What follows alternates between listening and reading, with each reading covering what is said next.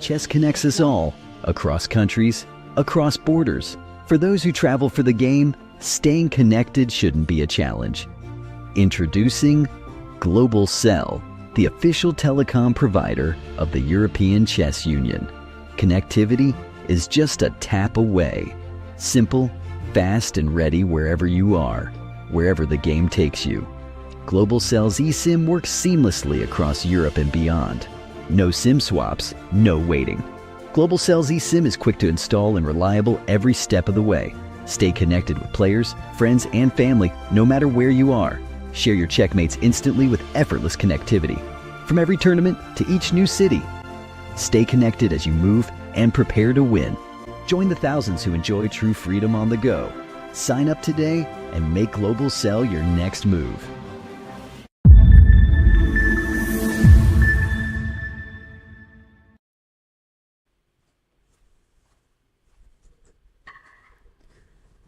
Dear chess friends, welcome to our studio in Monaco.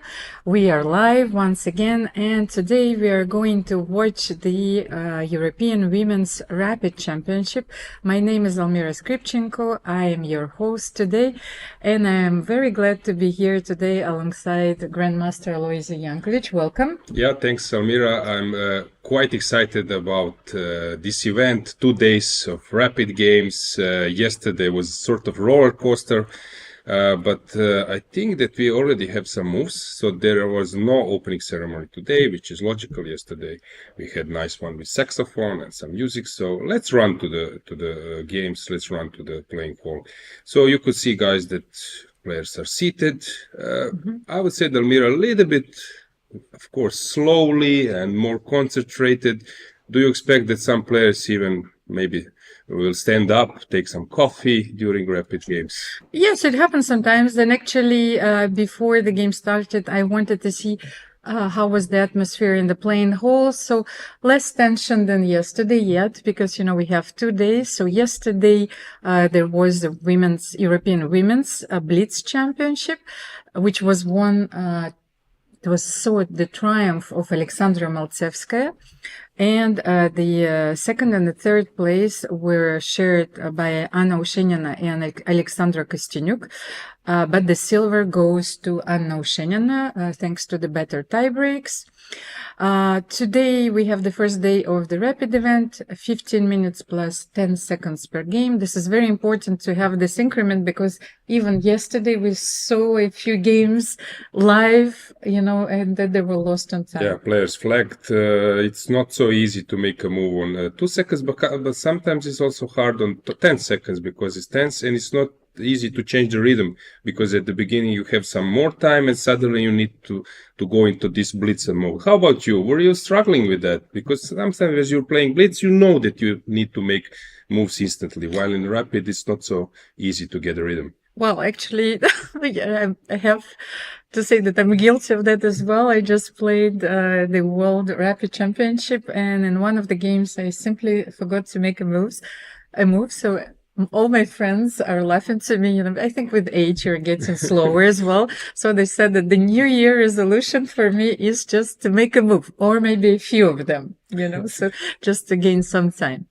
Let's have maybe a small presentation of the event. I think we have a very beautiful graphic prepared by our team, and then we will start analyzing the games, of course, because we have a record number of participants. I think, to be exact, 144. The numbers are increasing every year. We hope that this tournament is going to be traditional. Normally it's the European Championship 2024, but it always takes place in the beginning of the 25 because we have the venue, which is available a bit later. So 11 rounds. Today we will have 5 rounds. 6 rounds tomorrow. Overall, this is quite a marathon because 13 rounds of blitz, and then 11 rounds of rapid in 3 days. The number of games is really very important. And so let's have a look at the prize fund because it was increased as well.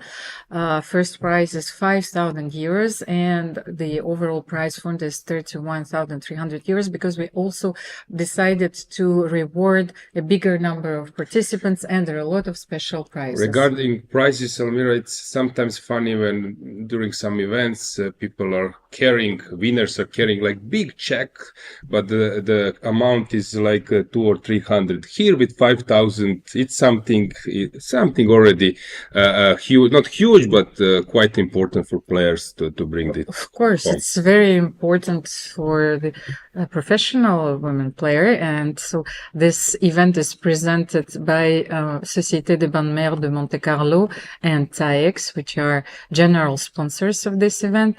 And, of course, by the European Chess Union and the Monaco Chess Federation, which in French is La Fédération Monégasque des Échecs. So, I love how you pronounce it. This French is so beautiful. Talk French to me, yes. Yes. So let's have a look at the game. Yeah, let's get the games. First seed is Alexandra Kosteniuk, reigning champion. Mm-hmm. Unfortunately for her, she didn't defend her title, but I think it was still a huge achievement to be a medalist, sharing second place, basically. Yes, we saw Alexandra lose on time yesterday in a difficult position, of course. And what a beautiful Let's stay view. For a while. Yes. I love it. Yes. Yeah, I love it. Like we are some kind of surveillance, right? We are working in some big shopping center or someone, and there we are checking all the cameras. Is something wrong? No, of course I'm joking, but it's so nice. Yeah. The pace is, of course, a bit different today. So yesterday I mentioned, that when I entered the playing hall, the clocks were pushed almost at every second. And actually now I have another metaphor maybe or analogy because I think that yesterday it was more like a flamenco, dance. And the pace today reminds me more of bolero, it's slower at the beginning and then it's going crescendo, and then we will witness those thrilling moments. Yeah, one Croatian artist mentioned when he heard on radio and he was a kid bolero, it was like fabulous music and I really love it as well. So what we can say it, of course, viewers know that in rapid, you really need to be careful in the opening because if you will get into a really bad position, worse position, with this increment, you cannot bluff, basically. Okay, at some stage it will become, maybe, more, I would say ups and downs, but in the opening, people will play their best, I think, weapon. Of course, and this is one of the variations actually which became very popular during the last 2 years. Is the Caro-Kann with knight f6, where the structure is changed immediately. So knight f6, but e takes f6, not g takes f6. And actually, maybe not surprisingly, but with white, the player who is much lower than Alexander, she went for one of the most sharp lines. Yeah, just before going to the position, can we go back with this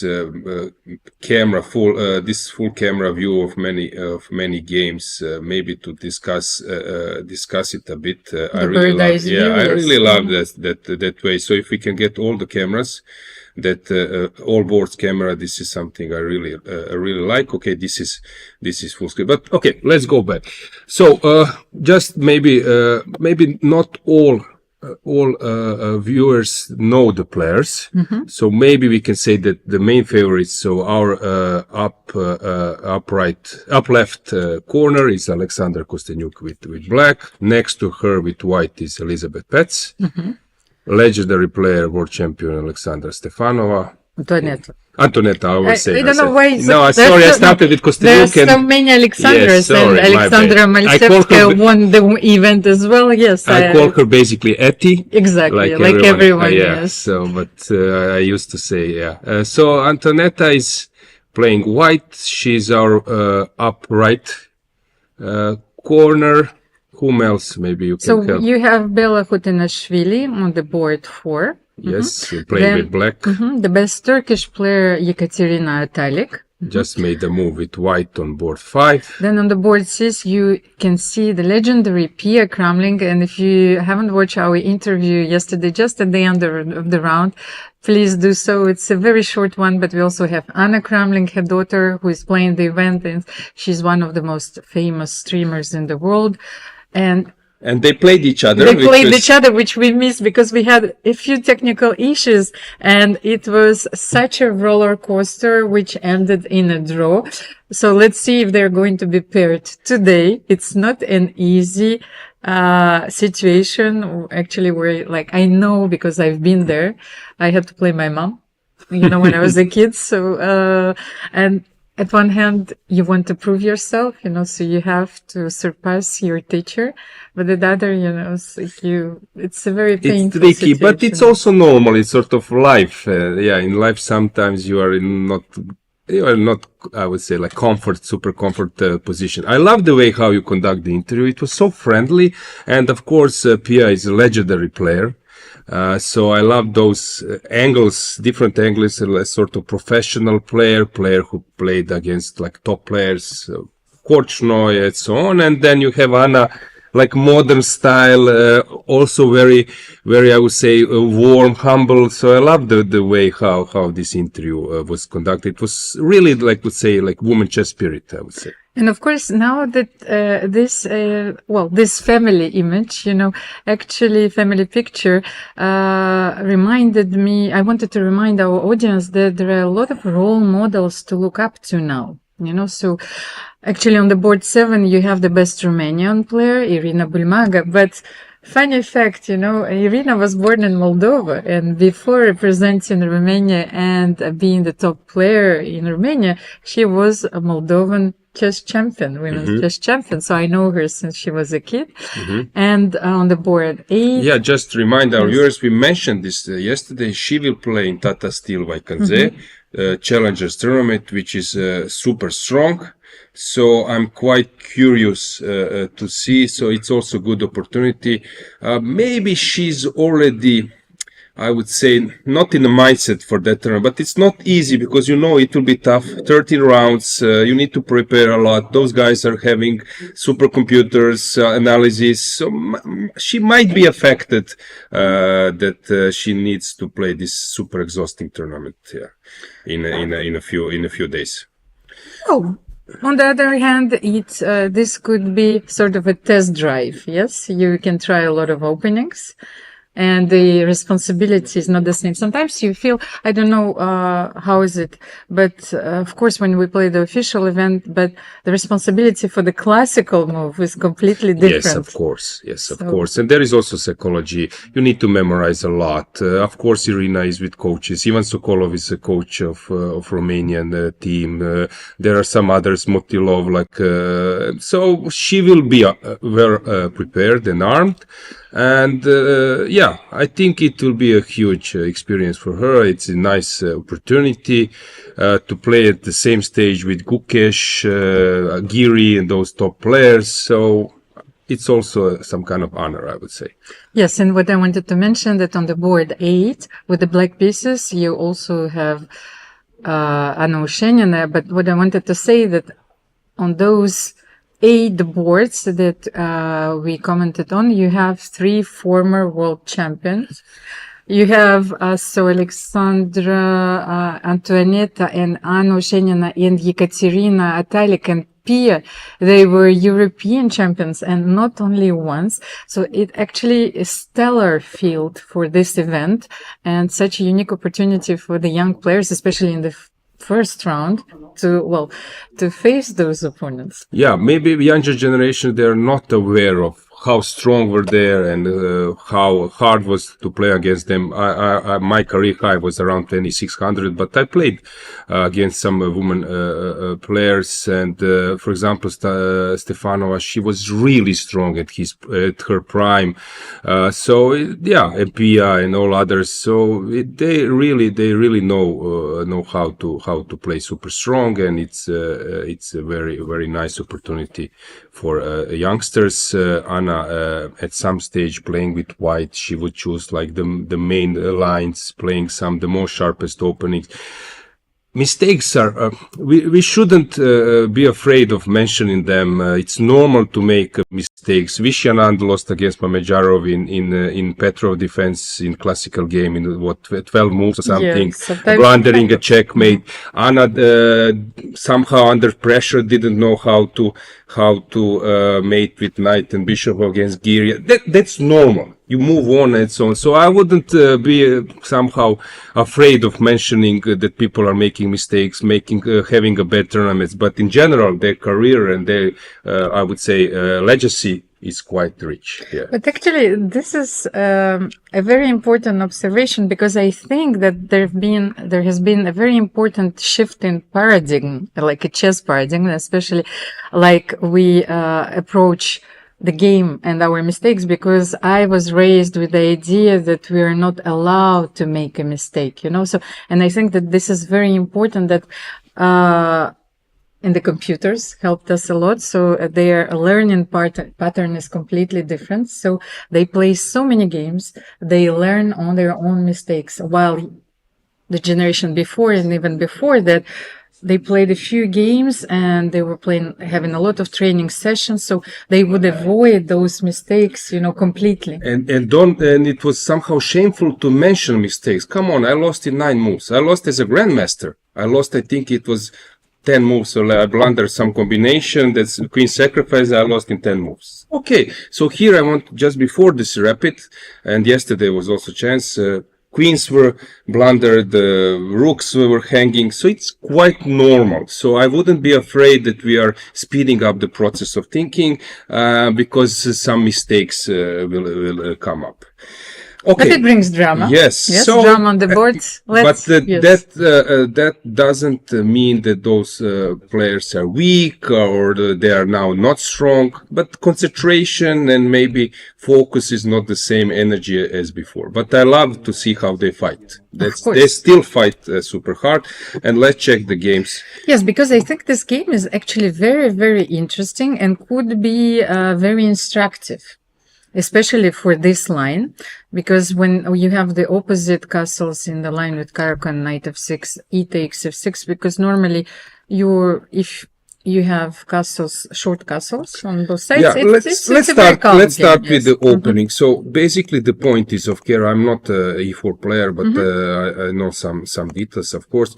So basically before you would have players like Karpov, like Barev, before Georgian team, women players, men like Jobava, they started to play some sidelines of Kero or Izoria Zviad, but they also played some main lines, but with the idea to make tension, which was not the case before in previous time. Kero was mainly opening where you want to be stable, but as I said, somehow Kero also becoming a repertoire of aggressive players like Viktor Bologan, like Jobava.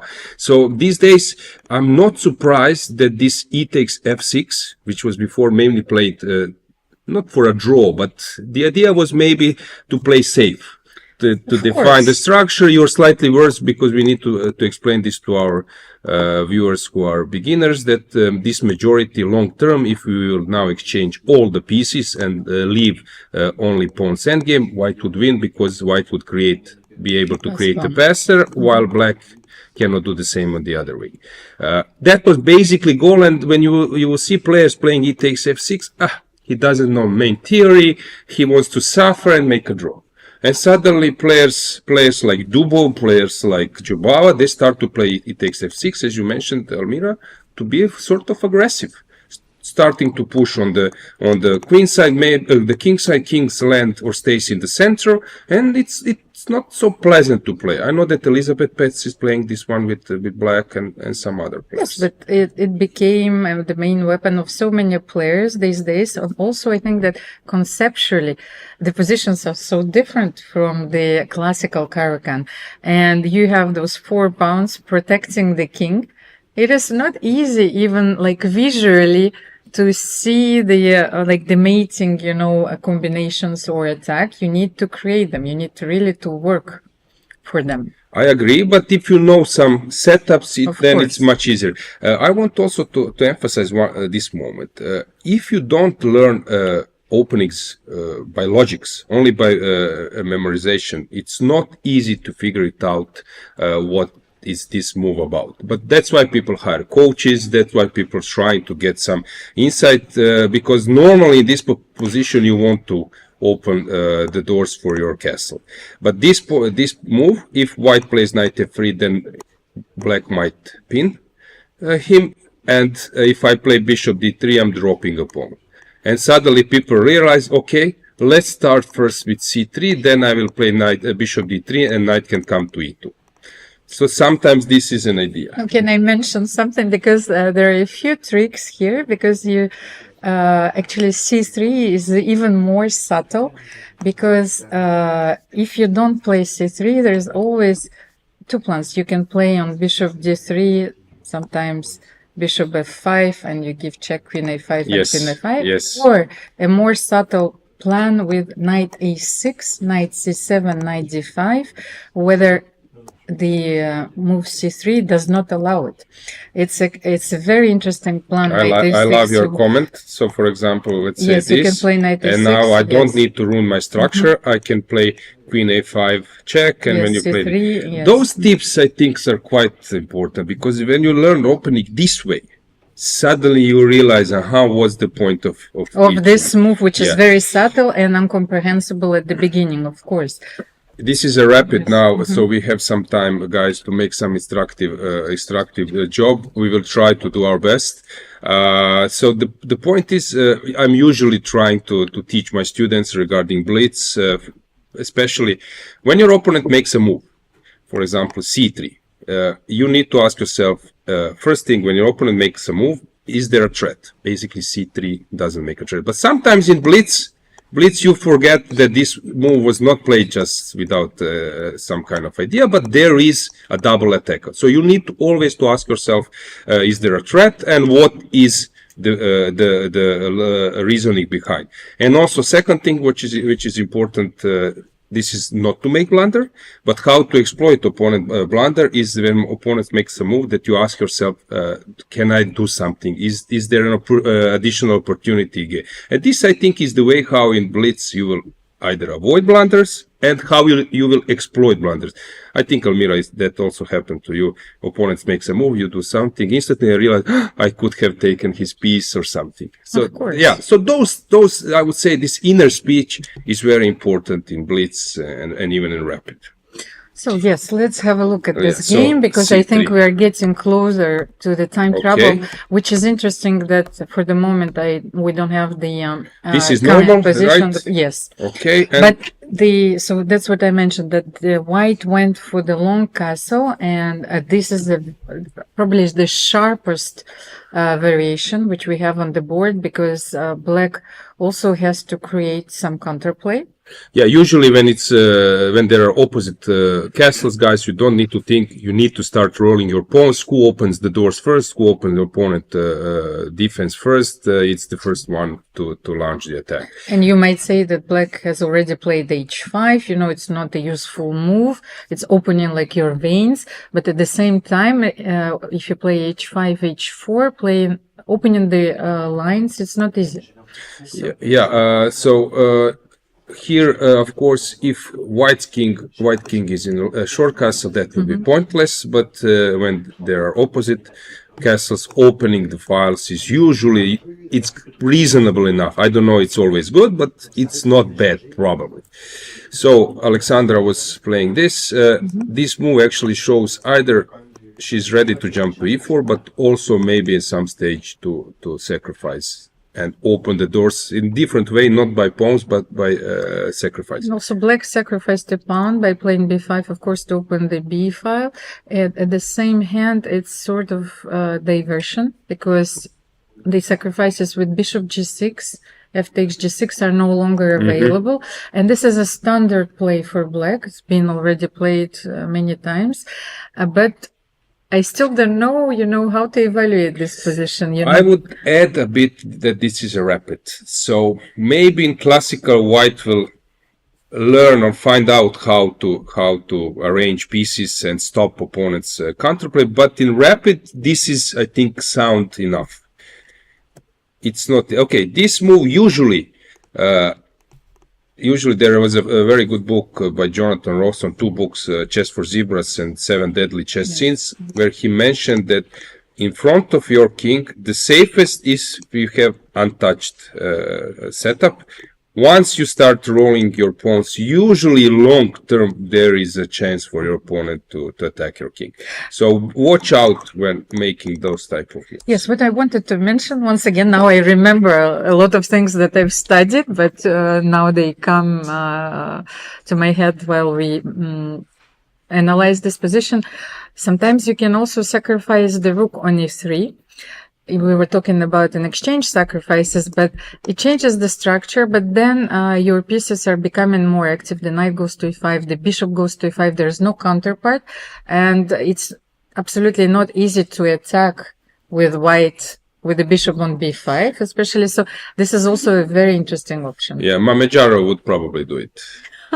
So h4, b3 emphasized, that's what you said. In this scenario, dark squares are not so weak, but now this has even more point, because then dark squares would be even worse. Bishop a4. Oh, and yes, Alexandra went for it. Okay, so just bravo. I'm glad that that at least we understand something from time to time. But the thing is, sometimes you can make a right decision, but follow up is not easy. It burns some time. I'm not sure now will she be able to prove it. Your inner feeling, intuition says you should do it, but it's not easy also to prove it at the board. Well, I don't know what was supposed to be the follow-up, but of course she didn't want white to play bishop d7 and then, exchange this bishop. Yes, but maybe she should have started with... I think it's good. Let's examine the final position. So, d6, threat is d7. I'm in this mode that I immediately ask myself, what is a threat?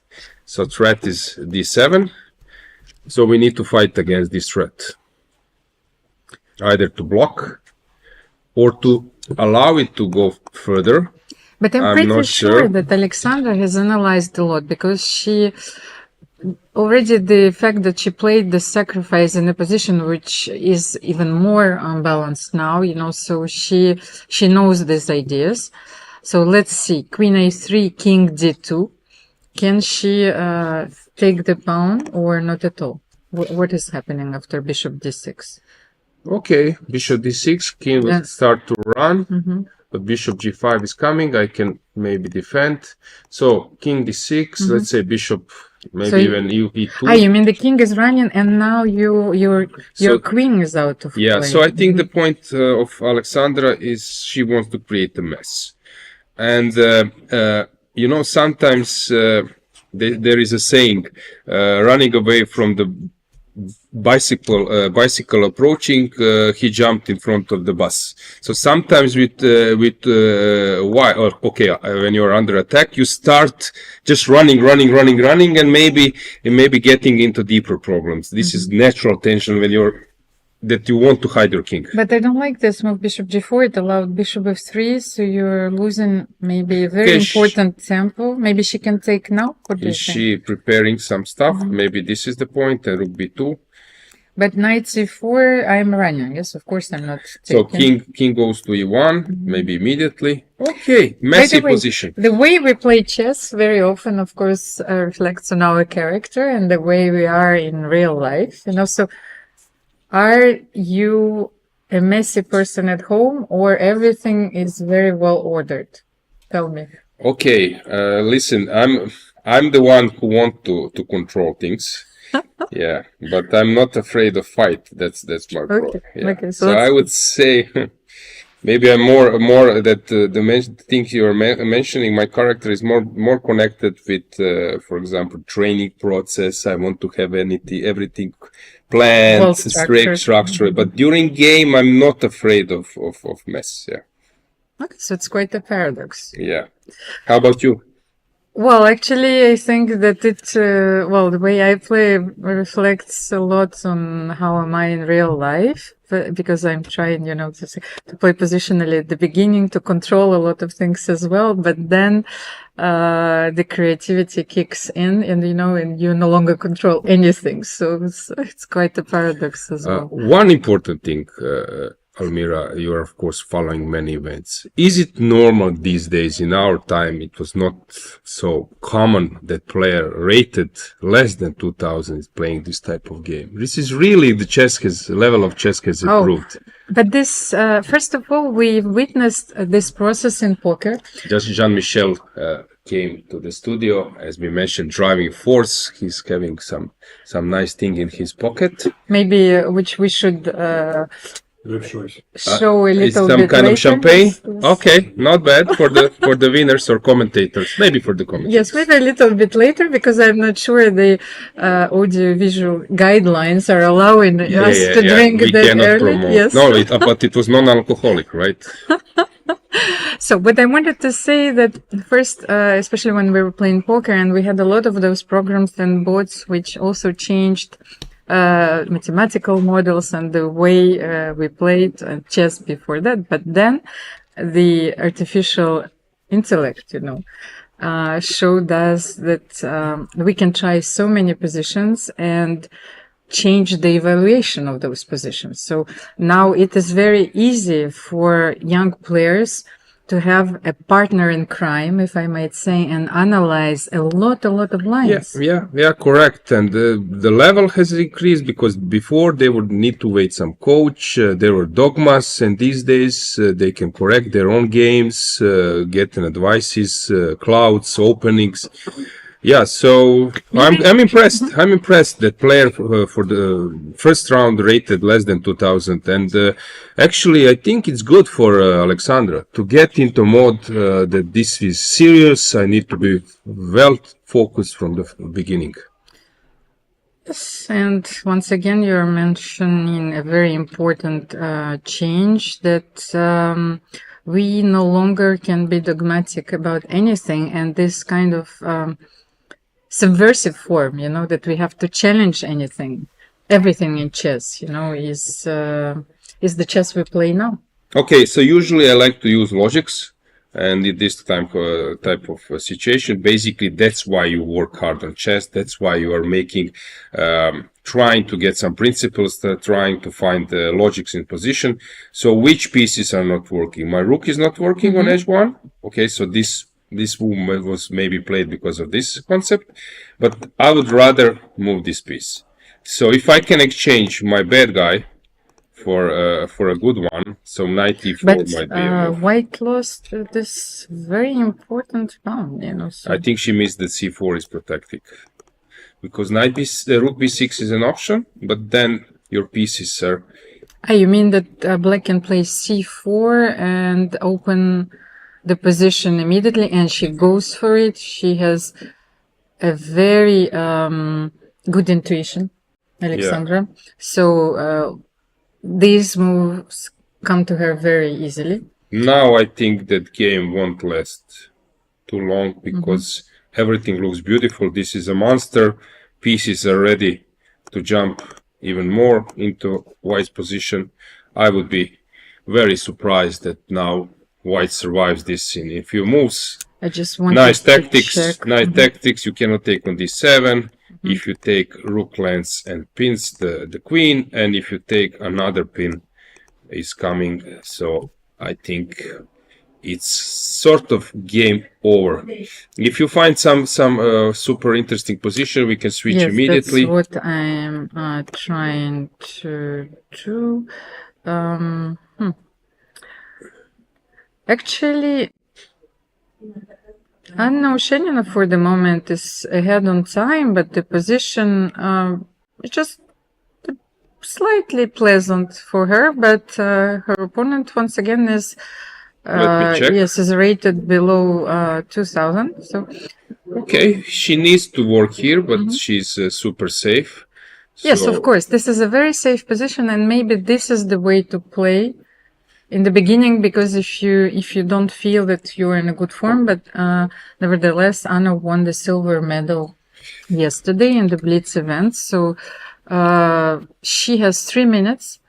Her opponent is down to 30 seconds, but please don't forget that we have 10-second increments, so it's enough to make a move, but the pressure is very high during those moments. I think it's very important when a stronger player is playing against a weaker player in terms of rating, that your approach, this is what I'm giving advice to my student. Your approach should be that you're ready to sit there if it's classical game for hours, or let's say in rapid. So you need to be very patient. I've been in many situations where I won in the last moment. I already thought it will be a draw, but I was fighting. Or I was ready to play for hours, and suddenly I won in like 20 moves. I recall I was discussing this with a resident of Monte Carlo, and you know him, Ivan Ljubicic, our Croatian tennis player. He was number 3 in the world, coach of Roger Federer, and who loves chess. Yes, he loves a lot. He's following all the events live. It's funny, sometimes he's doing some broadcast commentary of some tennis events, but there is a chess YouTube channel or something following top events. He mentioned that same goes for tennis. So you're ready to play in 5 sets. If you have this mindset, I'm going there in the first round. I'm a favorite, but I'm ready to play 5 sets, 6 hours. Then sometimes you just win easily in 3 sets. This mindset is very important. My point is that Anna is playing slowly. She has a good position. She doesn't need to win immediately. That approach is sometimes also very wise in first rounds. And sometimes also I think it's useful here. I don't think that the players, they had some time to do so. It's very useful to have a psychological profile of your opponent, and also to see if he is comfortable with a line, maybe if you don't play it, so sometimes you're choosing a sharp line, but which will be very uncomfortable for your opponent. But here, of course, that was not the case. I can see that Elisabeth Paehtz is completely winning. She's up on exchange in the position, but yes, and ahead on time. Okay, so that's under control. Antoaneta Stefanova won. Quite convincingly. So Bella Khotenashvili is struggling. Let's check. Yes. I know. Where is she? Let me find. Fourth board. Right? Yeah, Annika. She plays a lot. She plays European events, individual, team for Austria. So I know her quite well. So I'm not surprised that she's fighting a lot. Okay, it seems to me that Black is fine. Yes, of course. Black should be fine, but still. It's nothing tangible, nothing tangible. In the white's camp. So King will come out. King will come out. Also, at some stage, White will start chasing this rook. So when King comes out, Knight can come back at some stage after Rook F1. So King D2, Knight D2, and suddenly. Also, it's important to realize that in chess, sometimes activity is temporary. And you can have beautiful position. Your pieces are inside the opponent's camp, and suddenly in 2-3 moves, everything disappears. And I've been in many situations. I've seen many games when, if you will just briefly check the game, it looks fantastic. But when you dig deeper, suddenly you realize that Black will need to go back, since it's only temporary. Yes, and what I actually like when from time to time, I analyze positions with the computers, because I tend to analyze them myself before, is that they correct me in my assessment. Because very often it's like an optical illusion. You think that you're better, and then a computer actually brings you down to earth. And here, during those games, it's also very important. Sometimes but what is happening now? There's some now tactics. I think she started to drift. I was expecting that she would take on a6. Okay, bishop c6 was sort of logical, but here I think maybe it was moment to sacrifice the pawn. Maybe knight h3, knight g5. g5 was also, I think, better move to stop. But okay, also you don't want to give the material. Actually, I think this is something which it's not allowing some players to develop their level of play. You start playing chess, you lose queen, you lose rook, you lose knight. Then you realize that when you lose pieces, that you lose a game. Then you lose 1-2 pawn. Then you realize that also it can be enough to lose a game. And you stick to material. And when you stick to material, suddenly you are just playing on your squares. You are not the one finding a way to go for some I would say like surprising invisible move. Only defending doesn't work. That opponents plays the move, I defend. I attack, he or she defend. The thing is, like, for the moment, there are no visible targets in this I position. think rook e3 now, and I don't see anything. I think that Bella missed a few chances, a few concrete chances. Rook e3 before. and I don't see anything. Yeah, rook e3 played. Now you need to find really good stuff to win this one. Maybe it's already drawn. Maybe f4 it's not even needed, but is the move you want to make.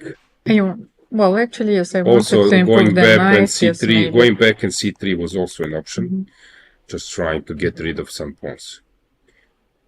This move, okay. This might be the first upset of this round if white doesn't crack under pressure. 7 seconds left. You need to make a move. Okay, so it's very logical, f4. I mean taking on yes. Now I'm thinking. F4, I don't like giving this e5 square for the king. Yes. Step into wrong Or direction. for the I would say f4 shouldn't be the move. Now some activity is there for black. But maybe I can still play knight f2. With precise play, it should be drawn, but. Well, she goes for knight f2, which I don't like here, of course. For the passer is here. Yes, is it something? Maybe it is. Maybe g5, then king e5.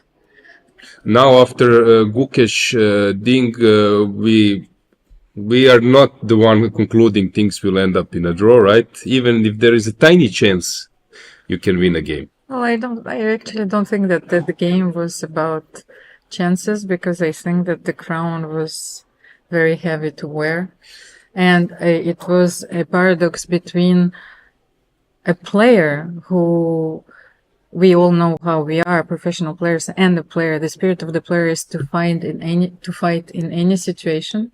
So that's what we saw. We saw the lion who was fighting in every game, but he didn't want to wear this crown. That's how I feel. It was a huge burden. So now I think very strange here that knight d3 was not played, and then you kick the king. So I'm super surprised that this king f3 was played. But now the king goes to d4, no? Or she could have played king no, I d4, think it's just game over. d3, of course. Okay, it's a game over, I think. Okay, this is dead lost. A2 is falling. Knight goes to c3. A2 and curtains. d5 is hanging. You see, you're fighting like a lion for 40 moves, and then suddenly one bad decision and you get into completely lost position. And if we go now to the fifth board, Ekaterina Atalik is I'm not sure winning this, because I think after h4 the It position should be is a- getting closer to a draw, but you still have this mate in net. Yes, look, if you're not losing the f4 pawn. And you're losing. Yes, now she. It like should be very a dead simple move. draw, but still, as we know in endgames, when there is knight around, some checks, rook king f8 is the move, of course, you want to make. Knight f6 will be played, small tricks. Little party never kill nobody, huh? Knight f6 is the move you want to make. Yes, but then Rook h7, interesting. rook h7. Look at their postures. You know, they're so concentrated. b5, I guess. Black is Yes. fighting for a draw, but you know there is also a possibility maybe to get something more, and then she goes for a more active move, rook b5, attacking the e5 pawn, and I don't think that there is anything you can do here. So this would be a first upset, although it doesn't mean much. There are 11 rounds. If it ends up in a draw, it's not the end of the world. So Okay, there are still a few games going on. There is a huge disparity in the first round pairings, you know, because as we saw,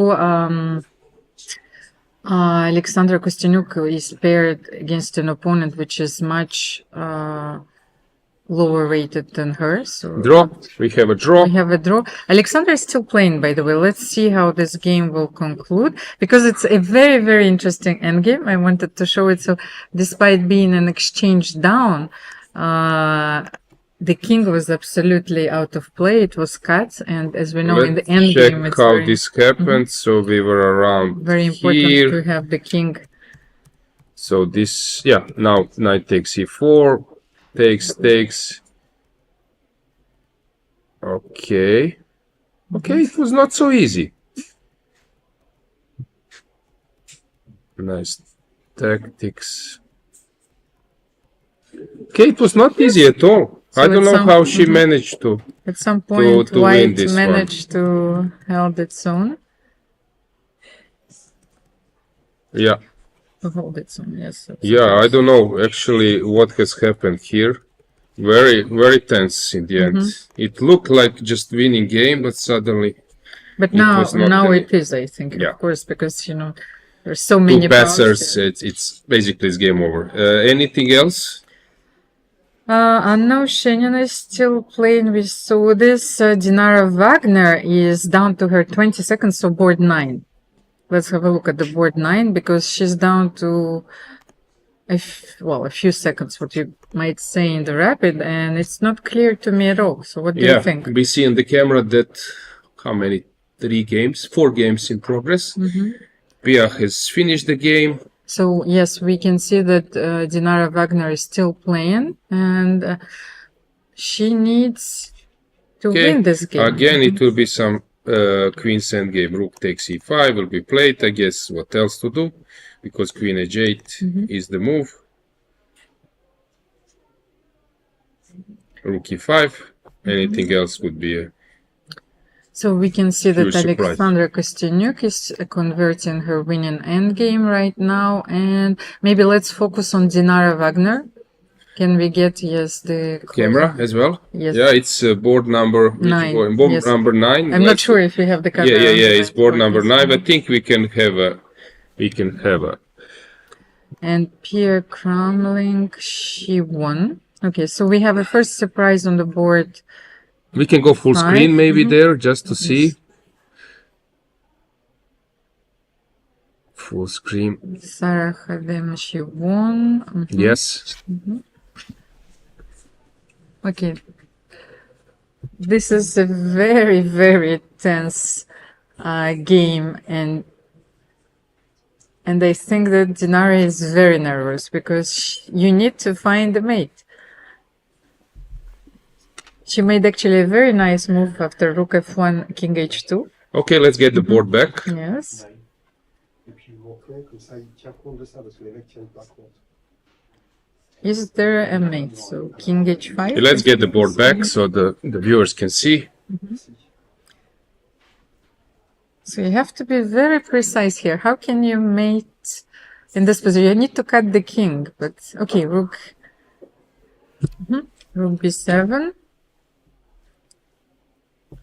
Yeah, let's get the board so the viewers can see.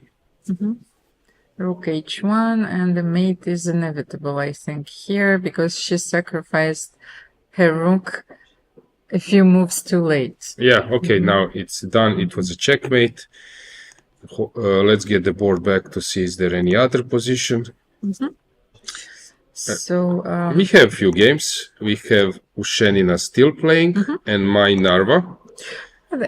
well, we predicted it at the very beginning that it will be a very slow game, and Anna is gradually increasing her Yeah, positional advantage and now material advantage. although she went for this pawn grab, which is logical. Of course, at some point you have to Yes. win the pawn on d4. Look that she could squeeze a bit more. Okay, this is slight improvement of the position.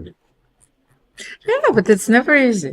Okay, this is a much better version, because I think that the knight was dominating, but okay, now what can you do? You can play knight g7, because you can no longer play knight g6, knight f4, because the pawn on f6 is hanging, so she's going for the rook endgame. What do you think?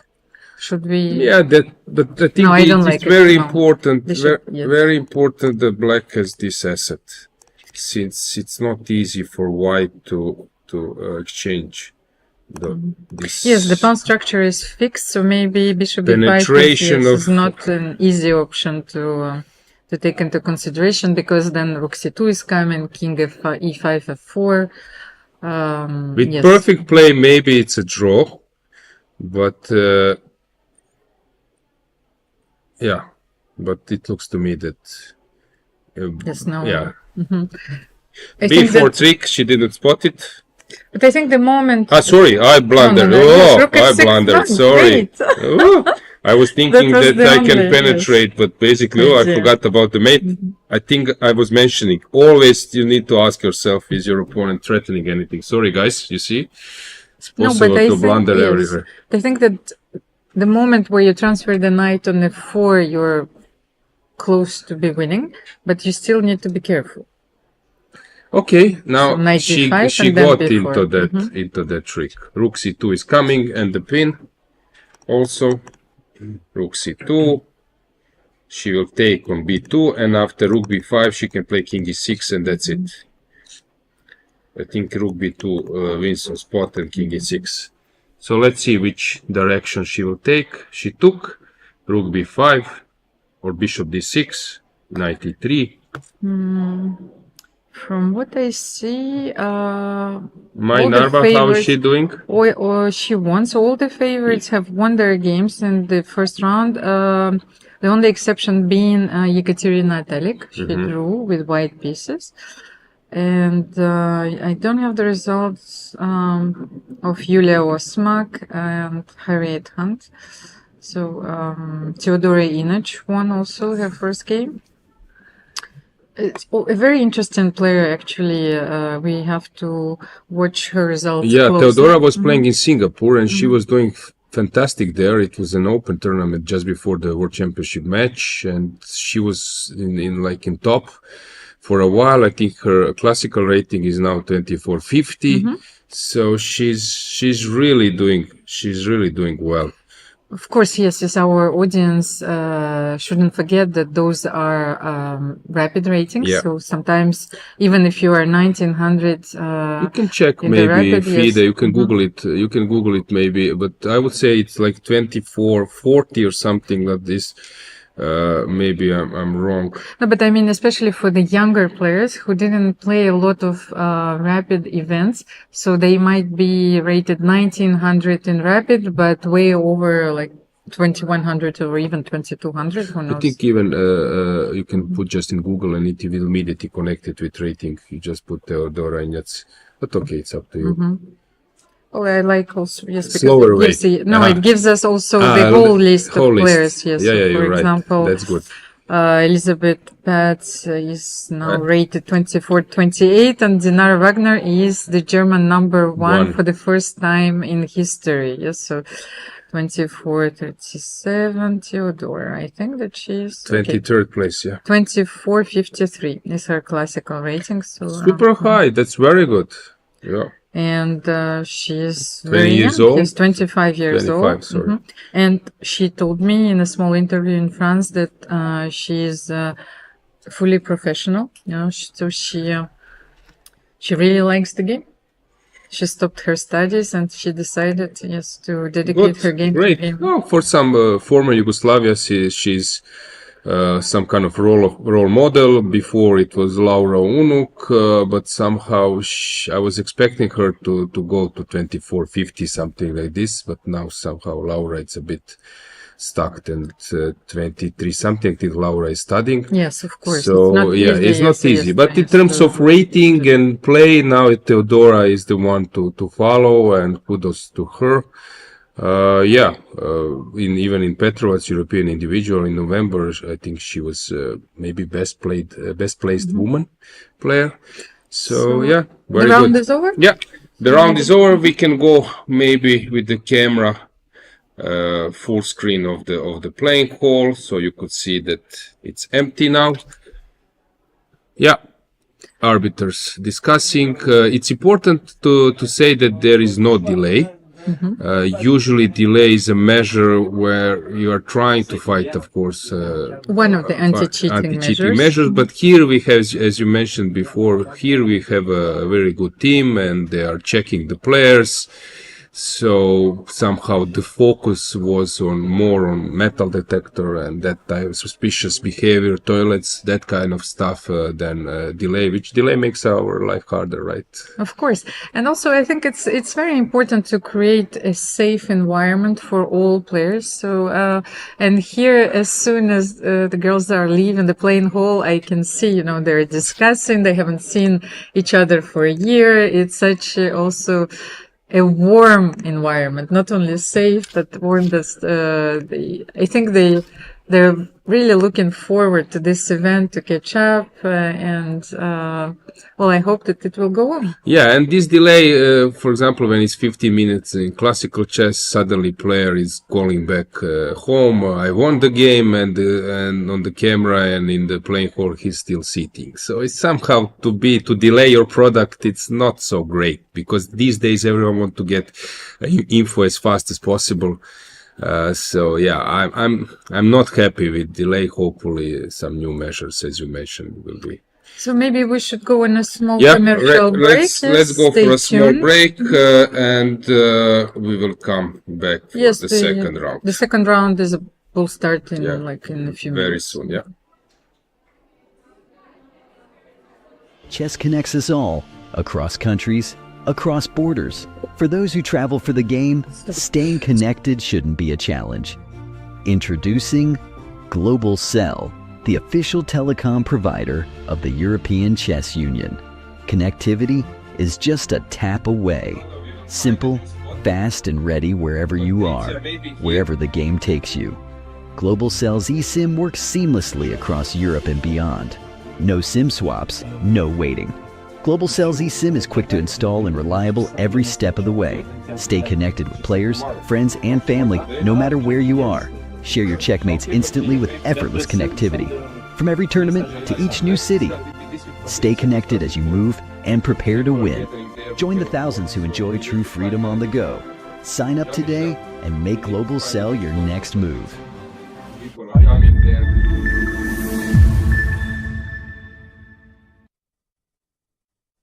Chess connects us all.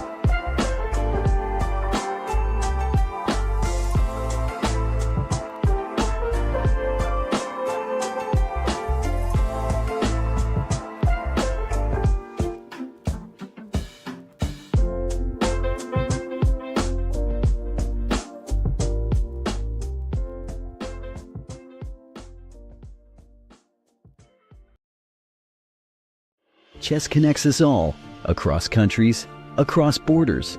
For those who travel for the game, staying connected shouldn't be a challenge. Introducing Global Cell, the official telecom provider of the European Chess Union. Connectivity is just a tap away. Simple, fast, and ready wherever you are, wherever the game takes you. Global Cell's eSIM works seamlessly across Europe and beyond. No SIM swaps, no waiting. Global Cell's eSIM is quick to install and reliable every step of the way. Stay connected with players, friends, and family no matter where you are. Share your checkmates instantly with effortless connectivity. From every tournament to each new city. Stay connected as you move and prepare to win. Join the thousands who enjoy true freedom on the go. Sign up today and make Global Cell your next move.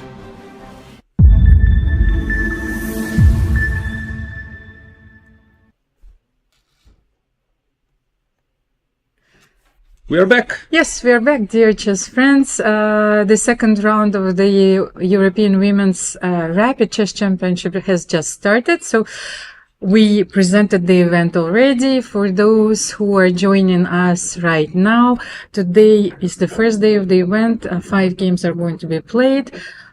Tomorrow, 6 rounds, and the final rounds of the event will come.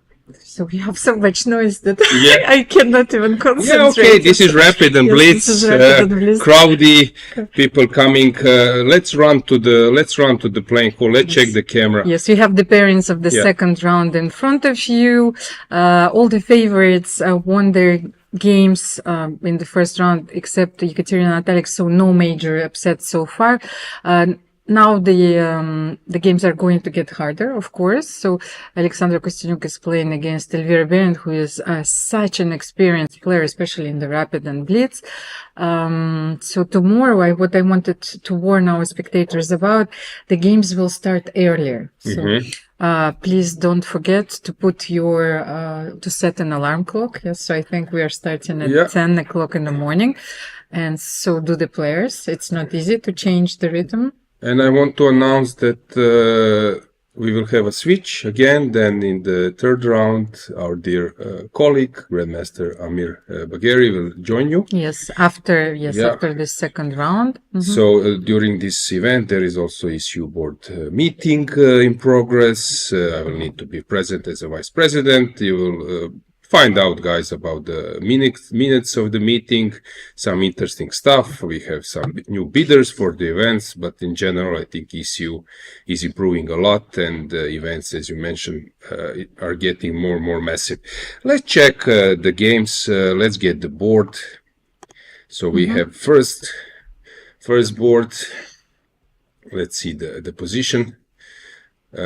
We see that it's sort of blocked position.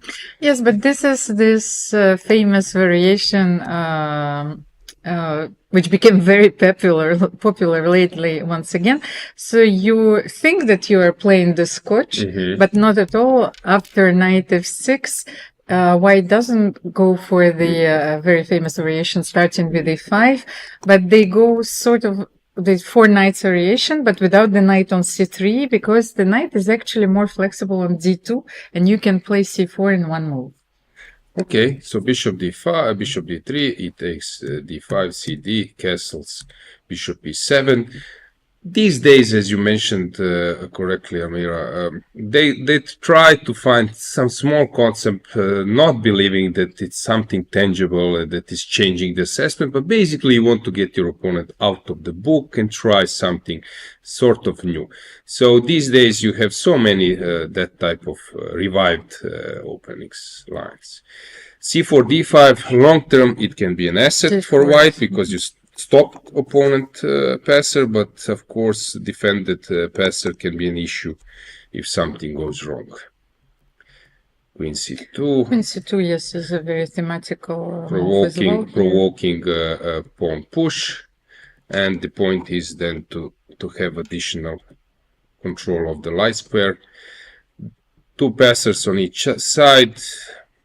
White is trying to play on this light square strategy. There are tandems. Sorry for interrupting. There are tandems famous Capablanca's tandem duo, queen and the knight. So long-term white plan is to exchange everything and stay with queen or maybe knight against this lousy bishop. Exactly, that's what I want to say, but you need to exchange the light square bishops, and you might want to bring also your knight to d3. But I don't know if you can do this here, because now I have this feeling, I don't know if you have this, Alojzije, that if you are not precise, black can get better. Yeah, okay, because suddenly you have this. But if you play knight e4, then I will play bishop e4. You have this long-term play, which sounds nice. I can even say some stronger word, let's say sexy, whatever. So you're trying to get this control, and suddenly opponent has her plan, her agenda, and this is quite annoying, because when queen comes to c3, if you take, then this passer is even better. So long-term strategy is in white favor, but black is trying everything she can to avoid coming into that position. You're right. Maybe it's already quite fine for black. And I think that after knight e4, well, bishop e4, of course, transposes to it's not yet an end game. It's, let's say, a very complex middle game, but with the opposite color bishops. So maybe you should exchange a rook or two. Who knows? But it will be quite drawish. Yeah, maybe we can check a little bit how is situation on the board in terms of body language. You know Alexandra quite well. She doesn't seems to be happy with the outcome. Yes, and I also played a lot of games against Elvira there, and she is such a stubborn player. You know, our last two encounters actually ended up in my defeat with the white pieces, because I always overpushed. And Elvira, she has a very classical chess education. So, and she knows actually when to seize those moments. Yeah, can you tell us more about her a bit? Yeah, well, Elvira, she, at the time, you know, when I was growing up, you know, in the Soviet Union, she was already a very strong chess player. She also had a sister who played chess, Gulnara Sakhatova, so their maiden names were Sakhatova, so Elvira Sakhatova, and her peak was almost, I think, a bit more than 2400, so she's a very strong player. And she plays for Luxembourg for many, many years now. And well, I just met her in the bathroom actually. So that's the only minute that I can spare. And she told me that she just loves these events. So every time that there is a rapid or blitz event that she can play, she takes a ticket, she buys a ticket, and she is here. She's such a passionate player. So this will be a very important test for Alexandra. In terms of blitz or something, you don't expect that she might drift because she's not so young, probably not playing blitz so often. You would be surprised, but Elvira, okay, this is a small secret that I will reveal. She spends her time playing blitz on chess.com and Lichess, and I think that she's more experienced. Yes, she's very experienced, and I think her favorite format is bullet. So sometimes she gets impatient. Yes, so maybe if I would find a small flaw, in her play, that she gets very impatient. Yeah, it's crazy how some players are playing bullet. For example, Zurabaz Mepershvili, our ECU president, is playing 1+1 on his mobile phone. Ivan Ljubicic revealed 2 years ago in Monaco during FIDE women candidates. We were doing this together. Commentary that Roger Federer plays bullet only. I don't know. Somehow some players are addicted only on this super fast control. Yeah, sometimes you don't have time for a classical game. It happened to me when I was playing the French Championship, and many years ago when we were playing on stage and in the theater, and we had a lot of spectators. So a few of them actually fell asleep, and were snoring. So at some point when you're thinking and you're in deep concentration, someone is snoring, and you're looking at the criminal. Let's come into Alexandra's shoes. She's worried. It's obvious. Okay, worried. Draw is not end of the life, but she would love to create something.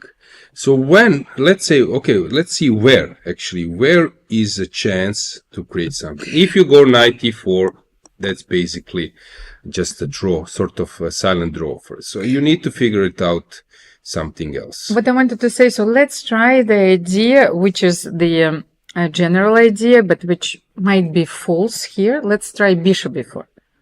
Because this is what you are trying normally to obtain. Okay, you are trying takes, let's takes, take. So knight e4. takes, yeah. So I think bishop e7 is needed. You cannot allow knight f6 here. So how to assess this position? Okay, this will happen. You're completely right, Almira. I would go for it. And then trying somehow to stand still for a while. But the problem is a6 will come, and if you're not in time to play a4, so maybe queen cannot move, because you need to be ready that after 6, b takes a6 is just ruining your structure. Maybe you can start with a4. What do you think is it's possible.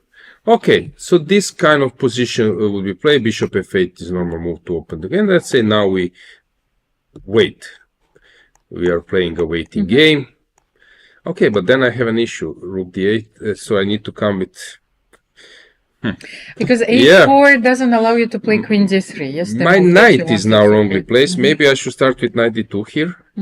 Yeah, but then d3 is coming. Some tactics and rook d8. Yeah, I would love to make some ideal setup, but I don't know how. Maybe it doesn't work. So actually, a4 the original idea will not work. a4 means that I need to stay with my queen forever on c2, which is not great. And I don't see how can I come with the queen to d3 and being ready to parry a6 with a4.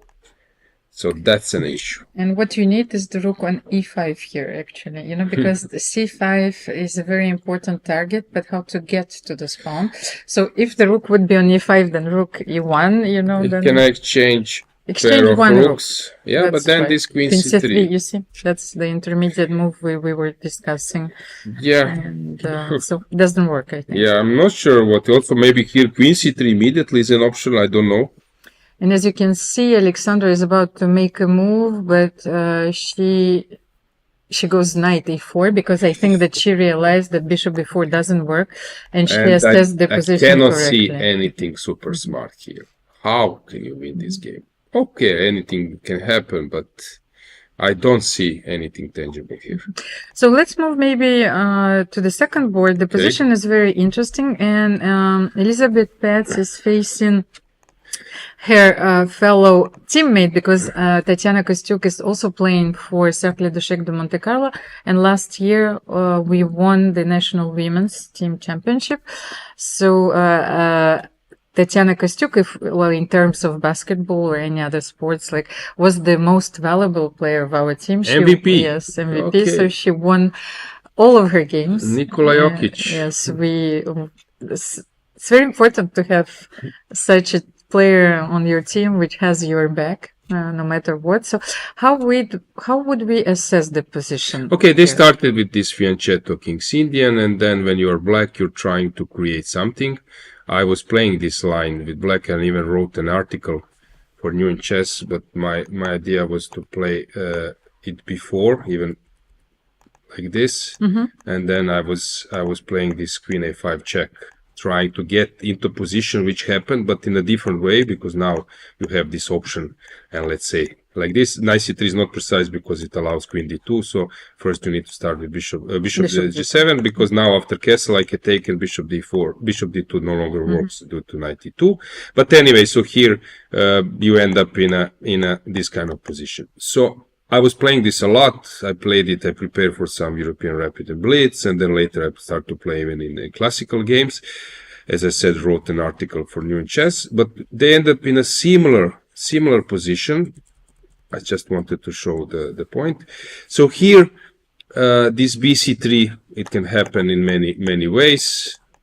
Usually they play this type, and the point is, of course, to target this c4. So white knight e4 because white was preparing e4, threatening.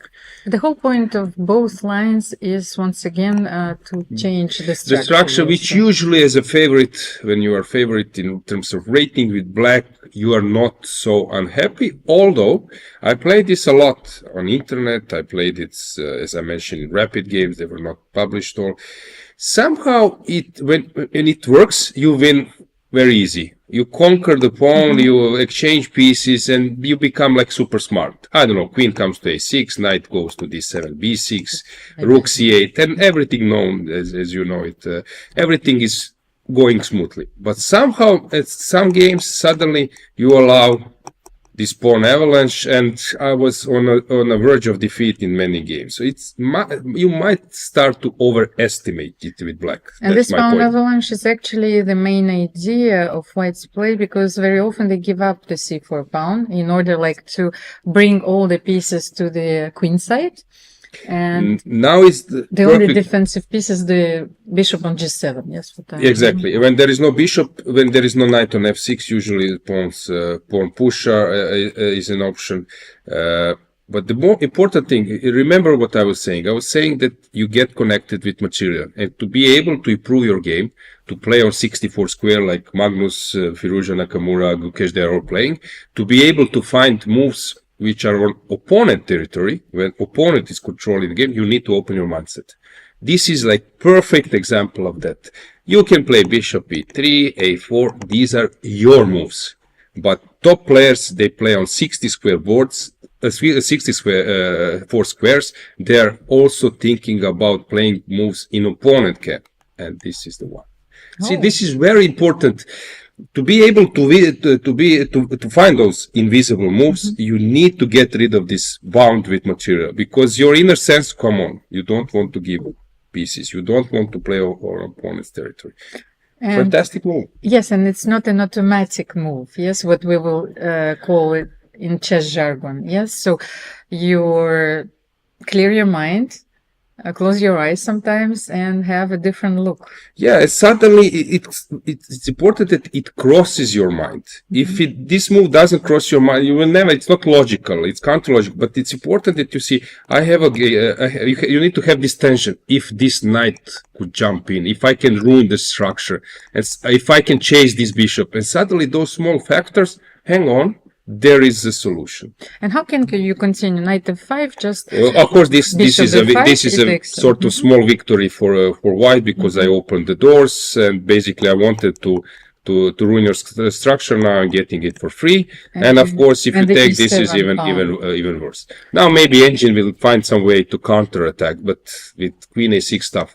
But these are, I'm calling these champions moves. These are the moves you need to make to be able to improve your game, to get some good results, medals, whatever. You cannot win medals with this type of moves. And actually, Martevskaya yesterday, she won the event, Blitz event. She was making those kind of moves, aggressive moves, trying to get the maximum chance. And which are incredibly disturbing, for your opponent, of course. I think that type of chess, that you are creating problems, but not in just classical way. You cannot win games, events only by controlling everything. Of course, it's easier. We are now behind the engines, but as you know, Almira, you were having like a fabulous career. I was also not bad with 2600. It's close. So we recall some moments where we found some great stuff. Bishop e3, too timid, but okay, you can learn from. Yeah. So this is the way how you want to win huge stuff. It's okay. It's not bad, but yeah. Knight b6, and then what happened? Let's get to this is already a very important concession, I feel. If white played d5, then, those 2 pawns on c3 and c4, they become easy targets, and also the structure is the problem for black is when you take, then the structure is even worse. If I take, you can solve your double pawns problem, but then this becomes a backward pawn. Of course, yes. Yeah. So this is the issue. Whatever you do, you are not solving, you're not improving your structure. And when structure is not in your favor, then the only cure, the way how you should play, is that you create attacking chances. So now this is sort of necessity, and maybe now Tatiana will easier find, because now I need to create something, and then when you have tension, then you find those type of moves a little bit easier. But what I liked here is that the position is so unbalanced, because I think Elisabeth was forced to play f6, and this is like an easy move when you know the positions. Very often in Catalan, when you're given check from b7 and c6, sometimes or in Marozzi, this is also a normal move. You play f3, so with the colors reversed. So f6 is a very important move. But what I don't like here is c5. What do you It's think? interesting that she didn't go for this stuff, which I would consider really. Maybe engines are not happy with this type of move, but long term it's not easy also for white to play, because then this structure, it's really for a long here. I would think all my problem is b file. I understand this, but maybe here I can play knight f3 and okay, knight f3, bishop g4 at some stage. But okay, you will transfer the knight. Okay, I wanted to land on a4. Some players would have chosen for this. Bishop can even go to e8 if it's necessary. You're not winning a game by playing e5. You still need to move on. So, and if white creates a passer, my king is close enough to cover it. Maybe later, if I exchange pair of rooks, that's very important. When I exchange pair of rooks, then my king can also control the passer. Yeah, I would consider this as an option, but probably it's not the best move. Alojzije, you have a small, just a pic of our image that Tatiana is wearing our famous polos. So it's written Monaco, our sponsor TAEX. It's a new shirt that we're wearing this year, so it's easily recognizable when our team is playing an event. So the Monaco team, and a few years before we had our names on the back of our polos, so you could see Pia, Elisabeth, Sarah, and a lot of players, Alexandra, and I think maybe this is what we are looking for. I recall during Club Cup that you had small photo session, and it's always nice when you are all with those shirts and t-shirts, and yeah. As do many clubs, Yes. actually. Yes. So it's very important, because you're looking for something which is easily recognizable. Yes. So, I was playing for Austrian club Baden. It's you shouldn't confuse it with Baden-Baden from Germany. It's Austrian club, and we were first in Germany. I was playing a few times. For example, I was playing 6th board. Belyavsky was 5th. I don't know. Jobava was playing, Csaba Balog and some other strong players. And when I entered the club, I got a t-shirt with a number, a surname plus number. So I was maybe number 10, because on the list they were like top, maybe even top player. I think Nakamura was even on the list. And somehow a club was losing top players, and then I ended up as a number 1. It was funny. So they were rotating the numbers as well according to the ratings. but what is the current position on the board? I think that Elisabeth, let's check. So this was played very reasonable way. I also understand. Queen c3. Wanted to complicate. Yeah, but things. according to what I was saying here, this breakthrough, also the things you mentioned, I think you should keep the queens, because structure, I believe in black structure. So she took rook b3. As I mentioned, in the end, in the middle game, this is huge thing. In the end game, I wouldn't be worried, because even if you push further, I will hide somewhere, and you're not winning a game by pushing. In some Benoni, where queens are on the board and many pieces, this is a devastating, usually. But here, I wouldn't be so surprised, worried. Yeah, things went very well, and I see that Elisabeth is quite happy. She's looking confident. Tatiana is getting very low on time, and rook e7 is met by rook f7. Yes, of course. So maybe let's have a look at the third board where And now a blunder. Hang on. Second, there knight was a- c2. It's not a blunder. Knight c2, knight c2, knight e7, Rook rook e7. e7. But basically, it's not. Hang on. I can play king f6. Now she's calculating this. This probably wins some spot. But we will check. We will check for a while. We can stay with the camera while we are searching for you another have to game. calculate rook d7, Yeah. knight e3, rook d6, yes, and King comes to e5, probably just wins some spot. Knight takes knight c4 will be played and so on. So I'm curious. So let's stay with the camera here. so Tsolakidou Stavroula is playing against Sofia Gvitadze. Okay, Sofia, I think she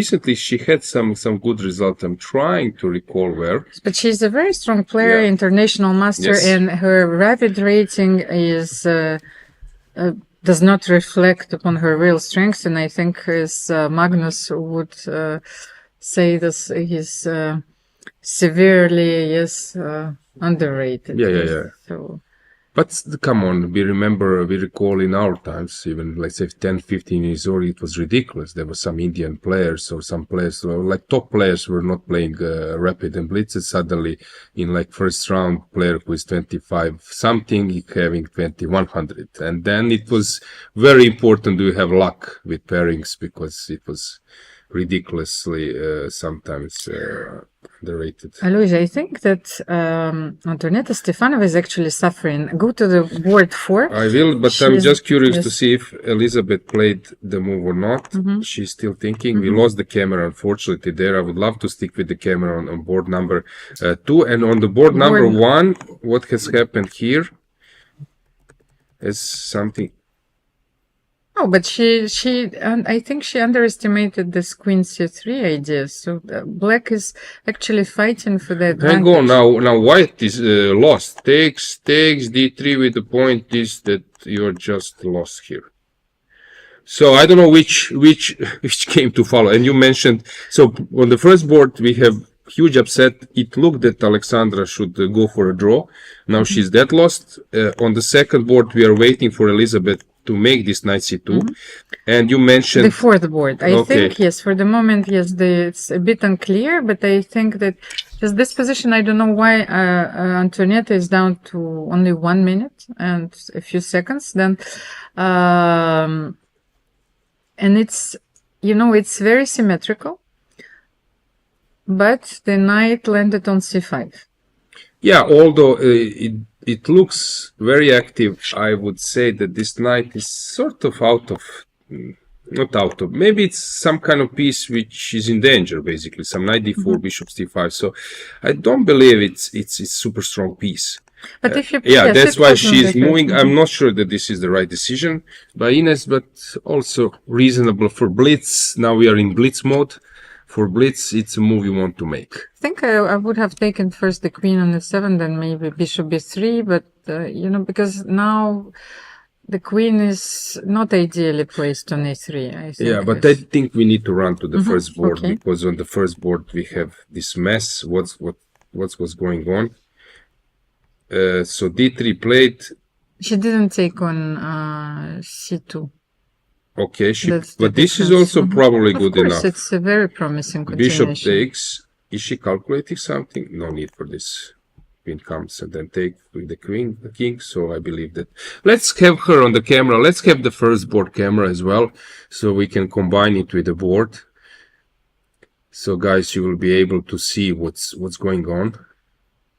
And so 4 minutes for Elvira and 2 minutes for Alexandra. No? Yeah, we are still waiting for the camera of the first board, and we got it now. So yeah, And we then can Elvira also is give still the board to you. Go to the first board, please. Almira, yeah. So yeah, so people could see what's going on. Bishop c3 played. Bishop c3. Well, but it's still interesting that she didn't make this move automatically. So she considered the second option. Of course, there are 2 move candidates. In But this that's position. good. As we mentioned, you should always check, is there any additional possibility? Has my opponent blundered something? And Alexandra knows that this is no picnic. Yes. where to move the rook. You see, when you overpress a bit, now in hindsight, this probably bishop e4 was more safer. But I told you, I immediately indicated that this is the position where, I had this feeling that you have to be careful. Yeah, now you would be happy with the draw, which basically, you were there at some point. It was possible to steer a game to a draw, but now this looks. Now she needs to calculate. Mm-hmm. But so rook takes, pawn takes, rook takes. Okay. It's not an easy variation. So yes, what we are analyzing, because we have a live board on our screens, is rook takes e3, f takes e3, so rook takes rook, and then let's show it. You're right. So it's rook a very takes, beautiful exchange sacrifice. And the point is, I think that this bishop will be on time to protect this passer. Mm-hmm. So I just play bishop a5, and I think it's curtains. I would be very surprised that here black can mix anything. It's not an easy line, but she definitely needs to calculate it. Yeah, I like now this view. We will see the move coming. 2.5 minutes. She goes for rook e3. Okay, rook e3 is first step, which is normal. But rook d7, yes. She goes for the safe line, yes. Yeah, but now I think the chance is gone. Yeah, you need to be able to win, especially against players of Alexandra's caliber. At this moment, you should burn a minute. You should, because if the moment is gone, now I don't see how she will win so easily. King f2, rook d1. Well, she thinks that after d2 she will never lose, and who knows? Yeah. She made a safe choice. Okay, I think it is a moment that we switch to another game, because here we'll have some maneuvering for a while. Let me. Elisabeth, has she played that move? Let me see. Elisabeth is close to winning, I think, and all games are rather balanced for the moment. Pia Cramling, I think, is. I would love just to point out, sorry, Almira, that this nice c2 was played, that we were mentioning by Elisabeth, and I like this style. When I was playing against Jobava, he was at that time 2700. I played against him in a European individual, and I blundered the pawn in the opening, and I was trying to set up some threats, and I was impressed. He has safe option, he's a pawn up, safe option, and he has super complicated option. 3-4 times he has chosen the former. So I was impressed, because easier way is just, I don't want to calculate. And he was calculating, and that's the point you were mentioning, that chess is hard. You need to be aware. So I love the move of Elisabeth. This nice c2, she could have played something else, something That's normal. the best move in the And I love the way that she was not afraid of calculating. And I think this is approach of champions. Chess is hard. You need some time to do it. And the way how she played, she just calculated, and it paid off. So she won the game. You could see on camera. So kudos to her. Some friendly chat. I always like to see this after the game. Yes, but as I told you yesterday, we're all teammates, and it's important also to be generous, I think, in your approach to the opponent. Yeah, and I was always saying in studios doing broadcast for camera, don't go run away immediately after the game, because as a viewer, I always like to see how players are adjusting pieces. Is there some kind of small talk? Funny, it was recent time I'm trying also to educate a bit arbiters, because sometimes arbiters are taking a score sheet, just coming in front of the camera, and you miss this chat. For example, Gukesh, when he lost the game in Club Cup, and you cannot see because of arbiters' backs. And suddenly this chat, after the game, I love to see a bit. So behavior of players, and in women events, it's always on the high level. Yeah. Of course. And by the way, this is the position between Nino Batsashvili and Monica Calzetta. As you can see, Nino is fighting for a draw, and I'm not sure it's board number 10. 10. Thanks. Yes. Let's check. Let's have a look at this board because, it will not be that easy. If Nino would be black, then I would say, okay, big chances to win because also some pressure. But now she's white. Maybe also it will be tough for her opponent to get into this role of playing for a win and be super precise against Nino. So a small upset, Sylvia Colas, who is a wonderful player, by the way. She's an international master, and once again, those ratings are not very fair, to the players. She made the draw against Dinara Wagner, but I think they went for a theoretical line, and Dinara couldn't avoid it, so the draw was agreed. Sarah Kadem won. A lot of games are still in progress, so maybe we can have a look at Stavroula. Let's see how Stavroula is doing. Yes.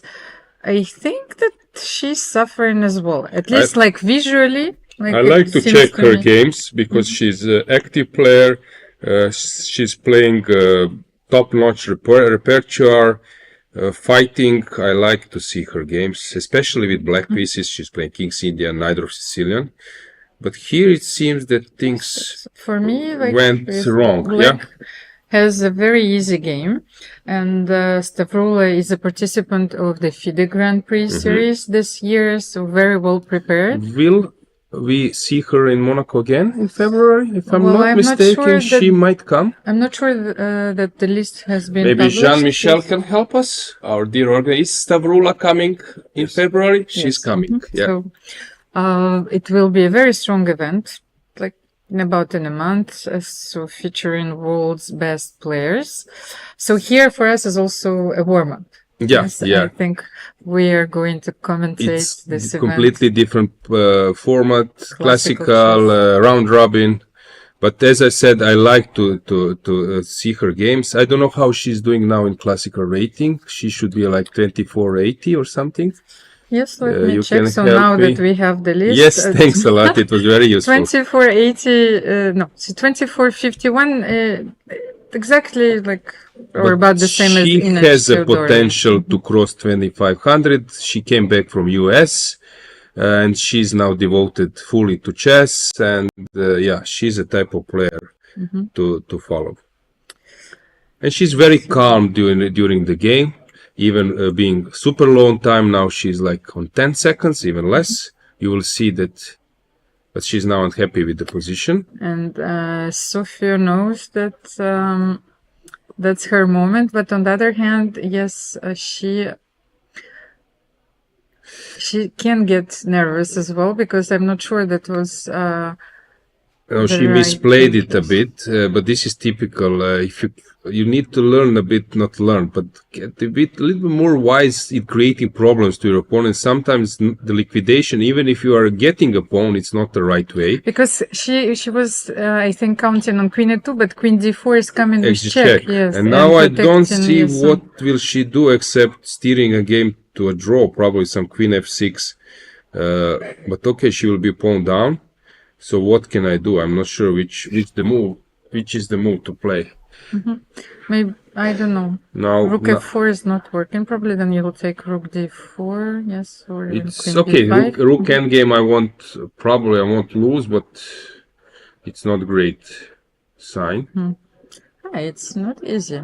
Yeah, it's not easy to outplay A strong opponent because one move is not enough.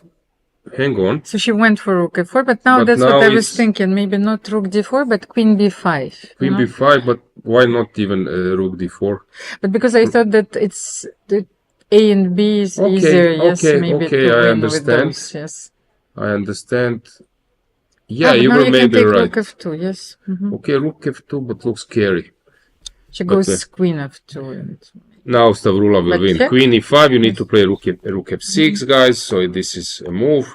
you need to play rook f6, and now my queen is perfectly placed, centralized. You're pinned. Now I can maybe rook d8? start rook d8, rook d7, whatever. No, rook but rook d5. d8 and king g7, queen e7 check. I don't Okay, know. but maybe it's enough? not enough. I would stick here maybe to some move like, I don't know.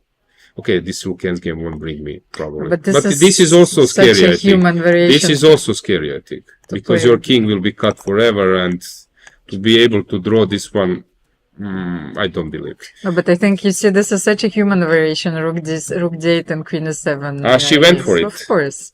Okay, I understand your point. You're winning a pawn with check. You know, the king is on h6. Well, first you do so, and then you try Crazy. to In 2 minutes, Stavroula was in Suffering? complete danger. She was suffering. We can go back, for example, in this position. Take a look. 2 passers looked scary, but somehow this rook e6 came as a present. But I think the nature of the mistake comes after a miscalculation. I don't think that knight b5 was a very good move. I've never exchanged the knight on d6. So that because she thought that she's winning a pawn, and with queen e2 coming to the board. You see now what happened. It happened now. White went into this version where king is out on h6, and king was on h8 in my line. So I would be very surprised now that white can win this one, because now king is out, so a4 will be played, or rook b4. Maybe rook b4 is more precise to start.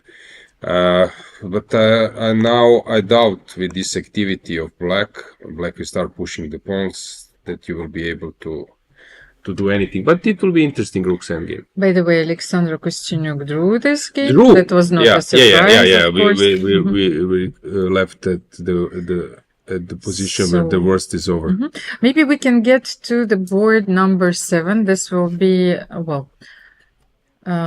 rook endgame with maybe there is not so much going there, but yes, I wanted to see, because here you have a young player facing Irina Bulmaga. This looks super drawish. So maybe she will be able to draw this. anything dangerous now. Maybe but okay, this king d5 might be a... Okay, still, it's not fully clear that that white will solve all her problems. Knight b2 will be played. We can maybe go with the camera not full screen, but the bird view or entrance view, so that you have in pressure our dear viewers who is still playing. By the way, Nino Maisuradze won against Narva Mai, so this is the first huge upset of this round. Yeah, Narva is not in a good shape in this tournament. Things are not going her way. Yeah, so here, guys, you have an impression of how many games are still in progress. Yeah. That's how the game ended. By the way, you can see it, that black brought all the pieces into attack, and after bishop f3. Yeah, let's go to Pia's game. Let's go to Pia's game, because she's hesitating about something, so let's get the board back. No, but I think that, well, from what I saw, she was completely winning, you know, but she wants to be sure, you know, so 2 minor pieces against the rook, and she wanted to be very precise about how she should convert her advantage. Yeah, maybe we can get the board to this position. Yeah, great. Camera is there. Yeah, it looks just like a completely winning, without any chance to go wrong. Yeah, a6 will be played.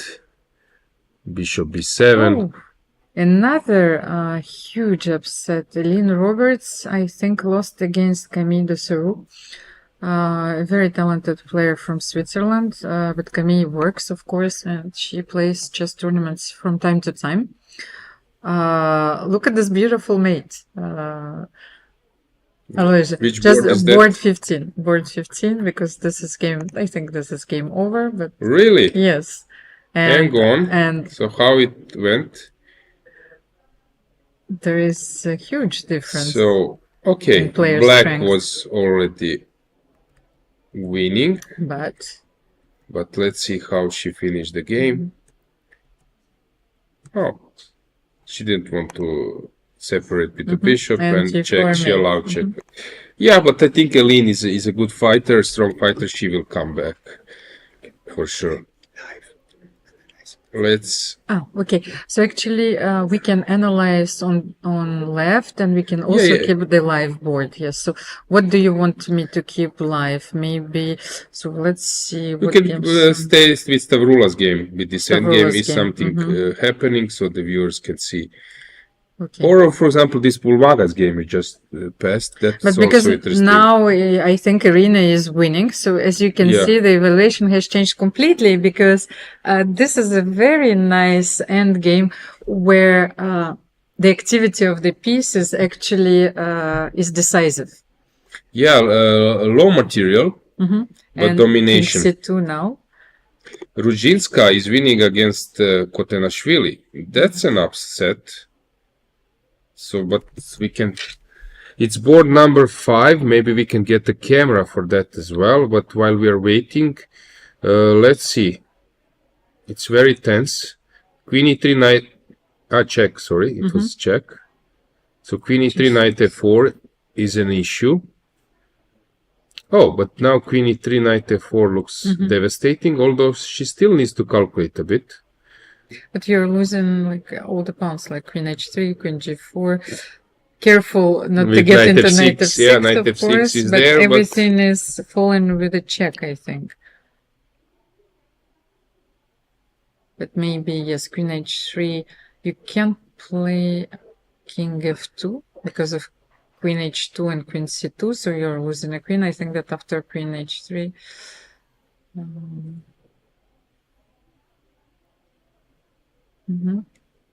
If I'm not mistaken, somehow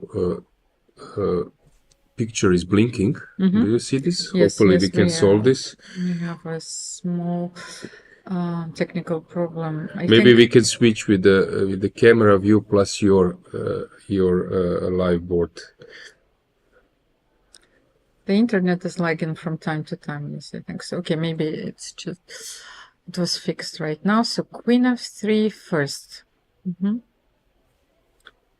But knight g3. Knight g2 now wins. Knight knight g2 g2, and that's okay. it. Yeah, Ruzhinska is Queen e3 yeah. and Queen e1 mate. Okay. Yeah. Ruzhinska is repeating quite a good tournament Yes. yesterday. She was Rapid. overperforming, of course, Yeah. in Blitz. And Okay, maybe it's a moment that we get the camera, broad camera. You can stay with this position, or so it just okay. This one is done, but maybe Stavroula's game to check who is still playing.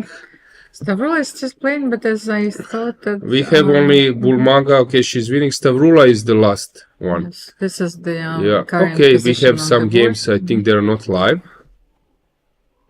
so we are not sure which one. Which one is still in progress? This is quite far away. I see Teodora Injac walking away. But maybe we can then analyze this rook end game. Yeah, Stavroula against let's Sophia, get the so board back.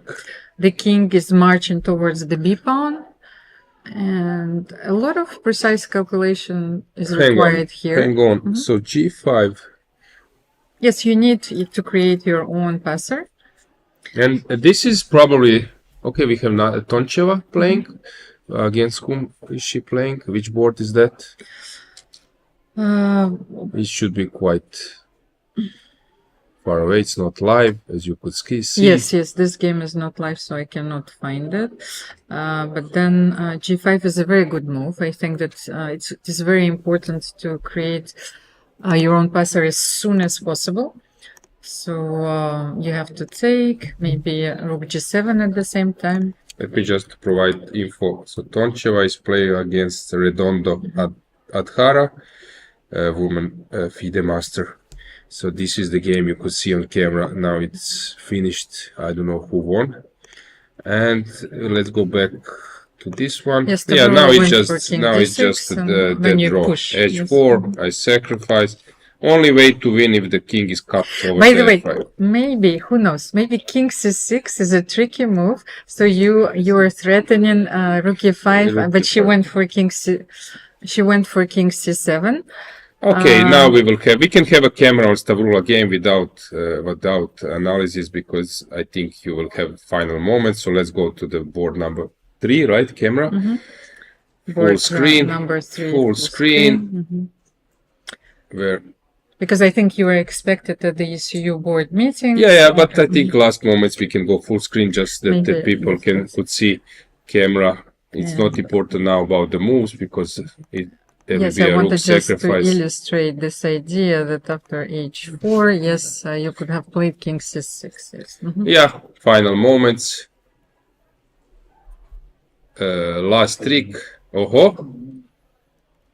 rook b7 just draws. Rook b7, king d7, king g4. Yes, and then king g4. And that's it. Yes. Both players were very creative, but nevertheless, I like those last moments. After the game finished, we can switch also to this playing hall camera. But yeah, it will be a draw now. H2. Yeah, draw. Yeah. So, getting back to us, we can conclude this second round. Interesting games. So a few upsets now and then, and games are getting tougher. Yeah, so that would be it from us. Amir Bagheri will join you for the next round. And guys, enjoy the event. We'll see you in a few minutes. Chess connects us all, across countries, across borders. For those who travel for the game, staying connected shouldn't be a challenge. Introducing Global Cell, the official telecom provider of the European Chess Union. Connectivity is just a tap away. Simple, fast, and ready wherever you are, wherever the game takes you. Global Cell's eSIM works seamlessly across Europe and beyond. No SIM swaps, no waiting. Global Cell's eSIM is quick to install and reliable every step of the way. Stay connected with players, friends, and family no matter where you are. Share your checkmates instantly with effortless connectivity. From every tournament to each new city. Stay connected as you move and prepare to win. Join the thousands who enjoy true freedom on the go. Sign up today and make Global Cell your next move.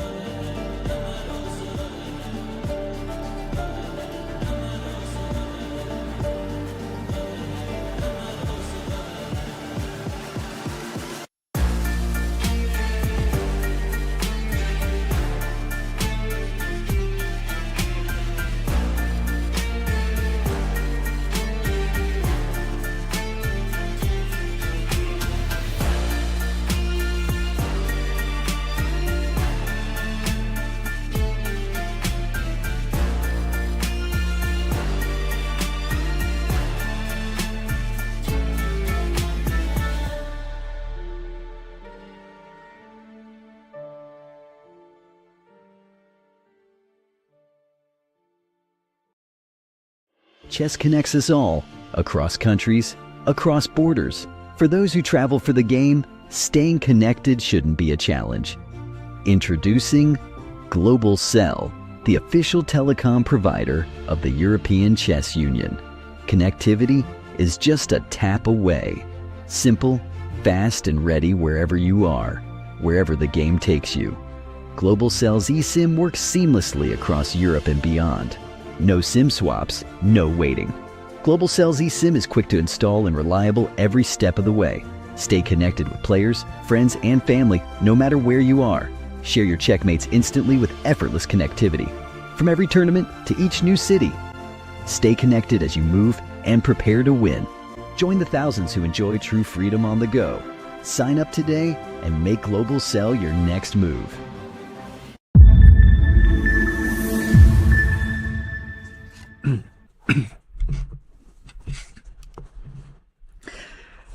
Dear chess friends, welcome back to our studio in Monaco, and I'm delighted to be in presence of my friend Grandmaster Amir Bagheri. Welcome, Amir. Thank you. So you are back. It's like our duet last year. Yeah, I'm so happy to be here with you, and I hope we will see a lot of exciting games, beautiful combinations. And Amir, before we start, because finally we are able to be here before the round starts, what do you like in chess? Is it more strategic games or your eyes spark when you see a beautiful combination? I think for grandmasters, for professional players, it's not question of tactic or positional play. You're looking for the best moves. But for beginners, of course, combinations is more exciting. So we are going to, to look for those, yes, yeah, and in this round. If you're okay, we can also analyze, some destructive games, because we have many stars here, so we can learn from their games. Of course. So without further ado, let's have a look of the playing hall. And I think that the round has just started. So it's the third round of the European Women's Rapid Championship. Yesterday there was the Blitz event won by Alexandra Maltsevskaya. So these are the standings after the second round. So how many players on the perfect score? We have 10 players on the perfect score. I can see already a huge surprise. Kisariam Giladze, young player from Georgia, is on 2 out of 2. Harriet Hunt, by the way, is on 2 out of 2. So, Alexandra Kosteniuk has dropped half of a point. So there have been a few upsets in the second round. So let's have a look at the pairings. On the first board, we have Elisabeth Paehtz, facing with the white pieces, Marta Garcia. Maybe we can have a view of the playing hall and our usual bird's view of all boards. We can have 8 boards altogether. And then we can, show the pairings as well. No, the different view where we can have this one. Thank you very much. So Elisabeth Paehtz is facing Marta Garcia from Spain. Then we have Antoaneta Stefanova with the white pieces on the second board playing against Alicia Slivitska. On the third board, Yelizaveta Hribenshikova is playing against Pia Cramling. Then on the fourth board, Irina Bulmaga is playing a very strong player who is now living in France, but formerly and still representing Holland, Marlies Labaka.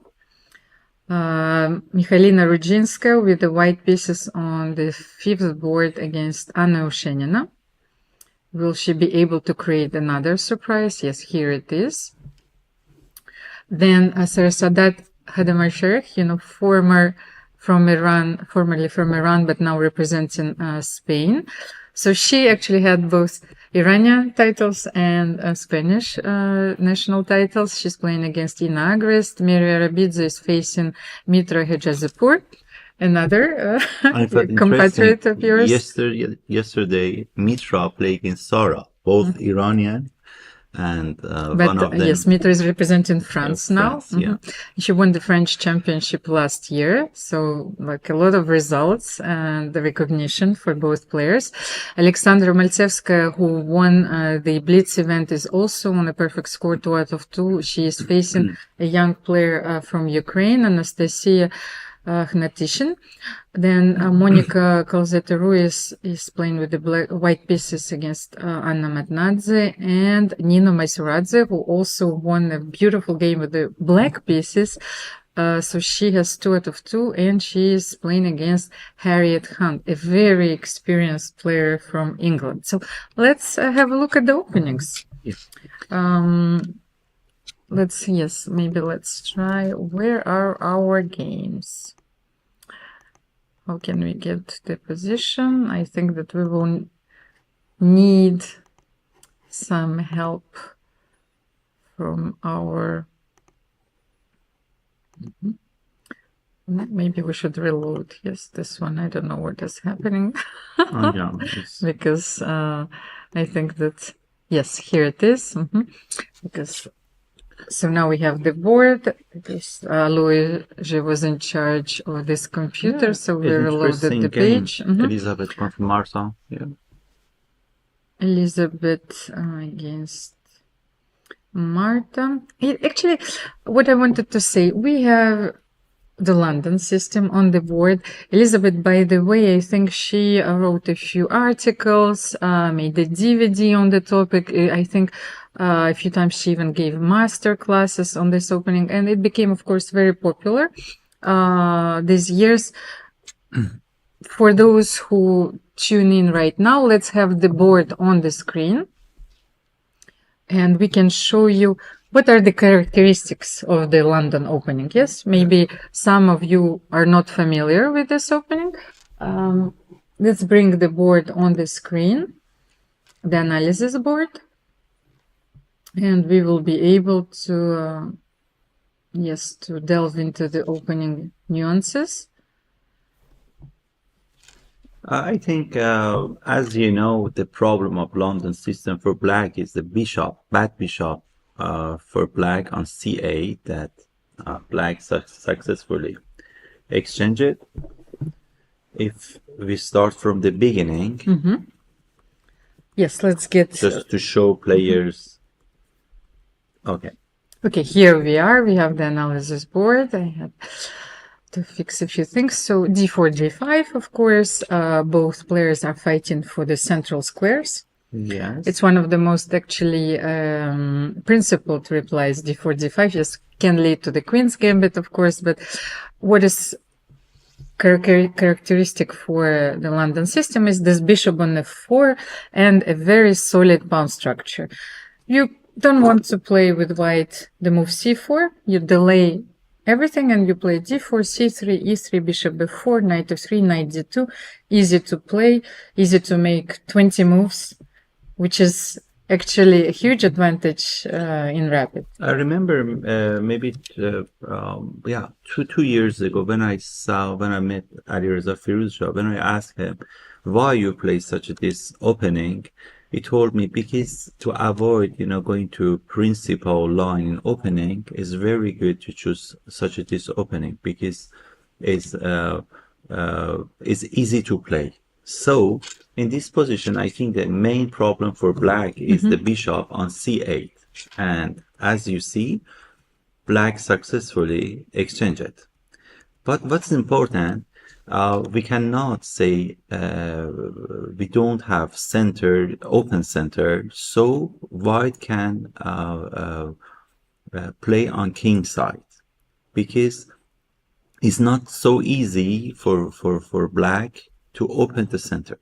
So we have some idea like g4, h4, even long castle sometime, or keeping the king on in the center for white and attacking the king. So let's see what they played. Knight b8, because maybe after bishop e7, white had this move, and it's not so easy. So it's very classical move. Knight go back to b8. So now it's better than knight on a6 was out of play. And it's actually, you were talking about instructive games. Exactly. This is it.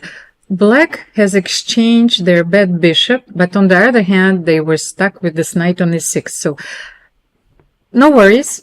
We can lose another tempo because, yes, you mentioned that this position still has the close character. So, we need to improve this knight once again. So, it goes to b8 with the idea of, first of all, of controlling the c6 square. Sometimes you can go knight bd7 when the position will allow it, of course.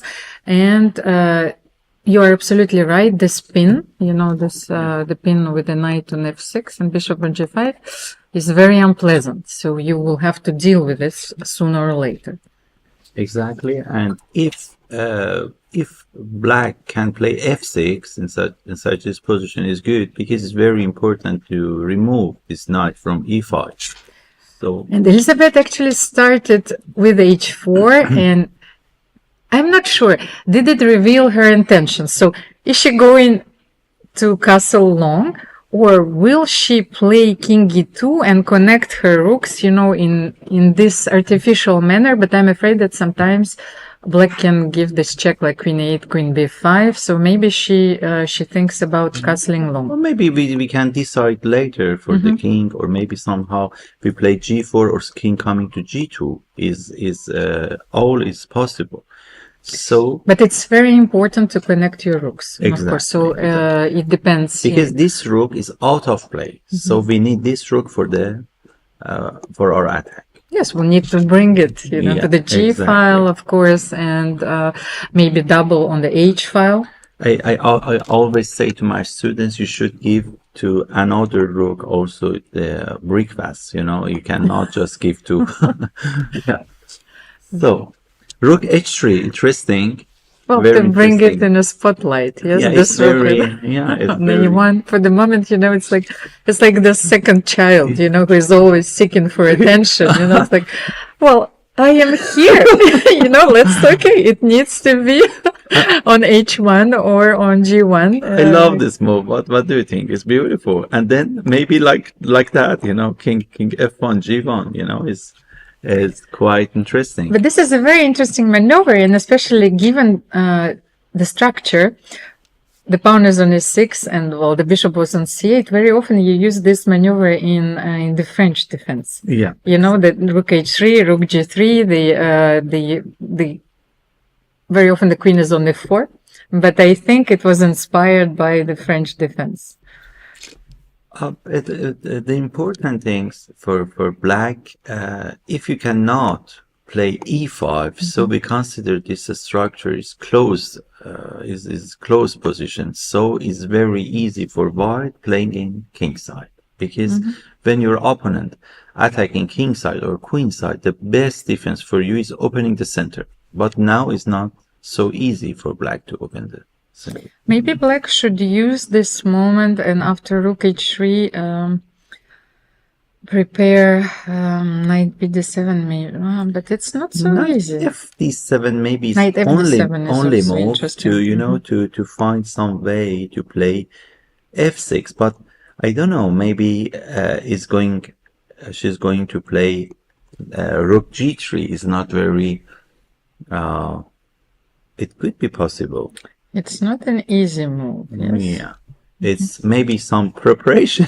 Who knows? Rook h3. Oh, so but she didn't play. No, but I think that she's still thinking about her options. Maybe we should move for the moment. Like we will try to be a bit faster during this round. Let's have a look at the second board, where Antoaneta Stefanova is playing against Alojzije Slivicka. So, what do we have here? Two central pawns. Antoaneta just pushed e4. And black replied bishop b7. Very often in these structures, black needs to play c5. And challenge, this powerful center. So, like, can we draw this? Yes. So this is a very thematical, move. not touch Even this. maybe, You have to prepare maybe rook c8 and play c5. and then playing c5. But now, let's see, white played e4 with the idea, of course, of playing e5 and have a look on the h7 pawn. Does it work, Amir?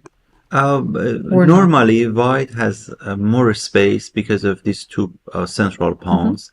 So, and we should not forget the bishop on b7, which is limited by this pawn. But this wins immediately, no? e5. Where are you going? Now is She went for queen c7. Queen There were c7. so many options. Yeah, so bishop a6 maybe, bishop a6 maybe is the best Actually, move. yes, I think that queen c7 is a very interesting move, but I like very often, well, in some sidelines, you have this c pawn sacrifice and you activate your rooks. But queen c7 wins, of course, the pawn with the temple. So what did they do? I would go for e5, actually. It's a matter of choice. After e5, maybe, you take the pawn, but this bishop becomes, active. Maybe, She didn't want to allow knight d5 and knight f4. She has big experiences, so maybe she doesn't want to allow black to activate her bishop. Yes, so after queen takes c7, bishop a6,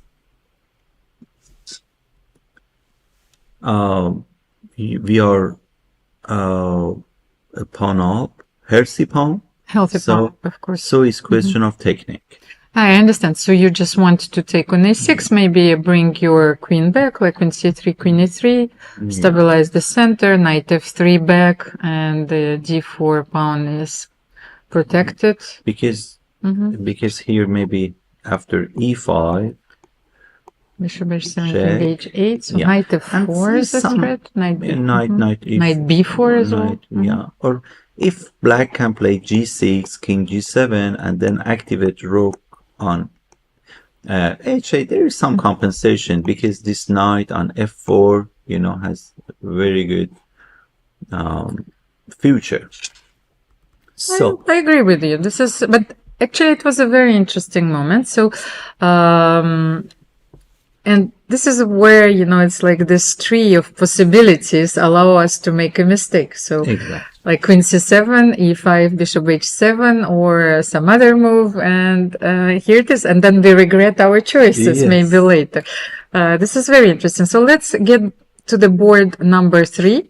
Pia Cramling is doing much better in the rapid event because she started with 2 losses in the Blitz event, and she confessed that it was a very difficult moment. And she played against her daughter as well. Yes, that's what we missed yesterday. But they actually they drew, but they recorded the game because Anna Kramling will then share all those moments on her YouTube channel. So I'm actually looking very much forward to this game, and the highlights, of this game. So Pia Cramling is having the black pieces against young player from Ukraine, Elisabeth. So this is a typical setup. If I wouldn't know who is like having which color, I would have told you that Pia is black. So for sure, because this is one of her beloved Seveningen setups. She loves it, and white is now facing the choice. Yes, I think so. Should you play a5 here? Generally, the position, you have many ideas with black and white. The general variation plans for black could be bishop here, even king here, rook there, and g5, rook coming to g6, another rook to g8, queen to f8, and queen h6 for some idea like d5 for playing for mate when it's playing f3. Amir, do you know what you just did? You This is an abstract painting, you know. Oh yeah, that's This why is because like Marcel Duchamp, you know, maybe that's Picasso, why you know. I'm a painter too. Yeah. But this is exactly the abstract. But now we will have to demonstrate those ideas, so- I think, yes, on the board. So So- let's make a few moves, and actually, Yeah. because I think it's a very interesting plan, which you just showed with Rook, King H8, Rook G8. But let's make a few moves just to illustrate it. Okay, just for white, what you suggest? No, because Queen is on B8, I think Yeah, already. Queen on B8. No, let's just make a few moves. So Okay. A5, A5, just And- maybe to illustrate the and point. it's very important this move because imagine after exchange this pawn with this pawn, you have some idea like b4. You know, you can even have your rooks on c1 and b1, and somehow you can play c5. But the main plan for white is keep this bishop out of play, because if in endgame you have better position, because this pawn could be target with this bishop, and this bishop is out of play because of this pawn. Actually, I realized, Amir, that I chose a typical and quite an aggressive move, but in order to illustrate your idea, let's go for something calm, like knight d4, so you will show. Yes. Let's go knight d4. Knight d4. Then let's go for bishop d8. Maybe here, maybe b3. We will not force things, so bishop c7. Can we do something like maybe rook d2 here? I'm not sure if d5 is working immediately. Maybe Or queen maybe g1, here. yes. Of course, before bishop c7, we should always calculate d5 because this knight is hanging. Yes. Now. But we are just illustrating a just, point. Yes. So bishop c7, let's say Maybe queen queen g1. g1, king h8, King h8, just for the pleasure of the Yeah. eyes. Yes. Yes. So let's say rook c1. rook c1. Uh, It's so kind of you. But I'm a nested, Yeah, you know, so rook I g8. actually want to see rook g8, something like, it doesn't matter, rook g2, and then g5, G5. let's say rook g1, Okay. maybe, yes. And, Rook g6. rook And g6. the point is very important. You know, you should not play h6 because you need this square for your queen. It's very interesting. And that's how you bring your last piece into attack, and then d5, and Yes. all threats combined, you know, it's a chaos. Yeah, You I know, think first time Fischer find this idea. I find. And it's a very complex game. So we wanted to illustrate, but of course, white has to create a play of its own, and that's why this a5 idea became very typical Yes. in this types of positions. So, okay, I think that but what happened on a5? Pia played knight c5. I think actually. Maybe she's listening to our commentary, yes, and I think that after queen b8, a5 was played. The most simple variation is playing a5, your idea, and more classical. Knight c5. Knight c5. I'm not sure about knight c5. What do you think? Because here, you know, you should not define the structure. It could be interesting. Could be interesting because she wants to take and play knight a4. Yeah, and then take with b, and playing for this line and this square. It's No, but I mean, I'm not sure that white should take on c5. well, normally you should play knight d4. Yeah, knight d4, and then Maybe take on a5. Yes. So maybe rook take, rook a5, but queen then b4 or bishop d8. Some, I think it's all Turing. Okay, so white went for knight c5, and Pia rightfully took bishop takes c5. Okay, a few moves have been played already. Knight a4. Let's get Knight a4. then knight d7, because you need to guard the b6 square, of course. No, just That's- for our players, maybe it's very good to know that the main plan for black is To exchange all defender of this square, because this square is weak. This bishop and knight could defend this square. So if you can exchange, okay, just I show you some plan. Okay, just Bishop if you can c6. exchange, just this show. And 96. Mm-hmm.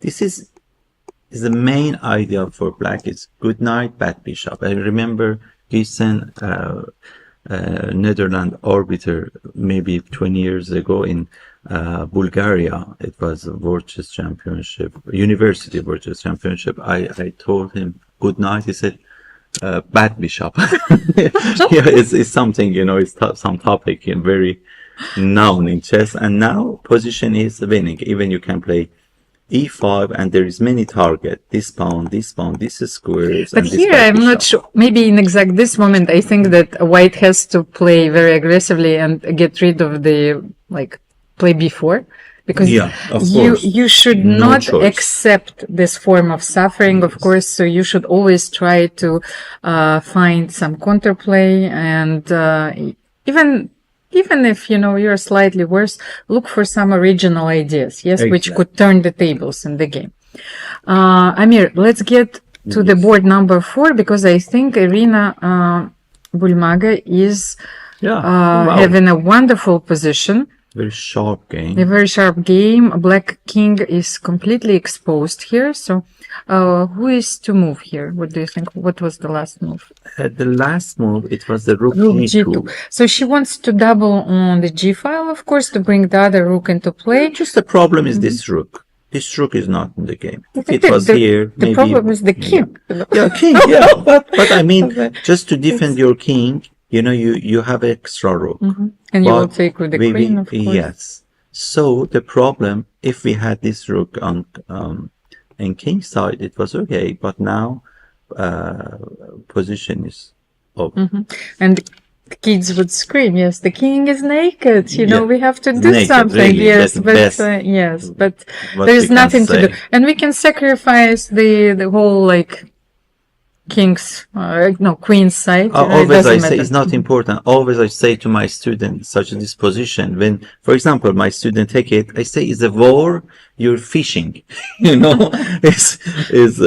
You should defend your king, your naked king. So after rook g2, of course, the idea if rook g2, queen g2, and then rook g1 with all kind of mating threats, I don't think that black can defend this position for a long time, maybe for a few moves, but this is it. And imagine the pressure on black in rapid games or blitz games. It's horrible. It's horrible. And this actually this illustrates your point, because black is down to 2.5 minutes, and you have to find a move, of course. It's not easy. And all your knights are on the queen side, knight c6, knight b6, and rook on 8 are out of play. The only defensive piece which we need to exchange is the rook on g8. And actually, I think Irina was very tricky. She didn't take rook g8, queen g2 check, or rook g1 check, because then the king could go to h8 Good and point. find shelter. Great. You see? Thank you for that. You mentioned Yes, it's let's very show it, yes, interesting, let's very see. interesting, very instructive for. Just a second. Yes, here. White could play. If we take it, check, king h8. So now is more easy for king, to Even find though, something. yes. It's more space, is more oxygen to breathe. So on the 5th board, Anna Yevshenina, it seems to me like she's completely dominating with the black pieces. What do you think, Amir? Oh, it's Yes. so complicated. Yes, the black It's pieces, so yes, are complicated, everywhere. The king is stuck in the center. We don't play as much as before, we Yes. coach or, it's suddenly you see, everything changing. So last move, F take. And then as a A4, coach, you ask your yes, students, who yes. did this? Everything is great for black and all pieces are active. Just rook B E8, Yes, the last move. The last piece, last move, rook here and it's finished. So what could be the piece of advice that we could give white in this position? Because actually you would want to play bishop b4, Yes, rook e8. Let's just Yes. illustrate it. And f3. But unfortunately, the pin doesn't allow us, Yeah. to It's- solidify this bishop in the center. And after bishop f3, of course, black is It's completely winning. Yes. nightmare, and you can, yeah. So Six board. 6. Wow, Oh, oh, la, Sarah. la, la, because I think Sarah is 6 for having Sarah. a few problems here, because as you can see, black has a pair of bishop, and this is already an endgame. No mating threat, so we can clearly state that actually black is playing for a win here. Sarah needs to be careful. Black is slightly better, but Sarah is has 6 minutes, yes, to Yeah. solve her problems. I think the first thing that we can hope for white is exchange this bishop with this bishop. Imagine, just, okay, Bishop b6, knight a3. this position could be the best position for white. Good knight. We cannot say bad bishop, but it's not really. There is not a bishop pair for black, and there is a strong knight on c4. If you could change the rook, is okay. If not, just if you activate your king, everything will be okay. So What move was made? And bishop b6 was actually played. So in this position, that's rather balanced, yes. yeah, it's balanced, but it's better. It's easier to play for black. For black. Yeah, as you said. Then maybe Arabidze with the white pieces on the seventh board Seventh against board. yes, Oh, Mitra two Ghazipur. Iranians. Yes, back to back. To back. It's an interesting position as well, because white has this time white has a pair of bishops Yes. and Paul f4 e4 in the center, but the king is on g3. Can Mitra exploit this fact, or it's The only problem for white is the king. yes, If your king is safe in of course. middle game, end game, you need the dark square bishop pair, yes. central pawn, better space because of this pawn, and okay, it's great for white. Maybe she So, can use this moment and she can play rook e8, because E8, yes, the yes. bishop on c6 is attacking the e4 pawn. You cannot play Maybe, e5. oh yeah, you want Yes, to I want to take. Maybe you And- should play rook e3 here. oh, bishop take, maybe no. Yes, bishop f6. Sorry, I It forgot could be about possible, this. no? What do you think, Almira? It could be possible. And maybe then king here is maybe is a only plan for black. Maybe. But then you have this queen h5. The queen on c5 is very active. So I will destroy your pawn structure, and then my queen will get immediately into play. So you want to play bishop queen and d4. then you have majority in queen side. And But I will not exchange, Okay. Do I have some chance? Okay, let's try bishop f6. No, let's just try. Bishop- No, I mean bishop f6. Yeah. G takes f6, and it's my move. So maybe I will seize this possibility and play king h2 here. Yes. So with the idea of playing Maybe queen F5 h5 no, and check. rook g3. Yes. Check. Yeah. F5 check. Okay. King. Okay. Queen d4 check. And then Okay, queen king h5. there maybe. The intermediate move, and well, maybe I can start with queen h5 here. Queen h5. Rook. You're gonna play e5. For the moment, yes, the rook is hanging on f3, but I need to find how to continue in this position. So Even rook g3, of course, is a natural move, and e5 threatening the mate on h7. F5. Now there is not check because here you had check. Okay, so F5 maybe.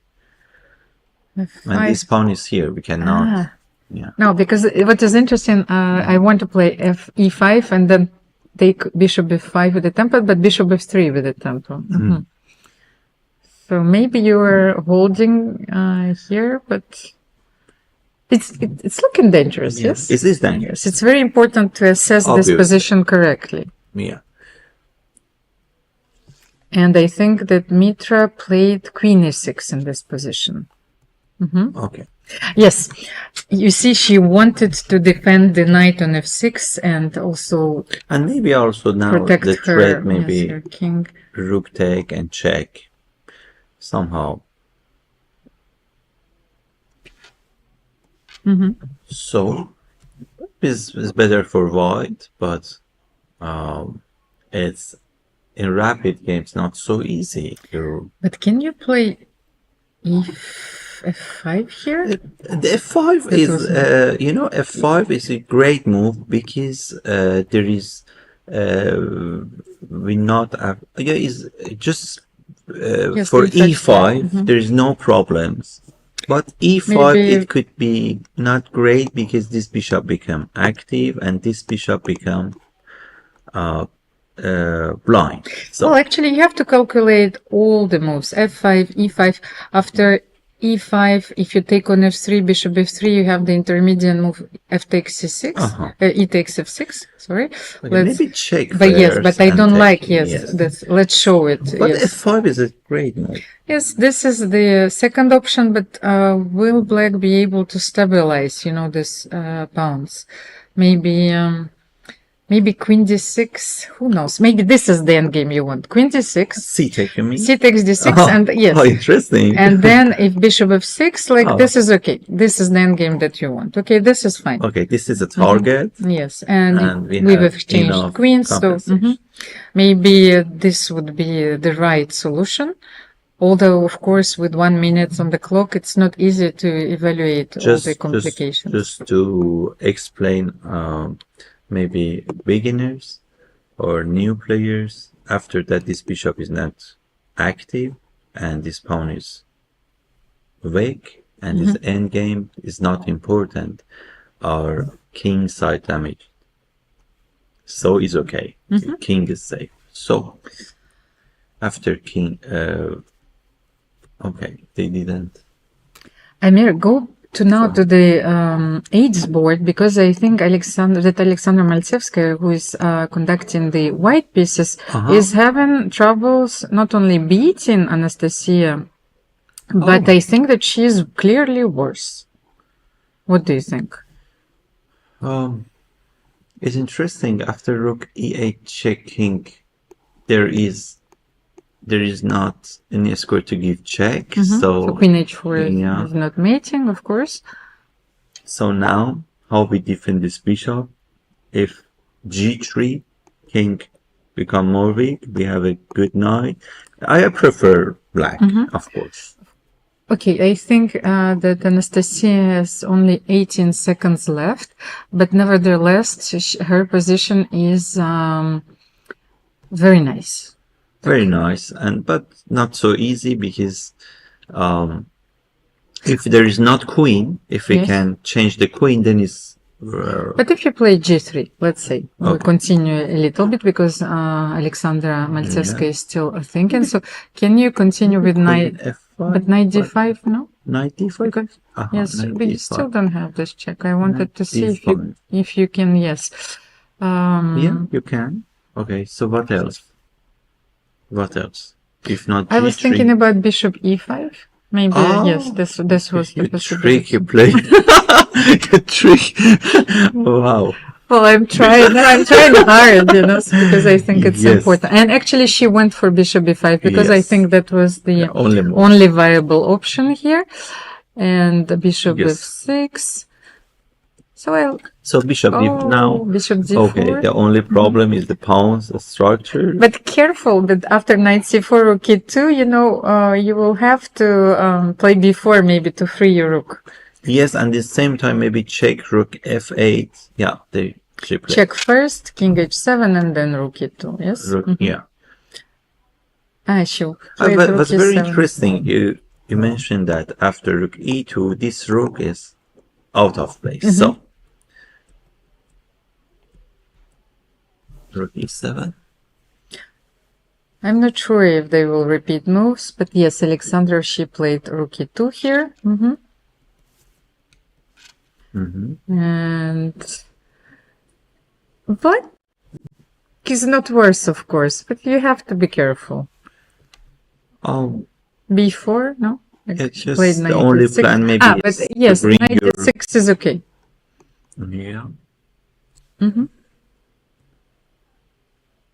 Okay, but your move bishop e5, hopefully she played, and now position is, is maybe But the thing is, Amir, what you don't understand is white is trying to create some winning chances.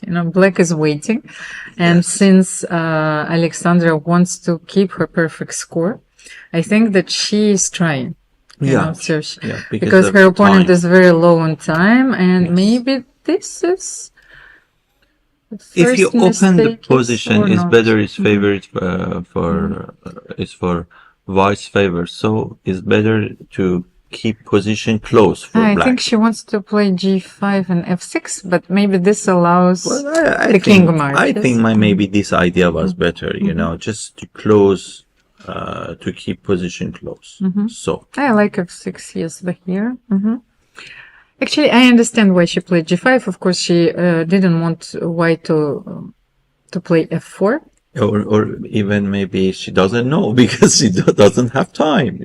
Just you have to play. Yes, you have to make a move. Yes. Finally, when you're down to 10 seconds, it comes to make a move. Yes, I lost myself on time. During the World Rapid Championship, it was like very simple endgame. I was maybe slightly better, but I forgot to make a move with 10 seconds increment. Yes. You're thinking, okay, which option is better, this one or this one? Okay, let's have a look. And I think that Monica Calzetta is going to win a game. Board number 9. Oh. She created a surprise during the second round already, and here I think that she's completely winning. And what do you exactly think? Is a good example for good knight, bad bishop. His position is over here. But here's a good queen against the bad queen. Yes. Yes. What can you do here? Because there's absolutely no way that you can defend against this deadly check. Yeah. Exactly. But rook f7 loses the rook on e8. Yes. And this is it. We switch for another game. But this is the huge upset, because to win one game is one thing, but to win the second game in a row against a very strong opposition, this shows that Monica Calzetta is determined. Yes. In this tournament. So she also loves these events because she works, and doesn't have a lot of possibilities to play. So Blitz tournament, rapid, and such compact schedule also allows a lot of players who are not professional, to take part in the official events. So I think that Harriet Hunt is going to win against Nino Maisuradze. This is the position. Which you have on your screen. And yes, so she won. Let's have a look. Let's get back to the first board. Elisabeth Paehtz against Marta Garcia, because the game is still in progress. Can we concentrate, on this game? This is the current position on the board. So 14 seconds for the player with the black pieces, and we can analyze it, a little bit. What do you think, Amir, here? I think this black has very passive pieces, and she just should defense and activated her pieces. So not so easy for black. White has an advantage. King is quite okay. This pawn could be target. This is square. So not so easy. So white is a bit better, but again after e5 is worse and worse, because then after bishop here, this bishop becomes maybe she provoked this move. She played bishop b4. She wanted to play maybe bishop d6 and then e5. Maybe the plan it was bishop here, e5, and then switch rooks to the f line, and is miserable king here. So let's follow this game closely, because it's a very interesting endgame. Yes. Elisabeth has, of course, a better bishop, but no material advantage. So it's a very technical endgame. So I'm very interested actually if Elisabeth will be able to convert this technical advantage. Magnus Carlsen would probably. Yes. But now after rook h8, I think that this move was very precise. What are you supposed to do here? You need to protect your pawn on h5. Maybe rook h3 is the only move. Yes, but then rook h7, rook h8. Yeah. And then, okay. And what was played, Amir? I think that rook h7 after rook Yes. h8, Rook h7 was played, oh, of they course. play rook d. White's plays active. But I can play king e6 here. I will Yeah, not maybe allow best you. move here. Maybe yes, best to play move. king Because rook d7 7 check. rank is very dangerous if we can take it. So king e6 is a great move. And somehow when you play this move, you can play g6. There is not check. So And king e6 was played. Elisabeth yes A5. played a5. Okay, it's a very nice move because she is still trying to create a few winning chances. she plays very good, right? So You know, very a5. active. Very active, especially given that her opponent is in constant time trouble. Yes, she is constantly playing with 10 seconds on her clock. She now a plays little very bit more. good. You know, rook a1. You know, even but very quickly she moved, and she find the best and most active moves. So what happened next? Because I think that b5 was played, rook a5. Rook and, a6. Yes, rook a6. So even if we can play b3, so the king is active and is not far from the pawn on b5. So it could be interesting also. Or maybe b4. Wait a second, I think we Yeah, I have a think it small was- issue. What am I supposed to do here? Yes, I'm so sorry. There are so many things Yeah. surrounding us. And then, like yesterday, I also played a game against a chess robot. So I'm not really sure, that we are not becoming obsolete. But you played against the yes, robot. yes. I played also. It's like but- it's impressive, no? Yeah. He is very strong, and now those robots are becoming smaller and smaller. You can easily travel with one of those, and you have a partner, a teacher. Incredible. Yes, it's incredible. It's giving, it gives me, more stress, it's not really great pleasure when I see like that intelligence artificial, when I see it's going very fast, you see more depression between people. But then maybe the human life will be redefined, and some of the predictions, some of the models, they say that then games will dominate human life. Yes, and also, of course, certain forms of pleasure, aesthetical pleasures, will be more important than anything else. So let's concentrate on this game. She played. Yes, Elisabeth she played doubled b3. It's her very rooks on the important now. A-file. Situation of position of your king is really important. It's decisive. So now king is. She played h6. She's creating the second front. It's very incredible. instructive. So she wants to activate her rook.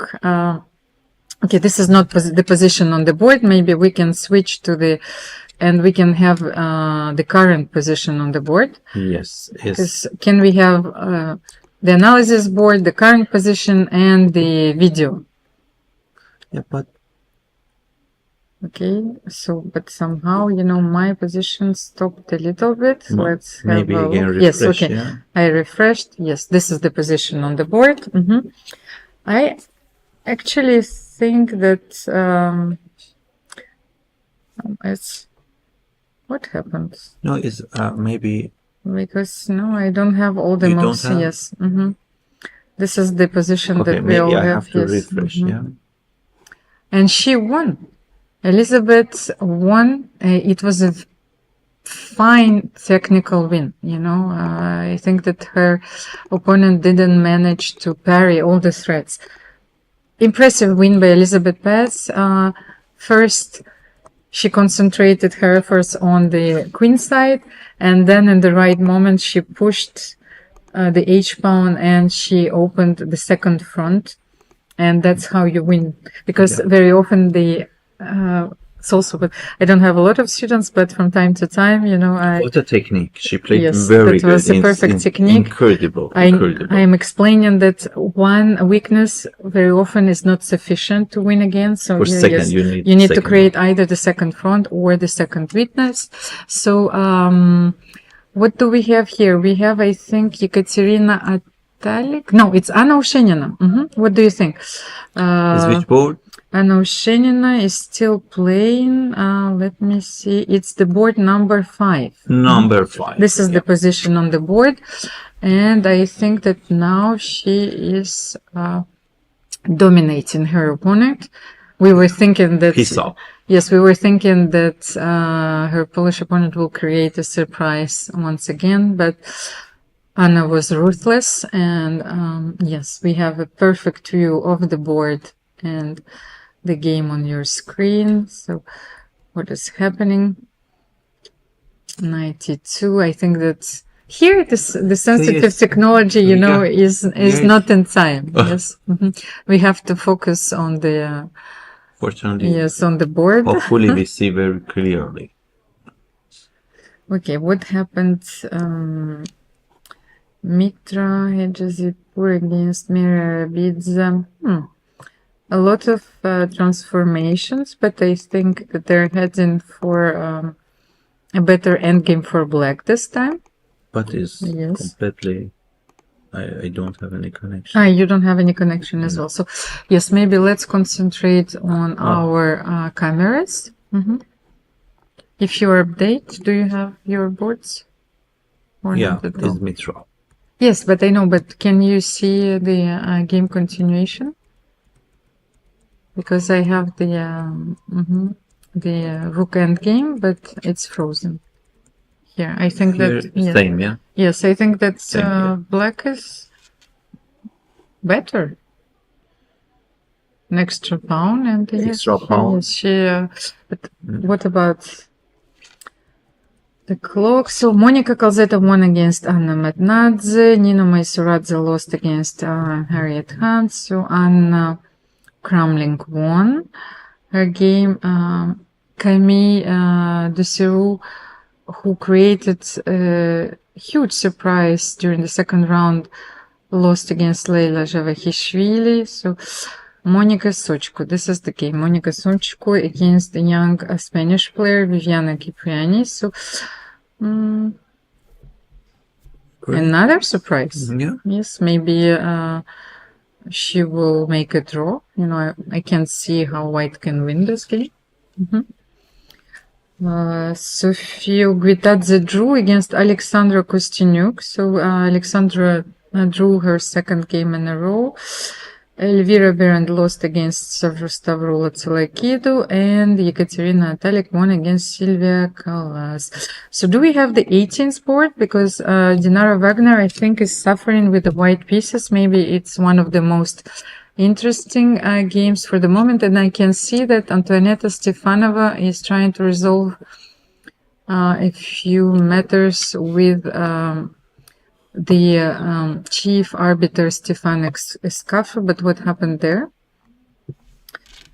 Maybe it's a draw. Yes, a draw was agreed. Yes, so let's get back to this game, the 18th board. Maybe we can bring our analysis board on.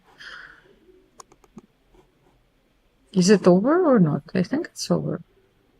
Because I cannot see this. Yeah, I don't. Yes, I think that is. But I don't have the result. Unfortunately, the result? Yes. Black is completely better here, but I don't know if the game is finished or not. Event result. Black is much better. Yes.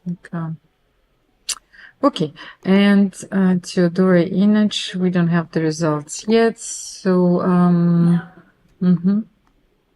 there's only one game in progress for the moment. Anna Oshenina is playing Amir, that's the game. Yeah, yes, with Anna? Yes, Anna Oshenina. That's the game, and no, this is Sarah. Sarah made the draw, I think. Oh, yeah. Anna Oshenina, she's trying to convert her extra knight and a pawn.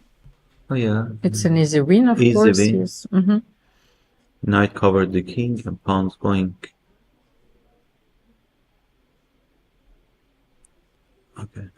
Yes, king c4, bringing your Not king. naked Yes, king yes, this of course, time. and closer, Yeah. of course, to the promotion square. Yes. So b3, king c3 is coming, and maybe, and the king is cut, of course. Yes, so the Exactly. rook on d6 is cutting white's king. So b3, king c3. You're a king up also. And b2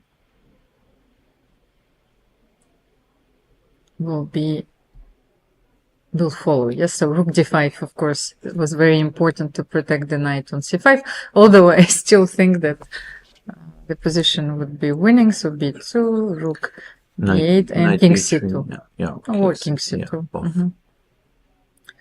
So Anna will clinch another victory. So we will Good shape. maybe you can have the standings here because they're updated immediately. So how many players are on perfect score after Pia. the Pia Cramling, Leila Javahishvili, Harriet Hunt, Elisabeth Paehtz, Irina Bulmago, and Monica Calzetta. 6 out of 6. Yeah. Monica is a very strong player, but of course, here she created a surprise. She's on perfect score after the third round. So here are the standings on your screen, so we can speculate a little bit that. So this is the round 3. 5 rounds are going to be played today, Amir, because tomorrow we have another day, and of course, which will be crucial and decisive. It will start early in the morning. So That's I think very important for chess players. How about you? Because I think that tomorrow morning you will commentate the first 2 rounds with Alojzije, but how... You're not morning person. Yes, I will not be know able that. to be in the studio. That's why there are 3 of us, because I was never able to play morning games, first of all, because I think that this is a very difficult situation. I'm always thinking, it's like, those, I can wake up, during the night and then start my computer, and because I had an idea, I continue to analyze games. So that's why, those morning rounds are terrifying for me. So let's have a small commercial break before we come back for the 4th round of the women's rapid event, European Women's Rapid Championship. And we have a lot of exciting games ahead of us. Chess connects us all, across countries, across borders. For those who travel for the game, staying connected shouldn't be a challenge. Introducing Global Cell, the official telecom provider of the European Chess Union. Connectivity is just a tap away. Simple, fast, and ready wherever you are, wherever the game takes you. Global Cell's eSIM works seamlessly across Europe and beyond. No SIM swaps, no waiting. Global Cell's eSIM is quick to install and reliable every step of the way. Stay connected with players, friends, and family no matter where you are. Share your checkmates instantly with effortless connectivity. From every tournament to each new city. Stay connected as you move and prepare to win. Join the thousands who enjoy true freedom on the go. Sign up today and make Global Cell your next move.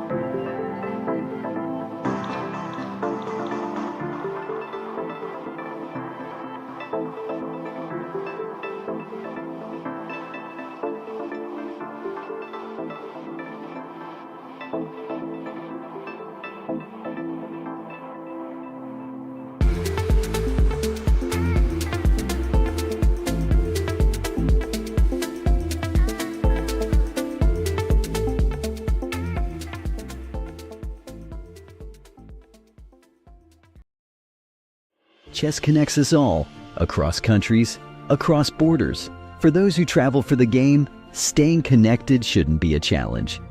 Introducing Global Cell, the official telecom provider of the European Chess Union. Connectivity is just a tap away. Simple, fast, and ready wherever you are, wherever the game takes you. Global Cell's eSIM works seamlessly across Europe and beyond. No SIM swaps, no waiting. Global Cell's eSIM is quick to install and reliable every step of the way. Stay connected with players, friends, and family no matter where you are. Share your checkmates instantly with effortless connectivity. From every tournament to each new city. Stay connected as you move and prepare to win. Join the thousands who enjoy true freedom on the go. Sign up today and make Global Cell your next move.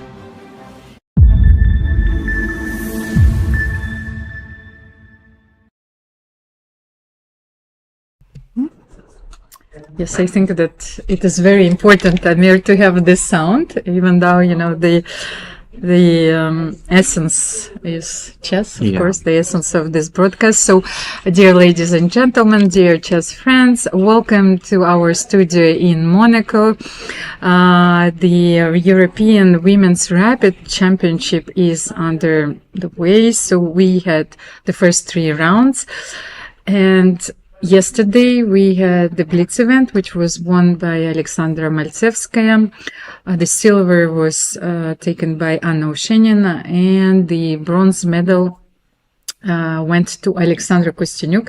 Alexandra Kosteniuk, who was the defending champion in the Blitz event, and she is also the defending champion in the Rapid event. It's very difficult to win those tournaments. I don't know how Alexandra managed to win both of them, and not the first time. By the way, she made a historic hat trick, I think, in 2019 when she won the Grand Prix and then the Blitz and the Rapid. So, but to defend them back to back is even more difficult. So, and always in Monaco, she was successful. Yes, that's her lucky place.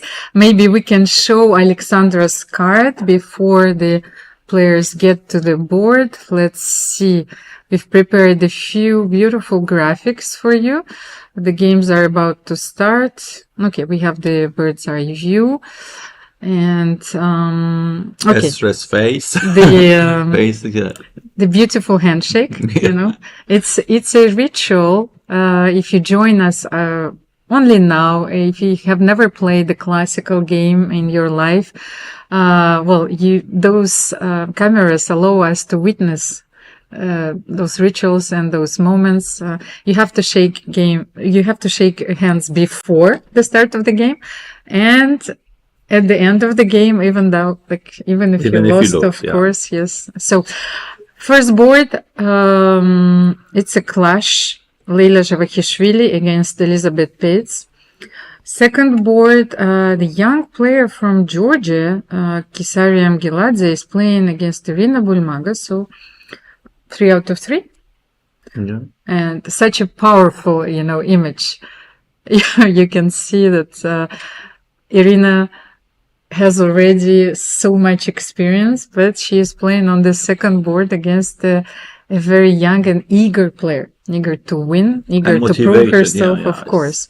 So Anna Oshenina on the third board against Elizaveta Hrebenshikova, Harriet Hunt on the fourth board with the white pieces against Monica Calzetta, Stavroula Tsolakidou on the fifth board with the white pieces against Ina Gaponenko. We have a few more boards on your screen. So Monica Sochko, a very strong player, former European champion who is playing with white against Antoaneta Stefanova, the former European champion, former world champion.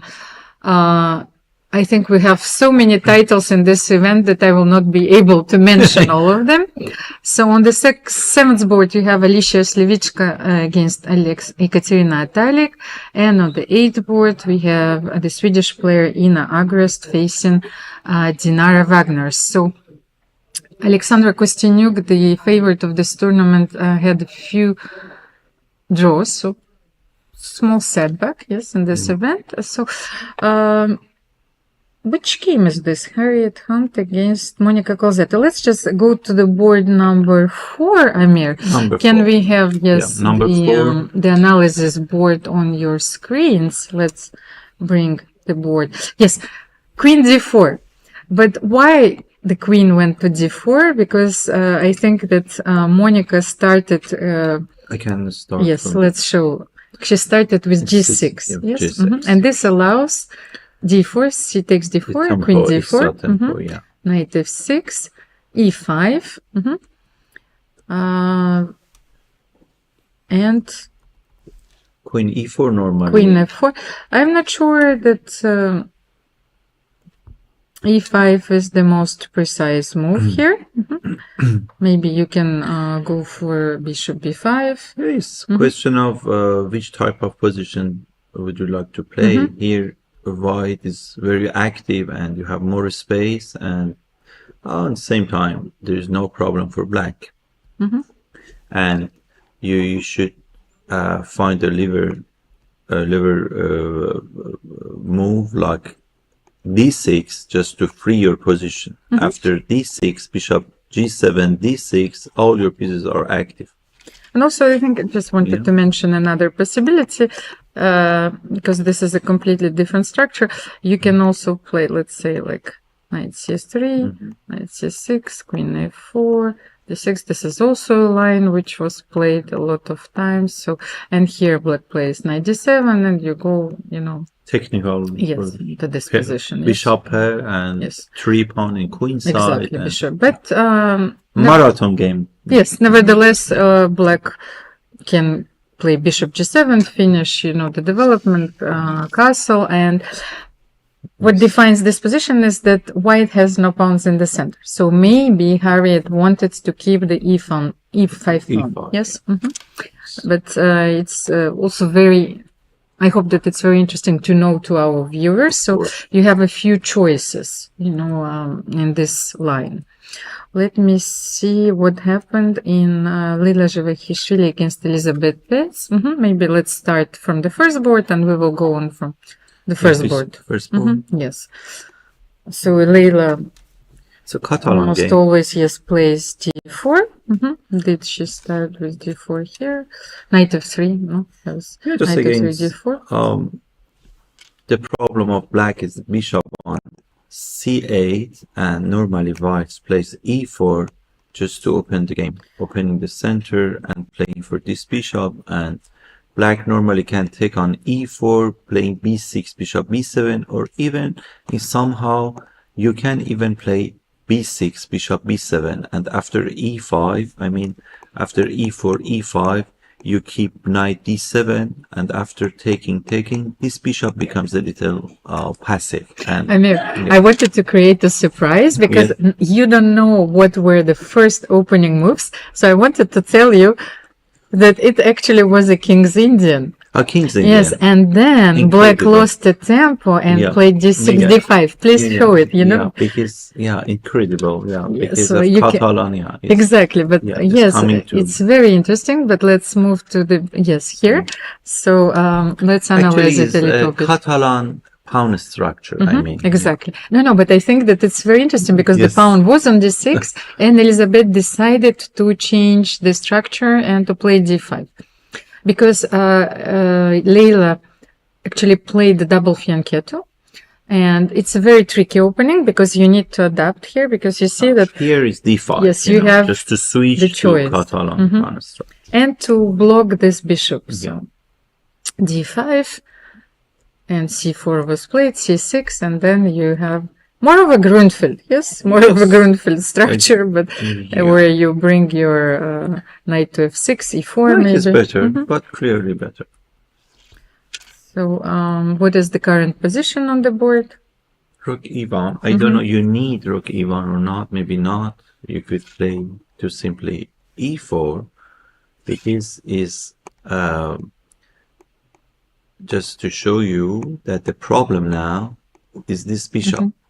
And how you develop it. If you play e5, even if you change this bishop, if you exchange this bishop with this bishop, your king become target. And compared to the game, maybe you have time to play b6, bishop b7, but I'm not sure because then d5 will come. Now again, Let's just move. Yes, make a few moves. b6. b6. If you want to play e4, so I'll take. Take. Yes. take.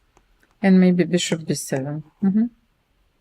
Bishop b7. Maybe it's. Or maybe I should take first, but then Just in Catalan, we have it here. Even in French system, you can reach this position. Even in Sicilian, it's a pawn structure. Then when you play c5, is very classical position. I wanted to check A5. the results because let's move to the third board, and I wanted to have a look at the young player from Georgia who is only rated 1900 in this rapid event. She beat Osmak Yulia in the first round, so a very strong player. Purtseladze Maka, her compatriot in the second round, then Charkalashvili Inga in the third round, and now she is facing Irina Bulmaga. So not only she's overperforming, like in 3 games, she won already more than 100 points for her to improve her rapid rating. So I think that Irina Bulmaga needs to be very careful. Sometimes you're not saying, oh, I'm playing against 1900 player. It's a young, ambitious player, and she is playing with the white pieces. So let's have a look at board number 2. Second board. So, okay, in this position, Interesting. She went for a very quiet positional line where with 4 knights, and then she took on c6.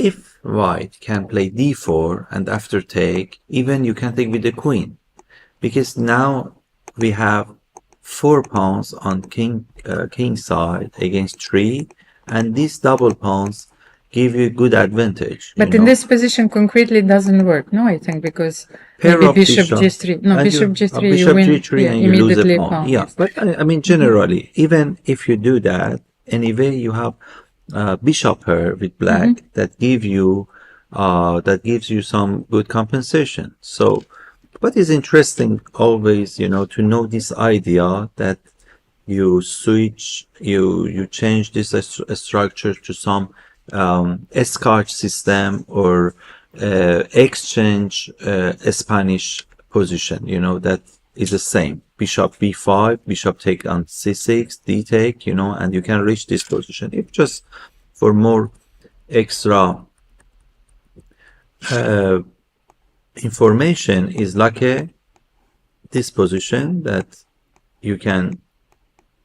Amir, the chess players pose make me think that who posed for Rodin famous sculpture, the thinker, those were chess players. And exactly, is same structure, you have bishop pair, but instead you have majority king side, you have better pawn structure. Okay, let's see the position. Yes, the position on the board is a bit different. It came from the 4 knights with bishop b5. And bishop b4 is a very natural reply, but here Kisaria, she decided to take on c6.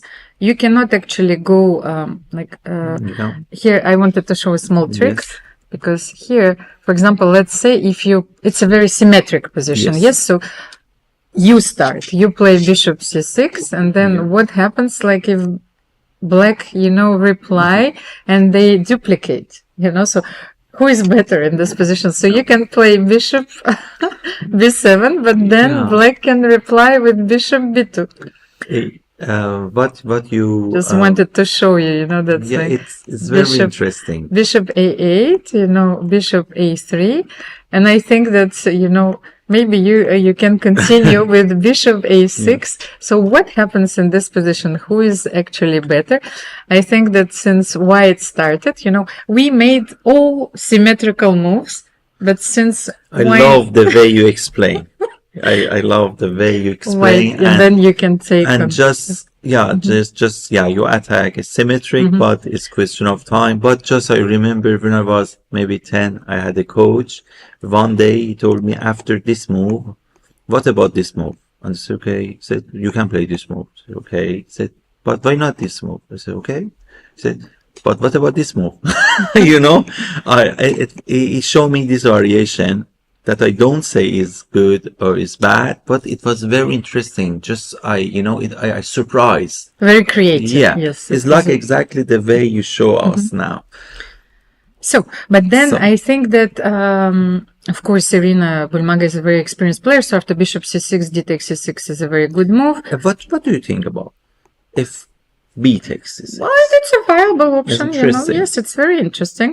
But the thing is, maybe here you can actually try. So maybe here, let's say after knight e5. So yeah, e8 maybe. yes, rook e8, then knight d3, then Bishop. you have to take on c3. So this will actually lead to a very nice position for Knight black. f4 So, maybe, d5. Yeah. yes, but and then maybe, I don't know, we go to this another form of symmetry, although, you know, the knight is on e4. So black is fine here. But I think that very often black is trying to keep the pair of bishop here, play d takes c6, and after d3, you still have this opportunity also to take on c6, but Irina knows, I think, this positions quite well, so she kept the bishop. It just could be very interesting if just I tell you, what is the plan, in long term for black if white doesn't play good? Normally, your plan is something like, okay, c5, to cement knight the center. d7, knight b8, knight c6, and knight d4, or you control this square. Just your knight should go to c6. This is the idea. And it's very interesting. You have bishop pair. You have, if I cannot play d4, so there is everything will be great. But nevertheless, I wanted also to point out, Amir, that those positions, even if you realize everything, remain very solid for white. You know, maybe that explains. There is no weakness. Yes, exactly. C3. I would question, but maybe she wants to prepare d4. Yeah. You didn't lock c3. It depends, you know, you need to be consistent with your ideas, but you cannot play d4 comfortably here, because as we all saw, that you will take on g3 and lose the pawn on e4. So maybe you could have kept the pawn on c2, and then with the same ideas, knight h4, f4, you can also play, and it becomes a strange Rossolimo. Yes, where you took on Rossolimo. Yes. It's very interesting. Knight h4 just to weakening a king side by g6, by playing g6, and then king is weak, and if you play f4, it's more powerful, because imagine now we cannot, because g5 then, you know, is hanging. But imagine in this position, okay, I don't speak about the tactic, just I want to show you the position. There is not big weakness for black, but if we force him to play g6 and then we prepare f4, we create the second weakness. You soften, the f6 pawn. I agree with you, and then you can double the rooks on the f file, of course. So what is the current position? It's quite balanced for the moment, so let's get maybe to the fifth board, because so c5 is interesting. Then she plays c5, and this is interesting. Just you're closing the position. You accept your bishop is not very active now, but you have better space, a better in center, and maybe it will be a new target. Yes, and you fix the d3 pawn. So it's a thematical plan. Yes, she knows. I think Irina, what is the way to play, and okay, maybe she will transfer the knight, but the knight on f8 for the moment, it's a very important defensive piece. Amir, for the moment, we have still some time. Monika Sochka against Antoaneta Stefanova, I think. Yes, it's board number 6. Number 6. Yes, and then just in case, what do you think? Monika went also for a very solid opening here. She started with c4 maybe, or knight f3. Let me have a look. Yeah, I white know. is pawn off. It started with d4, but okay. Yeah, A very white, creative black way. sacrifice pawn and powerful bishop on e4, and all pieces are active. Maybe the open line on B open line and this B2 could be. Not sure if Antoinette hasn't missed this move, queen e3. Very often this is our blind spot, you know, this because queen on b3 is attacking on b7, but actually it can easily be transferred to e3. Sometimes in the Slav, it could be checked and you're not, I hope that you see the position that you cannot castle anymore, but here queen e3, double attack, the bishop in e4 is attacked, and of course you don't have a lot of different ways to reply here. So f5 was forced and then knight c6. Yes, but I agree with you that black pieces are very active. So Okay, you can see that we are pawn up, but instead they hadn't any breakfast, these two pieces. So it's enough compensation. So you like the food analysis? Yeah. So Not just as a very easy example for my students when I talk like very simple chess, you know, and simple examples, you know, just to make them understand, and then it's not boring, you know. Oh, Amir, there's a huge board? surprise already. Board number 7, the game is over. Just to show you the final position. Yes. Oh. Alicia Slivichka. What a beautiful final position. She made it Ekaterina Atalik. So let's just concentrate on those final moves. Yes. Because here the position is rather balanced, but she Bishop sacrificed the F6. bishop on h7 first, then bishop f6. F6. The final blow because g takes f6 and then rook king g2. Bringing the rook to h1. Very beautiful. And the principle when it's opposite colors bishop and there is an attack, we consider it as a piece up. Yes, so this is the position between Monica Sochko on the live board. Yes, because we still have the game on our screens. And maybe then you can continue the analysis board. What haven't we covered yet? We haven't seen the 8th board, Ina Agrest against Dinara Wagner. Let's have a look. Yes. What is going on here? The position is There is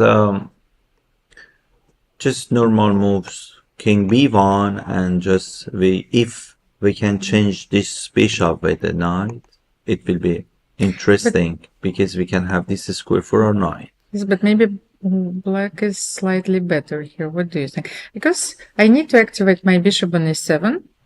Have to find a way. I was thinking about some thematical sacrifice with d5, but even sometimes rook take or d5. Yes, We don't need this pawn because if we sacrifice this pawn, so it would be great in our attack with black. Then Stavroula Tsolakidou, Ina Gaponinka. What surprises me that it's which board is? It's board number 5, but it's highly theoretical. So I don't understand why both of players they are thinking for such a long time. The only difference being that the bishop here is on g7 and not on e7 like in standard lines. So Ina is very well prepared, and I like her position very much. Yeah, but she's down to her last 4 minutes. It's just this question of some weakness. This is the weakness for white, and this square, the weaknesses for black. So normally, if we exchange this bishop with black bishop, this square become weak, and king will be very weak. Yes, but queen c7, how should we meet this move? With bishop f4, rook e1, because we can try to play bishop g5 we don't have many choice. Normally bishop f4 and then following by rook a c1 or also is a possibility. Or rook e1, or sometime even we sacrifice this pawn or bishop g5 then. first. Yeah. And bishop on g5 will have a good role because it will control d8 square for the rooks. And if we can manage this maneuver, then this rook, they cannot be active via d8. Amir, I'm thinking that maybe rook e1 can allow us another thematic move. Let's play rook e1. I wanted to see, can I try knight a5 here? Is a great Because move. of course we should seize this opportunity, and So maybe. it's a standard move here. Yeah, So but then maybe. you just leave the bishop on b3, Yes. and you go Knight d5. for bishop g5. Yes, but if you allow this, what do you Something. think? It's, But it's queen question of c2 time. here, Queen queen c2, c2, yeah, I it's can bring question my of- queen to f5 and also threatening the pawn on b3. Anyway, it's question of time. Yes. It's all about time. Okay, but it's rather balanced for the moment. Yes. This we're showing a few possibilities of how the game can develop. Yes, Exactly. it's like we are like scientists. We have to have a few hypotheses. But then at the same time we have to be very precise. And nothing can happen on the board, and they can choose like a completely different alternative. So It's all about candidate move. Always when you see grandmaster they talk about any position, their candidate move is such a same moves. Even if 10 first candidate move you see one grandmaster suggests to you, it will be maybe same with another grandmaster. So I see, like, where are our players? Because I'm not even sure that a few of the favorites are playing on the electronic boards. I can see that. So Pia Cramling is playing on the board, and Alexandra Kosteniuk 14 and 15. Let's maybe get back to the board 14. 14. Yes.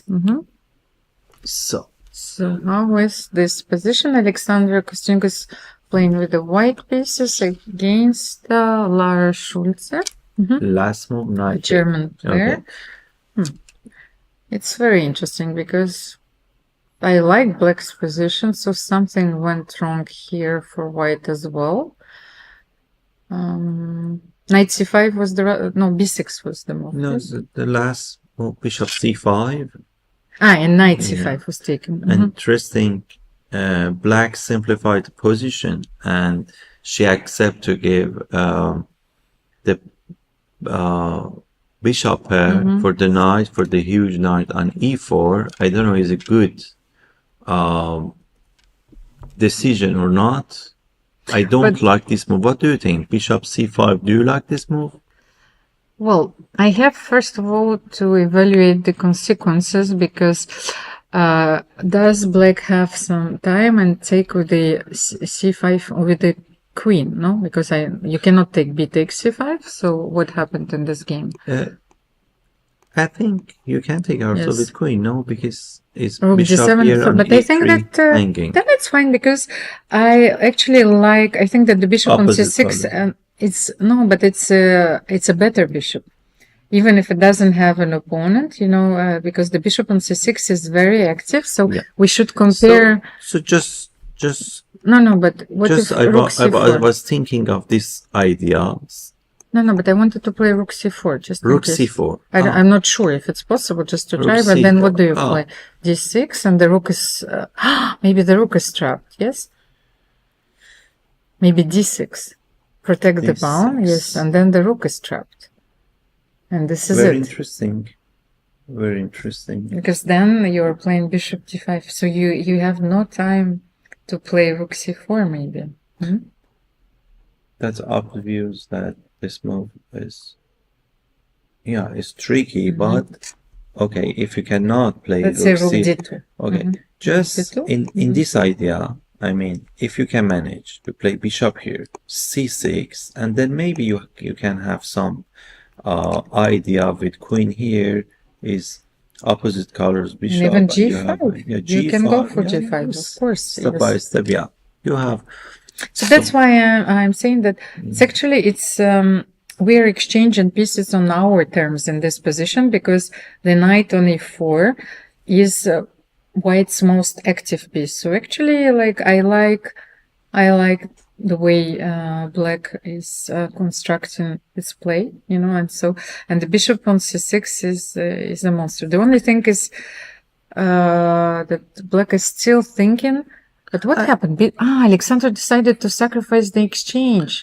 Yeah, I saw I saw a plan, very interesting, very beautiful. I don't say it's the best, but just look at this move and then like that and rook coming. It's beautiful. Queen here, you know. Or But rook coming, don't forget that you will need to sacrifice that after g4, you know. Yeah, no, because after this move, always, you know, you face to knight g3. Yeah, that's why I was thinking that maybe queen, if we can, yeah, if we can move it to b7 and rook coming, it's interesting. Okay, but bishop. This game it's became fantasy yes game. no, but this game actually the actual game is became completely wild because Alexandra went for the exchange sacrifice, and I actually like this her idea as well after b takes c5 because she's looking for some counterplay. Not so easy. Yes, but as you can see, black's pawn on c5, a5, you can highlight them. On c7 are all weak. So maybe this is a very interesting decision if she will manage to coordinate her pieces. So after rook, maybe rook d2, queen e4, maybe queen coming to c4, and it will be a new target. You know, just we save our king. Yes, why not? So on the board number 15 now, let's switch. We are trying to cover as many boards as possible. Yes, so Pia Cramling is playing with the white dear friends, yeah. So against Nino Maisuradze. So it's yes, our camera is trying to find. No, this is not the board. This is Theodore Inech with the black pieces. By the way, we can actually concentrate. If you want to stay in this board, yes, Pia Cramling is way on the back. You find it? Yes, I'm not sure. Yeah, exactly. Yes, yes. If we can zoom. Yeah, great. And we haven't covered a lot of French players in this event, so it might be interesting. But I can see that Nino is getting nervous. So what is happening in this game? Pia Cramling is white, and what was her last move? Two players with many experiences. So what was her last move? Last move, it was rook takes c7. Rook takes c7, okay, and normal move. Yes, I like this move. Rook c8. B2 is on praise. Yes. Yes, it's normally you have to take it, but I like black. There's no any weakness for black, and king is safe. If you cannot continue your attacks, so there is some weakness for your king, and we cannot forget this weak pawn. And I think I prefer black. Maybe it's equal for engine, but it's easier playing for black. Maybe. The legendary Pia Cramling is on your screen right now. Very often you can see that she's calculating and her lips are moving, you know. So I played so many games against Pia, and a few times I was trying, you know, to find out what were the moves, you know. But it is not easy. She's maybe singing, you know, in her own head. So the rooks were exchanged, and Pia decided to play rook f2 to protect the pawn on b2, and also to take care of the second rank. Yes, it's important. Yeah, is your king also feel better here like that? You know, is better covering your king, so not bad. So here. But then can I play? No, but the queen. At the same time, is knight on f5 is very strong, and if you're gonna play g6, then your king also, you know, maybe knight e3, bishop e5. So, and it's very human also, you know, because we want to play g6, you know, to But we get scared, rid, yeah. yes, get rid of this knight. you get rid of something, but you have some another problem. That's Maybe. Yeah. I wanted to play queen c6, but and then, you know, or queen c4. a5, maybe. No, Queen a5, a3. a3. Okay. Yes, that's And why then- I wanted to and play then queen maybe c6. queen a5, maybe a3, and then queen a4, something like that. So- Yeah, to prevent rook c2. But maybe we can start with queen c6. We prevent rook c2 Yeah, why anyway. not? Why because not? I had some positional plan. I wanted maybe to come here with the queen. After change the queen. if I play knight e3. Just just okay. Maybe not good if just I want to it's some idea like that. And then knight coming to d5, and you have some good majority in queen side. But okay. But I think it's very haunted. important to keep this symmetrical pawn structure for white. So they maybe knight e3. Knight e3 to prevent Yes, it. yes, Yeah. of course. So Oh, queen- g6 played by g6. So I told Yes. you, you know, it was very huge. finally. Yes. And Nino is getting very low on time. So maybe let's focus on this game. More than 4 minutes for Pia Cramling and Nino Maisuradze. Tell me, after g6, maybe I prefer white. What do you think? Bishop e5, you know, playing for the king. It's interesting, although I do think that the position remains equal. But I agree with you, especially being so low on time. You know, this creates new possibilities. Yes, g6, maybe some mating net, you you never know, like bishop e5, queen h6, your knight f5, then maybe sacrificing the knight. But the biggest problem for white is the rook on f2 here. Once again, when we're assessing a position, we need to compare pieces. So the rook on c8 is very active. What are you doing with your rook on f2? I think that you have to play at some rook c2 at some point and exchange the rook. Yes, you will have to play this And then move. he can take it. But If you how take did the it, game continue? Queen is6. d4 or b2. there. Look, Amir, this is they've played a few moves. So queen h6 was played, king g2. King g2. Pia improved her king. It's a very nice move, and knight d7 was played. Rook c2 now is maybe the best move. Yes, I think. Well, maybe you can even try rook e2 here. Rook e2 and king f2, you mean? Yes, Yeah, because rook after- e2, rook e8, yes, and king f2, yes.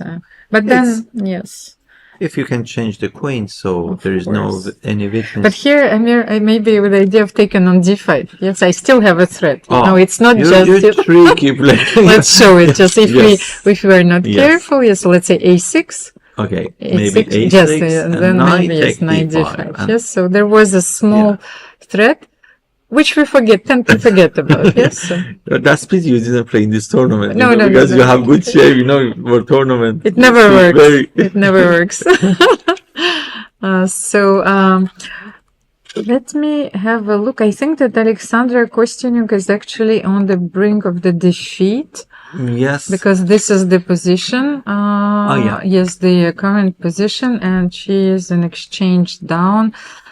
And it's not easy to give her good advice. Yeah, it's maybe it's losing position maybe. What was the last move? Yes, queen d5 Queen was the last d5. move, and you cannot Even if you take it, play queen g4. Yes, you need if to you take exchange it. and rook a2, maybe Rook- it's easy to win. Rook e2, you mean? Rook a2, a2, I think. Rook a2 just No, what was is white to play. Yes, white to play here. Yes, queen d5, so e6. a6, king King G8, g8 is king very G8, nice, and and then then rook rook a2. yeah. I agree with you, yes. So this position is rather hopeless.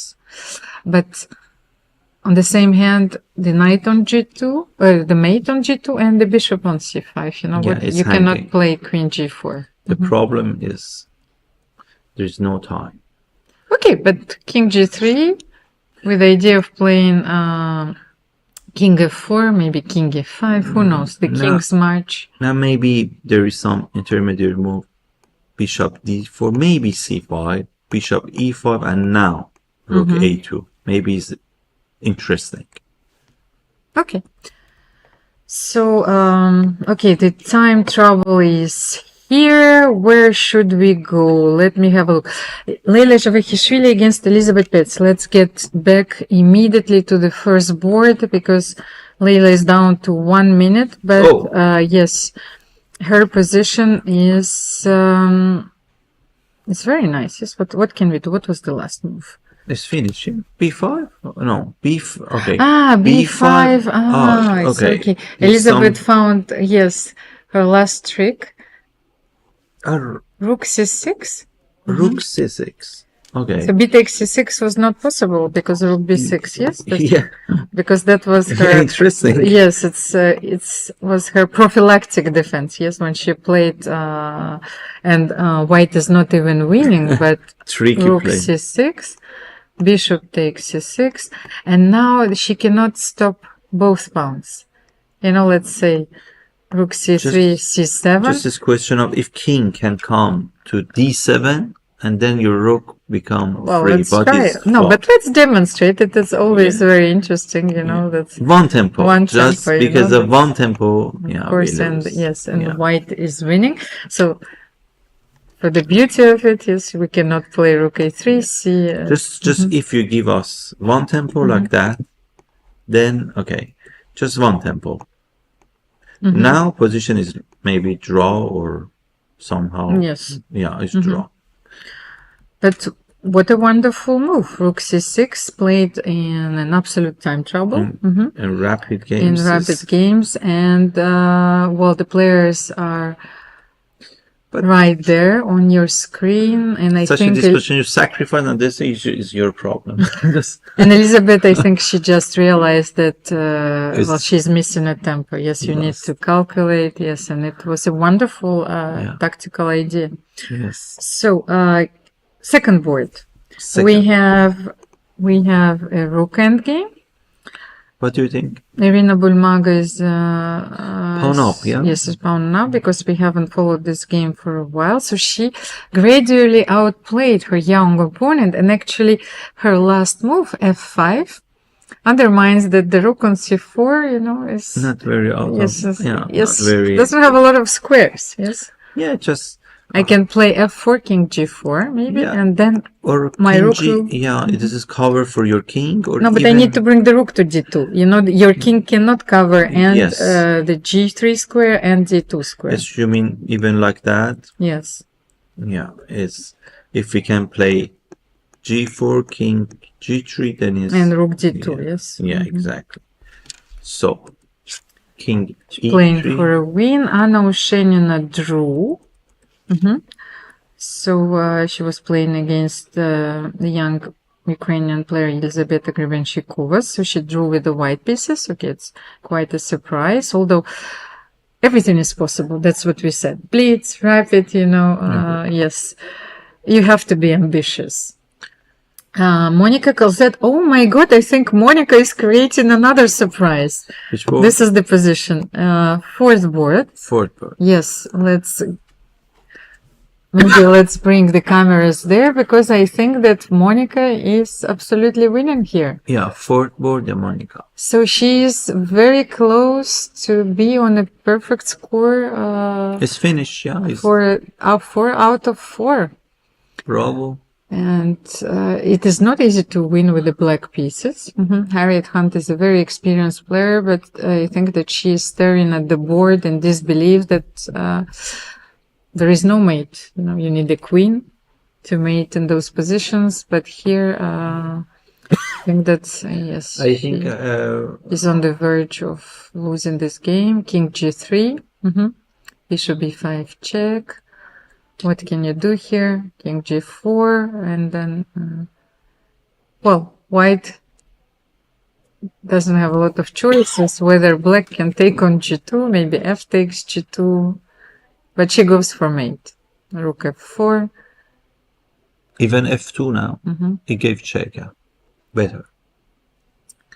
And Harriet Hunt resigns. 4 out of 4 for Monica Calzetta. I see Harriet Hunt maybe after 20 years. I think, if I'm not wrong, it's 1996 in Worcester Championship in Żagań in Poland.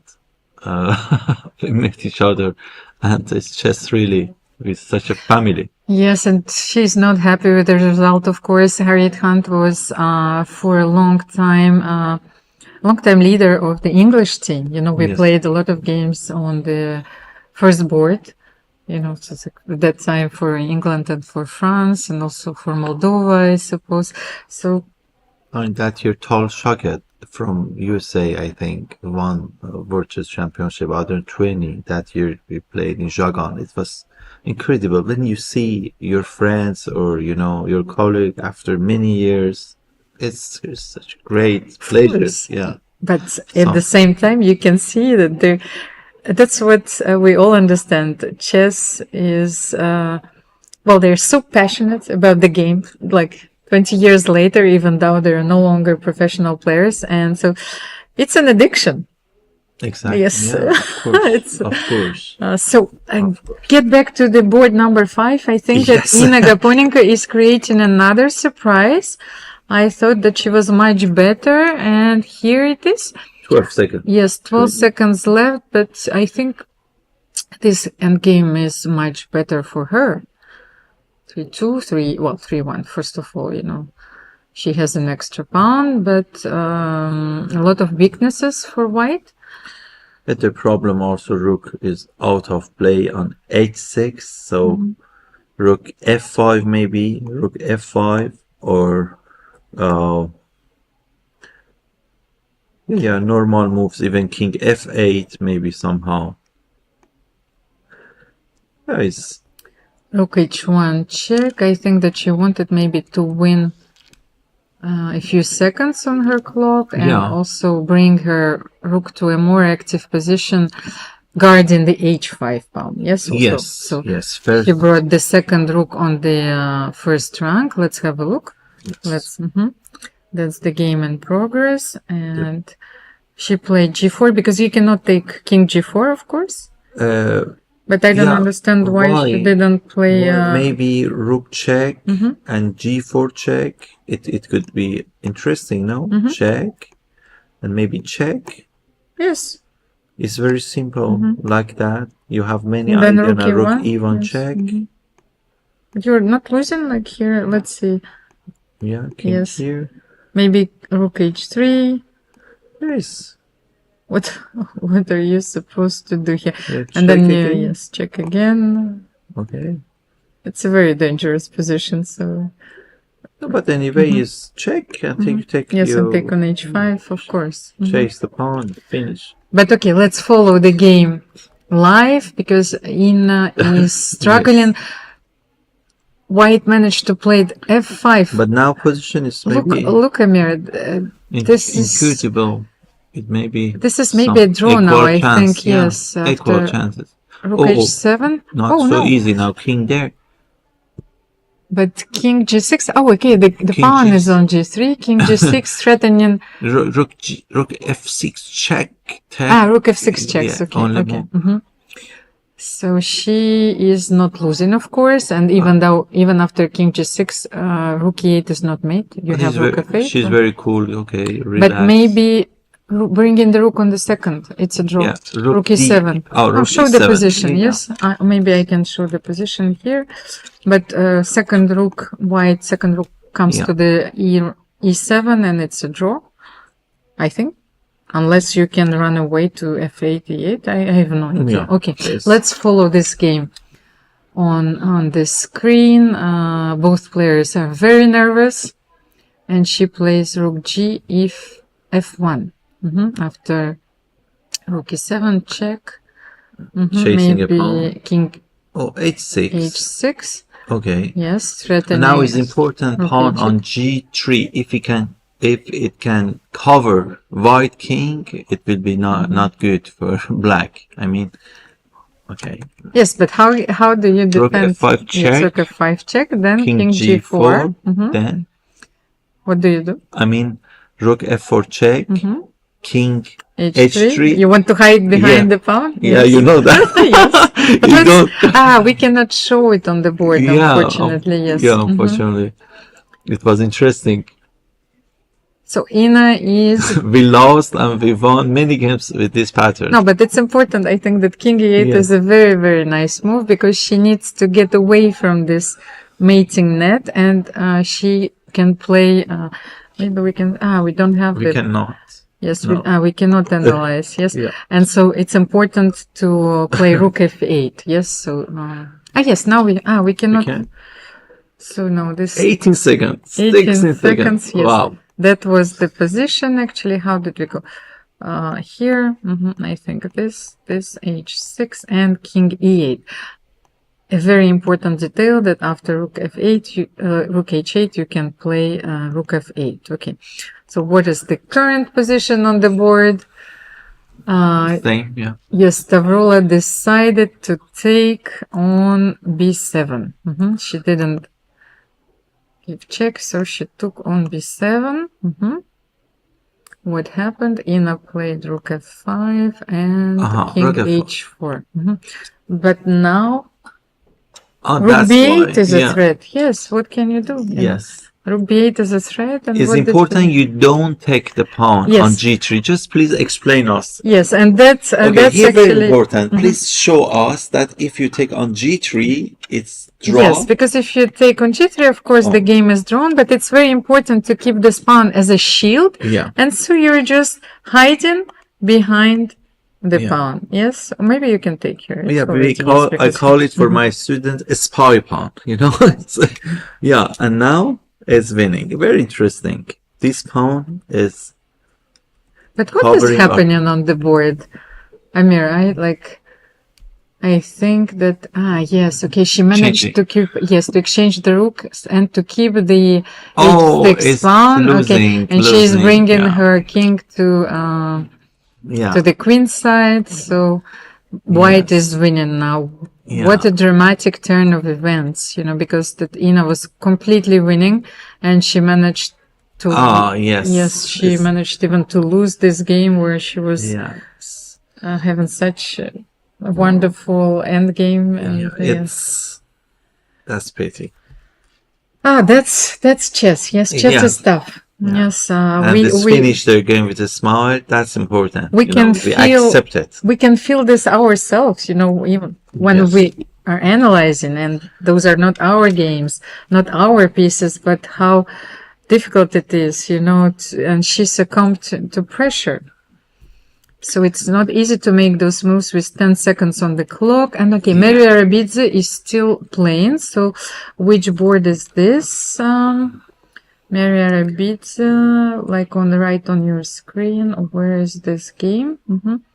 Let's follow it. Again, Mitra played against Sarah and they drew. They made the draw. Yeah, for and second day. Maria Rabidze, which game is maybe 12, 13?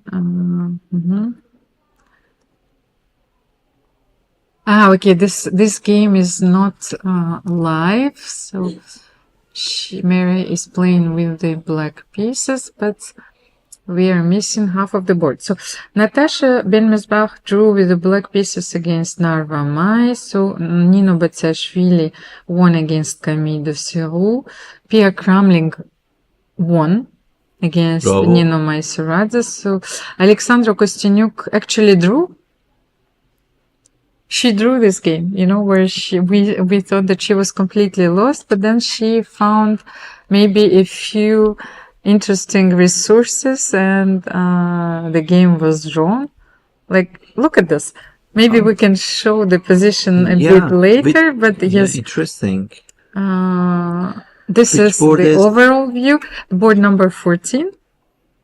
Interesting.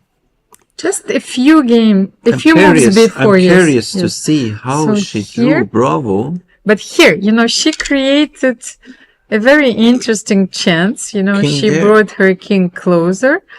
And Oh yes, my and God. here King C2 actually is Yes, is now, drawing, yes, yeah, the because you have problem bishop after rook here, E5, bishop yes. E5, and you lose. So here, after this move, king here, it was Yes. winning. And So then- simple. and Just then to this not way. let your opponent to play bishop e5 because And then you Take can it. play d3. yeah, and after Mm-hmm. this you can play d3, d2, and then rook take e7. Oh, great!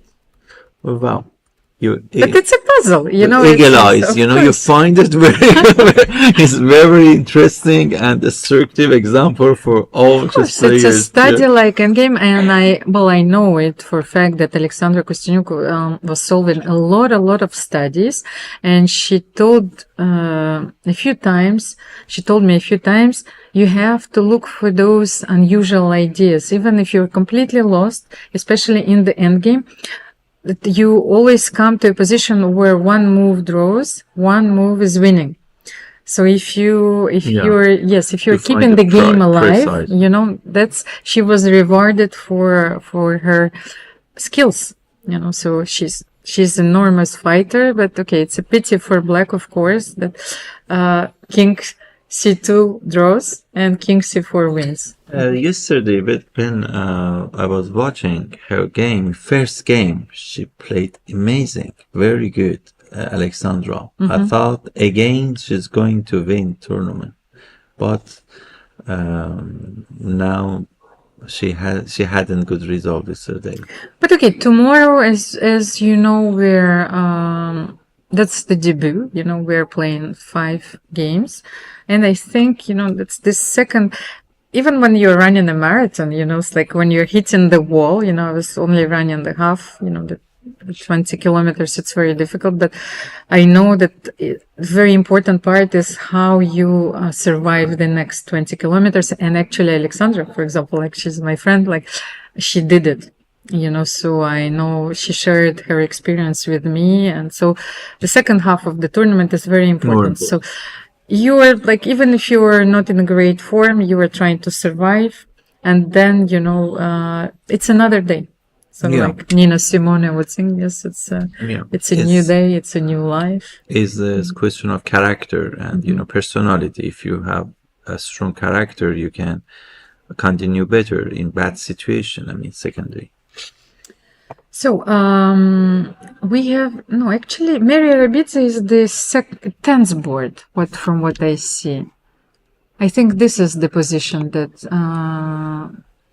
this is the game which we have on our screen. So Draw. Finito. it's already a draw. So the final moments of this game, and but we have to show. Yes, this is the position. Yes, stalemate. You know, and there is no way for black to improve. And Only move for black is to play king f3, and white has no moves. Of course, that's what we call stalemate. If you're just a beginner, you know, this is a wonderful illustration of the stalemate in a official event. Not very often, yes, we have those positions on the board. So, is everything finished, or we have? No, wait. I think we have another game which is still in progress. Yes? Or maybe even a few games. Let's have a when look. we see arbiters more, it At means the playing hall. finish. So, yes, the last game is about to finish, but I think maybe we can have a closer look. There is a game in progress. And maybe Yes, if we the can game zoom a from little bit. Patrick, Yes. I see Patrick, but oh yes, thank you. Can we zoom a little bit so we can recognize the players? Yeah, Which board is it? we have FIDE Master Patrick Van Holland, who plays for Monaco national team. Actually, I can see, I spotted Anastasia Savina on your right. You know, so there are 3 games which are still in progress. Yes, the Martine Dubois on your screen. And yes, Anastasia Savina right behind her. So what is going on in those? Actually, why Anastasia is playing so far away? Something went wrong also in her tournament. How many players, by the way, do we have in this tournament? Because we have a record number of participants for this event, but I Great. thought that we had 144 players, but a few players were not paired. So actually, 69, so 138, yes? Okay, Players yeah. are competing right now. Maria Klinova was not paired, so Ekaterina Atalik probably was not able to make it because there are a lot of duties here right now. There is an ECU meeting, so and two other players. Yes, so we have 138 players overall, which is still a record. So we managed to set a new record Bravo for for- Blitz event and for the Rapid event. Bravo for Monaco Federation. Yeah. And hopefully, once again, yes, that this event is going to become a traditional event. It's a bit strange. Yes, it's taking place at the beginning of the new year, but nevertheless, it's the last event of the calendar of the ECU calendar because it's always the matter of the venue. Yes, and the venue is available just right at the beginning of because Monaco, has so many events, and at the end of the year, it's quite complicated, to schedule such a big sports event, so many Sometimes players came. some things is good for chess. In this case, Jean-Michel is become retired, and that's why he has more time to organize chess tournament. And even last month he won a tournament, in Nice. So he has more time and he has more motivation to organize tournaments. So that's great. Yes, I was looking at Anastasia Sabina results. Okay, so what is going on in Rapid? A lot of French players, of course, in this in the field. I can see that Pauline Guichard is not playing. No, that was a surprise. We haven't seen her yet. Maybe she's playing. No, she was playing. No. She. No, this is the Blitz event, I think. Yes, so I don't know what is happening in Rapid. I don't have the. Have you seen if Pauline is still in No. in the tournament? Because she was rather tired and jet lagged, so I can understand. if Not so easy. That it was not easy for her. So last game, a lot of spectators, and I'm trying to find it actually in the pairings, but I don't know what is our last game. So, Amir, what is your impression so far about this event? I'm at home.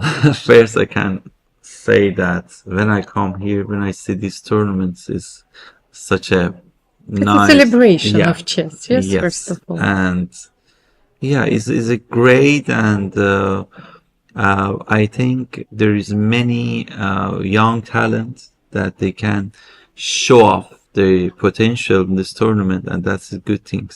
Amir, do you have students that play in this event? Yeah. Okay, how many students do you have? It's important. Please share it with us. I mean, I work with many Monaco players. There is many stage, many information for Monaco. Fiorina plays here for some months. I work with Tatiana. Tatiana Kosteniuk. I was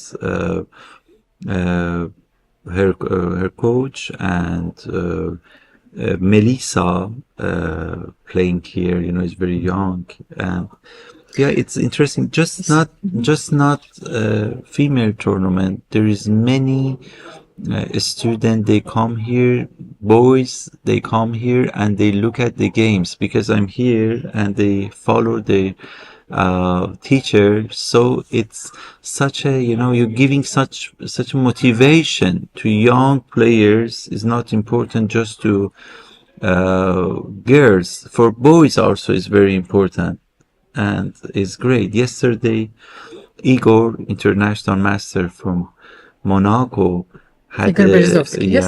had a simultane. Okay, so many a lot of events are organized alongside, yes, the tournament. is great, and so I think we are lucky because this tournament is such a great event to help chess players, especially young talented players. Yeah. So, well, you must feel very proud, when so happy. yes, so happy. proud It's and very happy, useful. of course. It's such a useful experience, of course. Very grateful for that.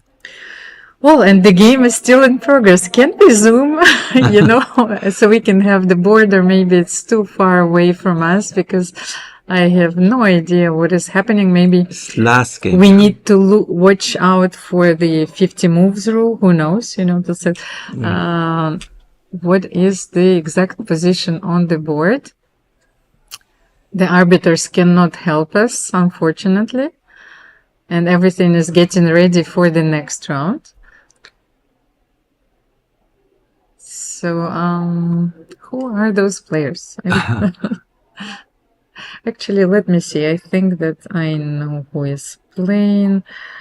I think that it's Pap Petra. Okay, now that I could see it from another side, it's Pap Petra is playing with the black pieces against Emilia Diaksala from Austria. Many title players. A lot of title players, of course, in this event. And now I saw that Bella Khotenashvili was having only 1 point after 3 rounds. No, 4 rounds. Yes. Yeah. No, 3 rounds. Yes, she was having 1 out of 3. One out of 3. And we have 1 more round ahead of us. Yes, she lost against the 1900 player. Yes, I was right. Pap Petra is playing with the black pieces. And, okay, can we have a peek at the position? Incredible. Yes. They're not stressed. They're relaxed. That's great. Okay, let's see. So for the moment, I will speculate about our next round. So Lela Zhevahishvili is having the perfect score. She is on 4 out of 4. Irina Bulmago is on 4 out of 4. And Yeah, you see that. yes, and we know that Monica Calzetta won her game against Harriet Hunt, so she's on perfect score as well. So who is going to be paired in the next round against each other? So I think that, okay, knowing that we have the colors, so maybe Irina Bulmago will play Lela Zhevahishvili, although Monica can also play Lela, so let's wait for the pairings, Although I know that Jean-Michel loves, when we play team competitions, yes, he loves to, even before the round is over, he wants to know, what is loves happening. chess, and when I talked to him today, he said, unfortunately, I cannot watch the games, and he miss it. He's very busy. Yes. So now we're going for the pairing, standing. I refreshed. To see. So.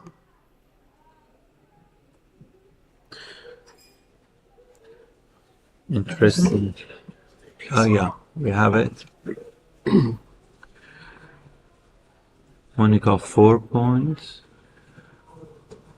Lela Yes, that's 4 what I said. points. We have 3 players with 4 points. Irina 4 points. And 6 players with 3.5 points. Elisabeth Paehtz is 3 points.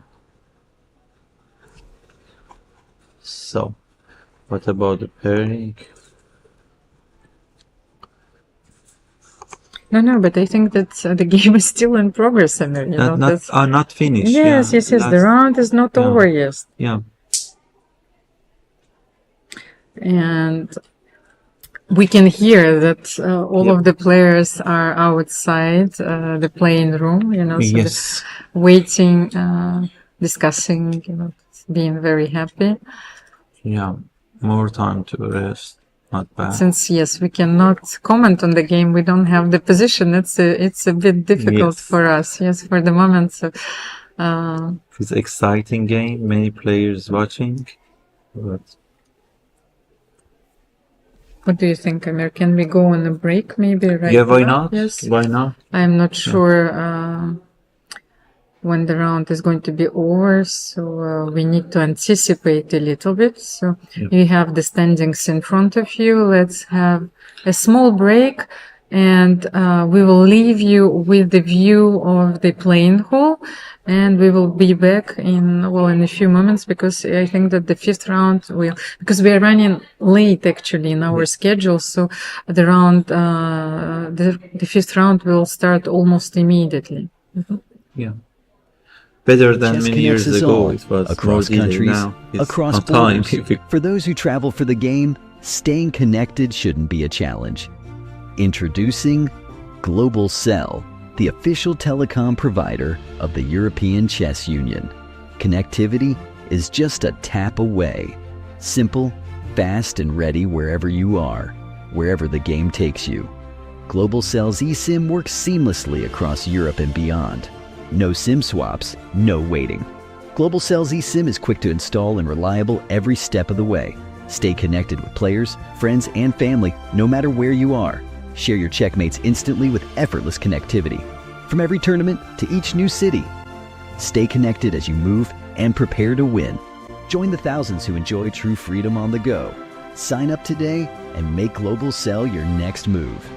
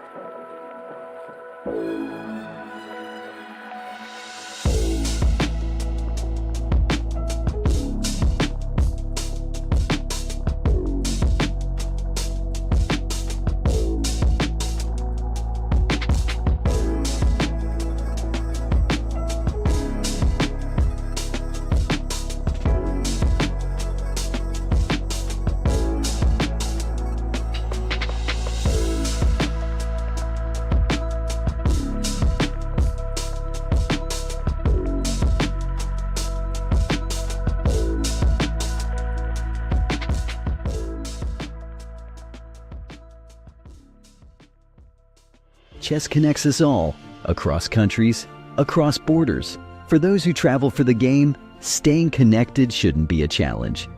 Introducing Global Cell, the official telecom provider of the European Chess Union. Connectivity is just a tap away.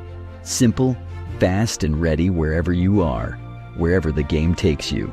Global Cell's eSIM works seamlessly across Europe and beyond. No SIM swaps, no waiting. Global Cell's eSIM is quick to install and reliable every step of the way. Stay connected with players, friends, and family no matter where you are. Share your checkmates instantly with effortless connectivity. From every tournament to each new city. Stay connected as you move and prepare to win. Join the thousands who enjoy true freedom on the go. Sign up today and make Global Cell your next move.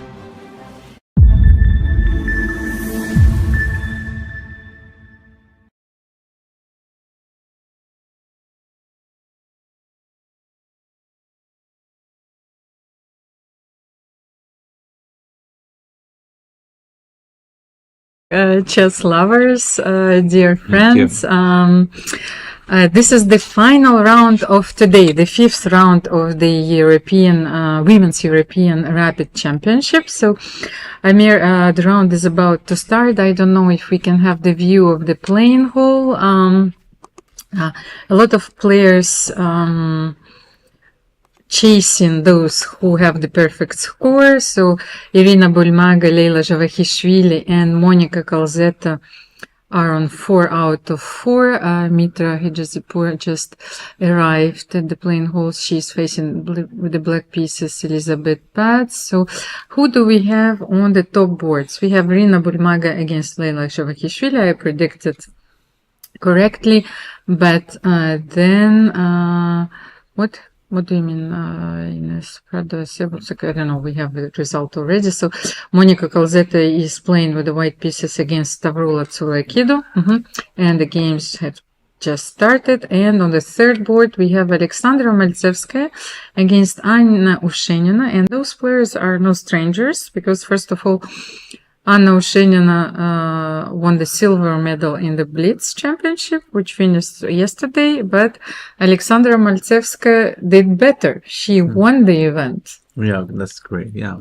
It was with a very impressive score. Yes, Amir? So where should we start? Big surprise, yeah. Okay, so let's have a look. Fourth board is Dinara Wagner against Alicia Slivitska. Fifth board, Elizaveta Hrebenshikova paired against Nino Batsiashvili. Sixth board, Elisabeth Paehtz, who lost in the previous round against Leila Javakhishvili. Maybe looking forward to the dinner after this round. Seventh board, Antoaneta Stefanova is facing Tatiana Kosteniuk. You talked about her. Monaco champion. Yeah. Yes, she's a Monaco champion, my fellow teammate, very valuable player. And she is having the black pieces against the former world champion. And on the eighth board, we have Lara Schulze, who drew. It's very unfortunate. Yes, she was playing very well, but she drew against Alexandra Kosteniuk with the black pieces, and she's facing Pia Cramling, the legendary Pia Cramling. So on your screen, you also have the symbol of all our tournaments, the very beautiful. Very beautiful. Yes. And which we also wear on our t-shirts, and it's beautiful t-shirt always. I like it. Good design. The tournament is organized under the auspices of the European Chess Union, the ECU, the Monaco Chess Federation, so La Fédération Monégasque des Échecs, and our sponsors, Société de Bonne Mère et TAEX. It's very important, and thank you for this beautiful graphic. The overall prize fund is more than 31,000 euros. First prize, 5,000 euros, Amir. It's impressive, yes. And we have a lot of special prizes, and many more players will be rewarded this year compared to the last year. So let's get back to the games. Yeah. First game, they played Alekhine system. Wait a minute. Yes, now we have We have it. yes, we have the board on our screen. So, who is this? Irina Bulmaga against Leila Javakhishvili, and Leila went for Alojzije. Yeah, you see, It's quite a surprise because Leila is, is a good variation for the millets or for rapid games. of course, no, but it's like I'm surprised because Yeah, I played because so not many in games against Leila. repertoire, Now yeah. she's a Sicilian player. Interesting. Yes, so she went for the Alojzije. Maybe she had some time to prepare. Who knows? Or maybe in rapid games, she plays this variation just in rapids. And not many players actually would go for the 4 pounds, variation. So with F4 and Irina, once again, she's a very principled player. So she goes for lines which are very dangerous, So, Yeah. and yes, F6 has to be played. Otherwise, black lacks space. It's only move F6 to find some balance in center. Yes, and what I wanted to say, of course, maybe our viewers are not familiar with this opening, why we're calling it the Alojzije defense, because this move knight f6, actually gave the name to the opening. There are many, many options, of course, for white and for black. But here, there's queen d7. yes, queen long d7 castle. and long castle. Yes, that's what I wanted to show. But please. it leads also to very dangerous positions. Let me see, just bishop e2, queen d7, so, and castle.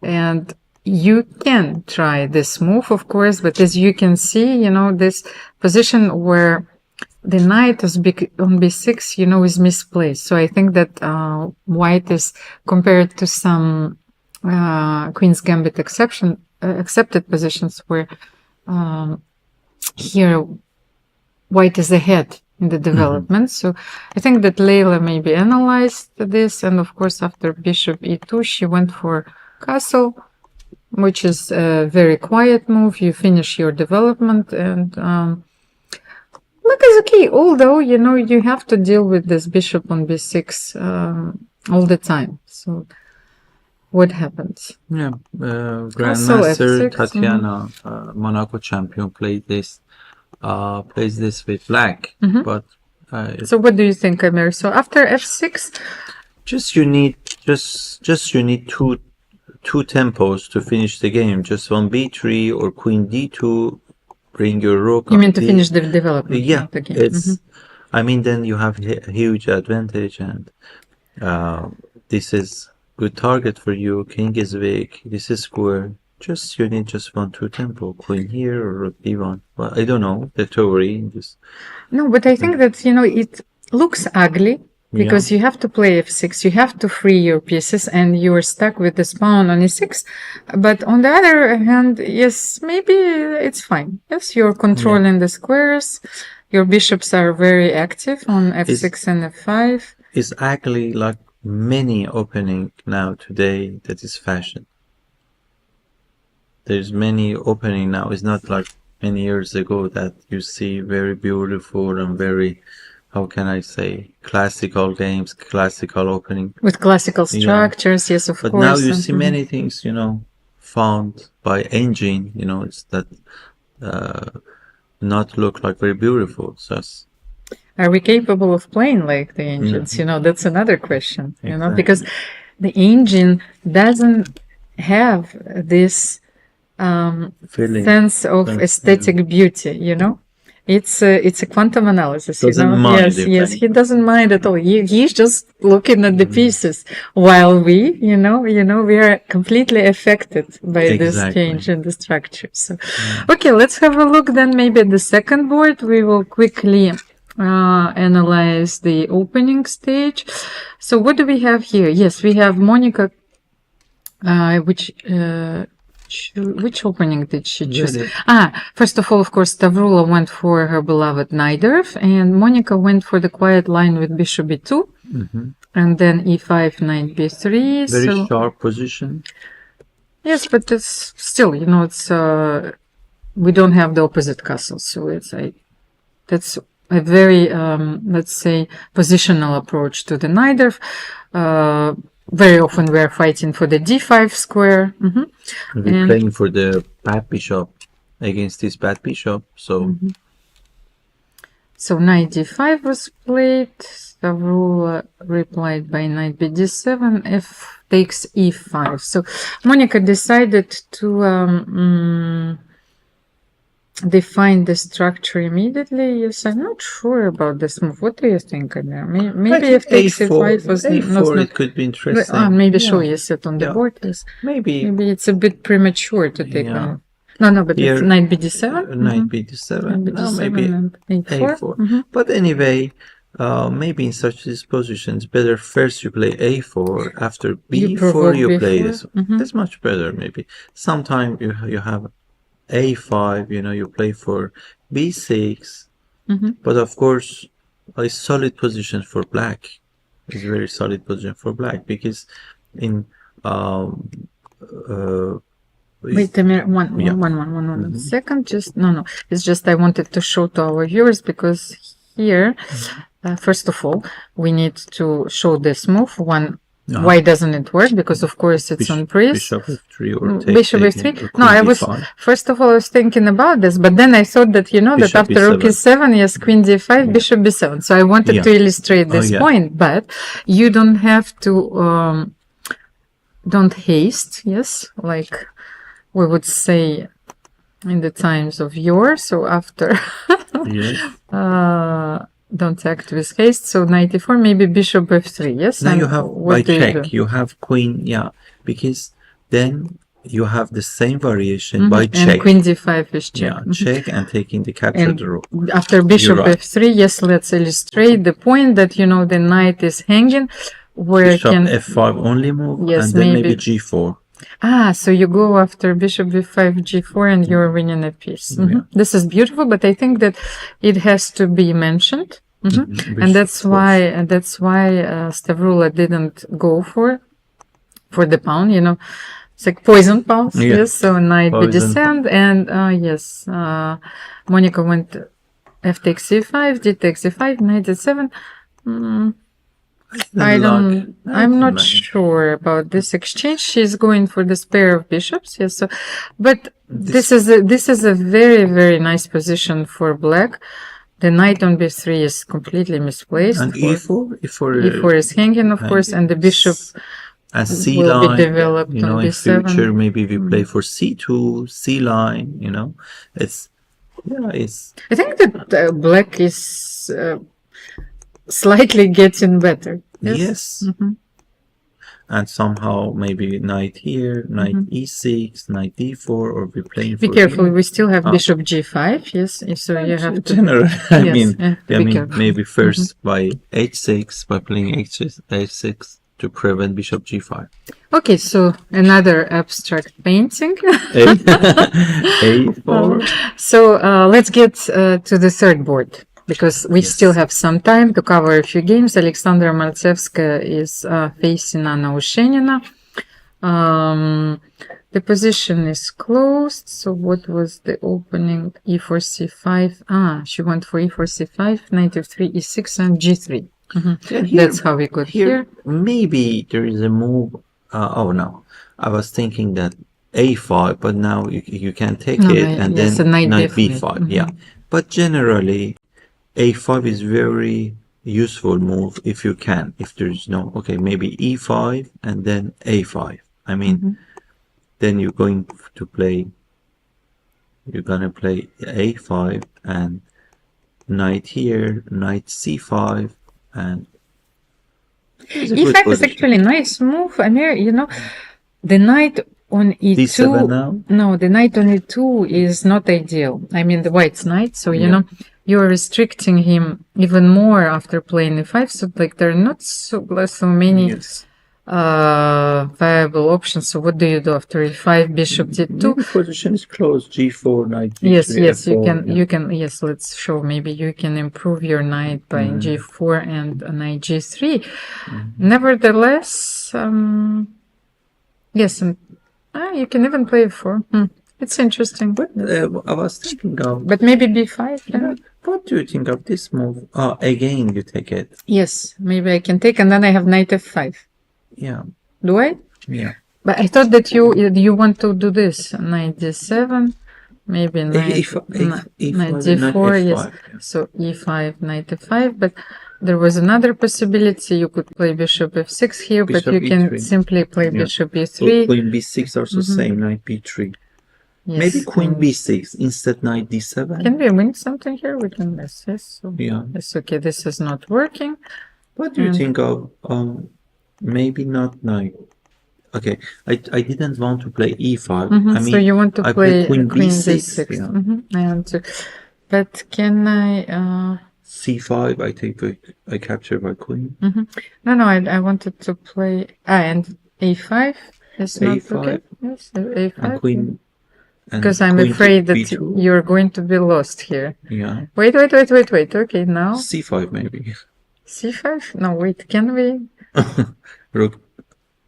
Maybe. Wait. No, maybe rook b1 first, but then you have queen a3. Can I play bishop g2? Again. So Why? what about this? Bishop d2, and you have to be careful. Yes. I'm already careful. I play with you. It's like the position is equal, but You find very quickly, you know.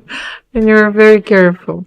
No, I think that you shouldn't give those extra chances, yes, to white. But I agree with you. And as you can see, Anna Shenin is still thinking, yes? So it's not easy to make a strategical decision in this position. Are you playing e5? Knight e8 is ugly, but it could be. I mean, knight So e8. knight e8. Yeah. Here, and then it's For- knight yeah, d4, e5. and then e5, and we no longer have knight b5 and knight f5. Okay, so we cannot take this pawn, but Not beautiful, is not well placed on e8, but it could be interesting. okay. So let's move to another again. And then yes, a5, Almira, if we can. A5 could be very interesting. Yes, but I thought maybe I can seize this momentum and play b4, but I'm not sure if it's useful or not. B4, yeah. Do you like it or not? Again, you take it, yeah. Take it. Yes, take I it, can knight, take, yeah. of course. Yes. Okay, board number 4. Let them think for a while. Dinara Wagner with white pieces against Alicia Slivitska is a very And unusual you know what position. happened then? What you know happened? what happened? You know, knight e2, e5, and b5. Yes, but that's what I said. I said that you can play b5 in this position, but I was not sure how to evaluate. You can take cb5, ab5, a5. B5. On the other hand, if only my knight would be on d2, then I would take twice on b5, but this is a dream. So this happened in the game.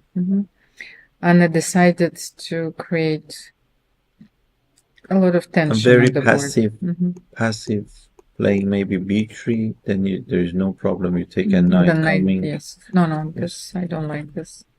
Okay, just what you mentioned again, I show because it's very instructive. You talk about it's interesting. But even this, it's like I have It's this very- it's feeling. a lot, Yes, yeah, yes. it's a But no, but it's the knight on e2. It's like I've played these positions quite a lot with white, and whenever you have this knight on e2, you And bishop on yes, g2. and bishop on g2. Well, you have this feeling that your pieces are slightly misplaced, and the harmony, is not Bravo. there. Yes. So, yes, let's get back to the fourth board. That's why I wanted to tell you a very strange pawn structure. You have the pawn on d5 and on d6. How did we get here? On the other hand, the knight is beautifully placed on e4. Which variation was? It Let was me- a Slav or Let me check. So it was. No, it was. No, they went through knight f6 to Catalan. And it was the Catalan with h6. H6, yeah. Yes, because I don't know. We can show it. It's a very unusual move because you're winning.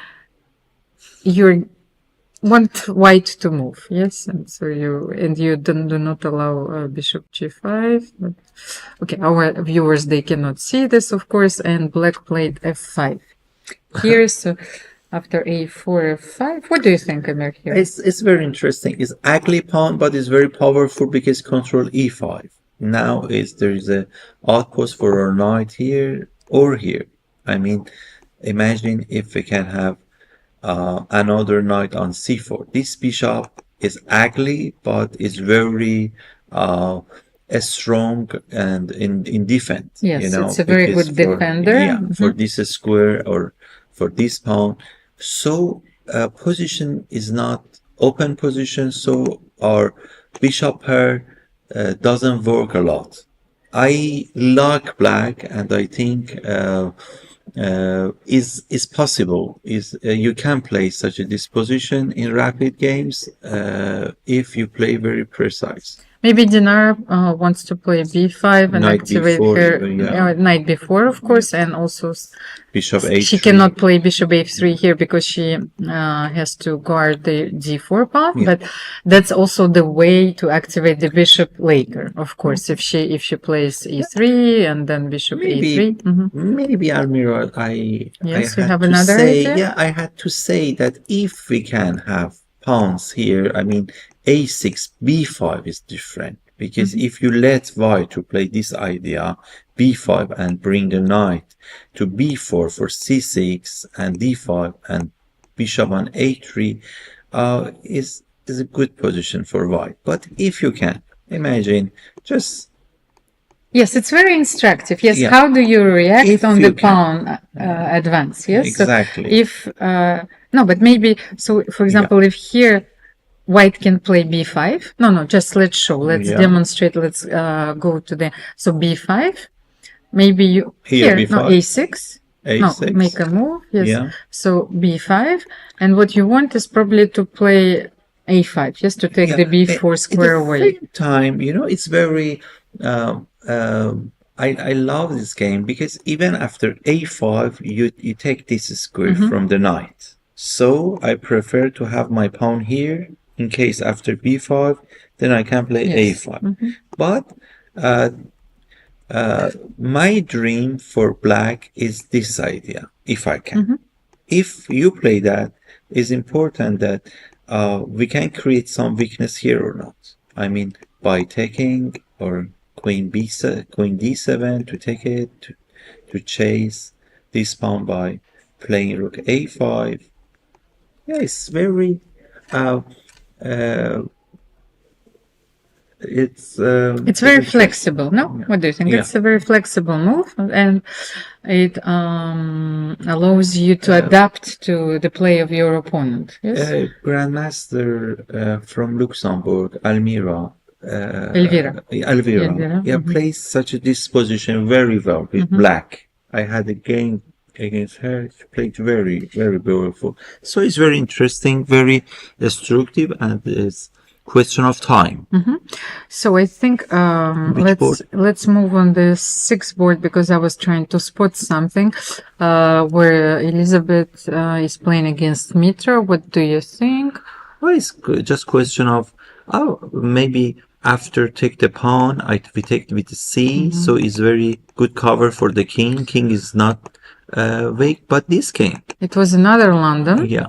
I think that Elisabeth has prepared this opening for the rapid and blitz. I prefer white, and I think is a big advantage for white, because after h5, what we can do with our, with our king is, and there is no weakness for white king.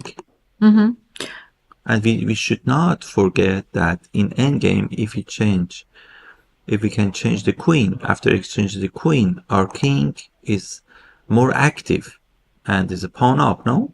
There is also... Yes, and Elisabeth So- has a healthy extra pawn. I mean, of course. even without extra pawn. That was the pawn on c5, because I'm thinking there were a few lines where you take on c5 and you hold on to this pawn, and black is never getting it back. So I think that that's exactly what happened. So you prefer white here, and actually Elisabeth has more than 11 minutes on her clock, and Mitra is still thinking, and she is down to her last 4 minutes. Not so easy for Mitra. The fifth board, Elizaveta Skripchenko is facing with the white pieces Nino Bagheri. Very interesting. So what is that, open Spanish or Yeah, not at all, it's- probably? Yes, I think it's Let's- Spanish. let's Is it have a- Spanish? But is Not open. It's Not- not yeah, open it's- Spanish. the knight, huge knight on e6 is has very good, important role to defend his king. So generally, some idea like d4, it's main idea for black. I mean, queen d7, d4, and even just I show you queen d7. Okay, it's just to show. Sometimes even if you sacrifice the pawn just to open this diagonal for activity for your pieces, then it's okay. This square is very, and then you have Then you can even take on f3, take on yeah, d4. and Yes. also you have majority, pawn majority on queen side. So Well, I think Nino is fine. Of course, I am not sure that black is better here because white's pieces are very active. So I would actually prefer white for the moment it's because question of taste. yes, the queen on g4, bishop on b3 is for the moment there, but you can transfer it to c2. Yes, we should mention this because I think rook d2. You see, Yeah, rook you always d7. have this possibility to play bishop Yeah. c2. Or maybe black queen AA sometime, you know, to have some. But white Not can so easy. also start with h4, knight g5, or Of even course. bishop g5. Of Yes. course, yeah. Then let's have a look at the board number 12, Amir, because 12. we haven't analyzed, we haven't looked at the games of Teodora Inac, and I wanted to know how she's doing. Once again, a very strange position, yes, at Very strange the first position. glance, but actually white has won an exchange. Yeah. So what do you think? Normally white has big advantage, but you know, you have a line, so it gives you activity for your rooks. So your rooks can be active via a7 or a6. So I don't have that. Black has enough compensation for the for the exchange. Yes. exchange, yeah. So you can even play rook a6 and threaten rook e6. Yes, maybe yes. I think Maybe rook e6. rook and- a6 yes, may be mhm. more powerful. And then a6. I guess you win. You threaten rook e6. Let's show. Let's just. We can show. Not enough compensation Yes, for here, the deficit And material. then taking the e6 and then threatening the g4 square. Okay, so let's move on. Antoaneta Stefanova against Tatiana Kosteniuk. Which board? Board number 7. No, it's 7. Well, I think Tatiana is holding her own in this game. Oh, what do you Yes. think? I think it's very important if just you exchange one rook with white, so there is not any compensation for black. There is some weakness, but it's equal position. You can always I mean, play rook d6 or rook c6, rook d6. Yeah, it's an equal position, but just to be relaxed, we need to exchange one rook. It's very important, this question. If you exchange one rook, what happening then? I wrote a book. I wrote a book about exchange last year. It's very important when you have when you exchange.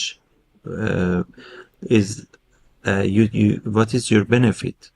It's very important. And there are some positions where you can You exchange one rook, where you should exchange two rooks, where you should keep the rooks, queens, what is the best exchange of the minor pieces? Yes, I think Yeah, those are the exactly, questions that exactly. you have to ask yourself during the game. Yeah, it's important which pieces remains and what you gain after exchange. That's very important. H4 and bishop G5. G5. Yes. Let's show Yeah, yes, Amir, because yes, if you what's the can, idea? if you can exchange this bishop, so king become weak, this pawn, and maybe the second weakness. So I think it's short. But Very maybe good. rook c6 now, you know, Rook c6. protecting on b6, and you can always play rook e6 next, you know, and after exchanging the bishops, I will also have the counterplay of my own with rook d2, rook b2. Yeah, activity of rooks and kings very important here because it's rook ending. So Okay. Let's see another game. What did we miss? No, I think that we haven't seen Lara shoot against Pia Cramling on the 8th board. We are getting closer and closer to the time trouble, so yeah. they're still in the opening phase, but I think something went wrong here, no? Interesting. Very interesting. Because You Lara has a very powerful knight on d6. You know what Steinitz said once? Like, give me the knight on d6, yes, and I will win any game. But the thing is, it's any square on the 6th or on the 3rd. Yes, I think. Yeah. So when we see those powerful knights... Here's a grade also here now. Yes, there is exactly. Yeah. You cannot, What is you right. cannot have everything, but you can go knight You e4. can try for one. Yes, but you can go knight e4 and knight f6 Yes, next. exactly. Something went terribly wrong. Now, the problem now, bishop and rook. They hadn't any cross on for breakfast today, so they're not active. So we can consider it like a rook and bishop down. So now maybe a4, rook a3 somehow, even a4, a5, rook b1, rook c1, many ideas. White sacrificed just a pawn and has and also knight here. such a powerful knight on d6, the initiative, and what was the last move? Maybe we can see some moves, no?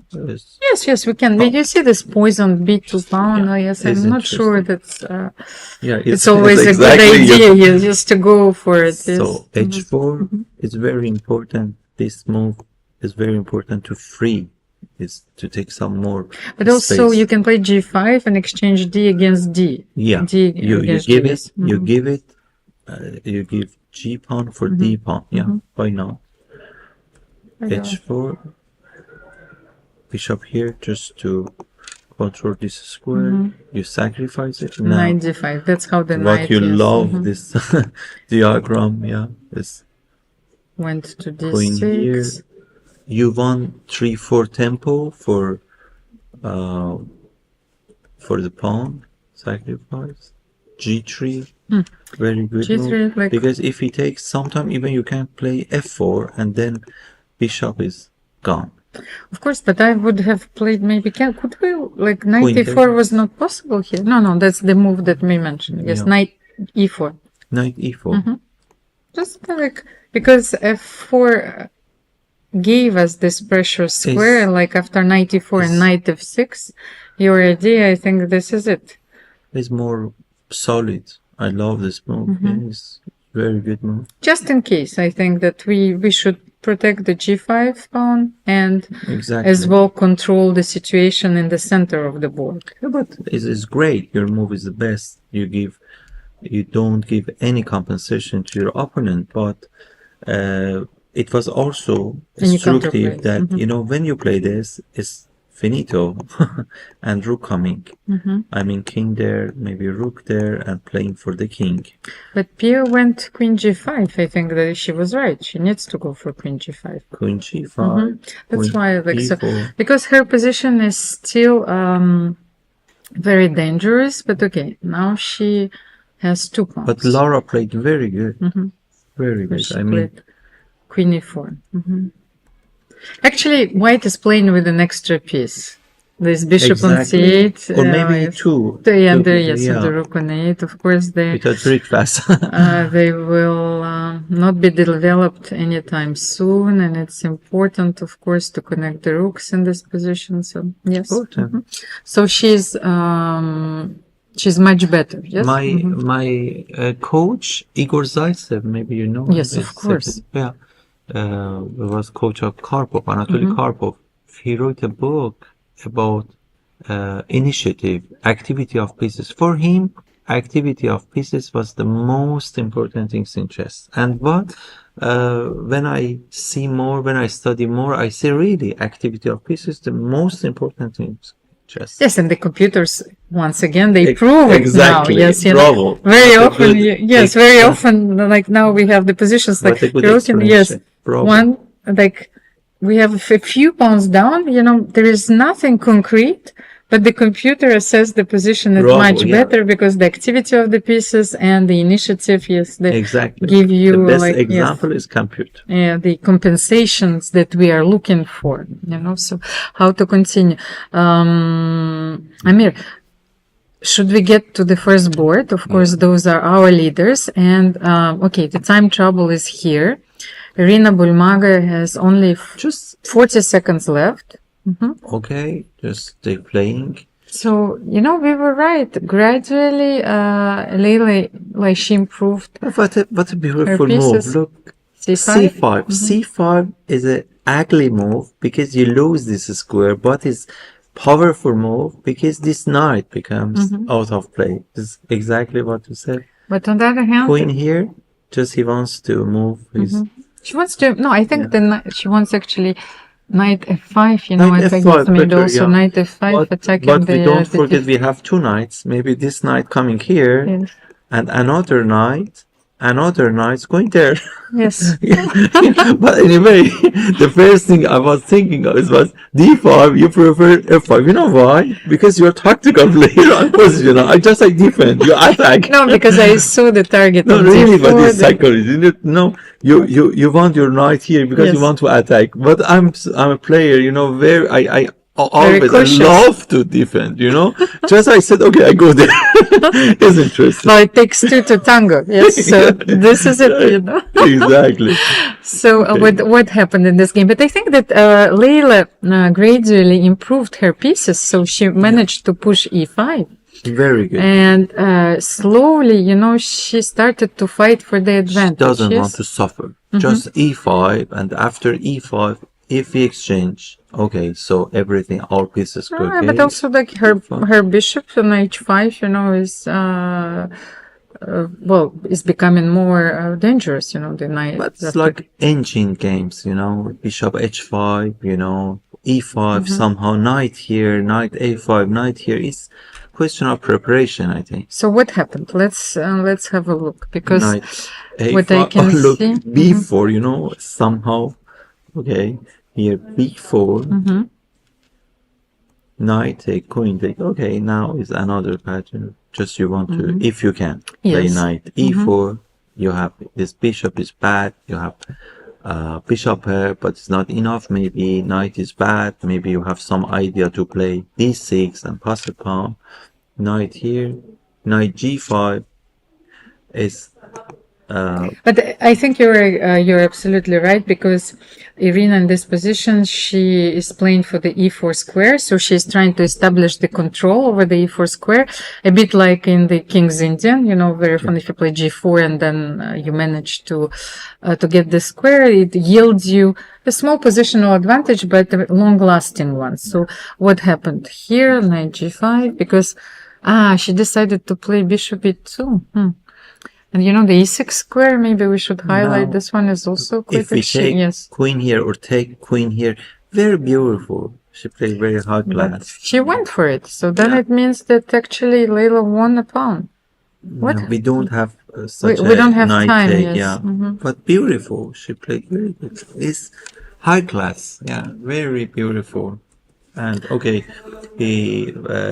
she has the extra pawn, but bishop is not active, and there is not any weakness in white position.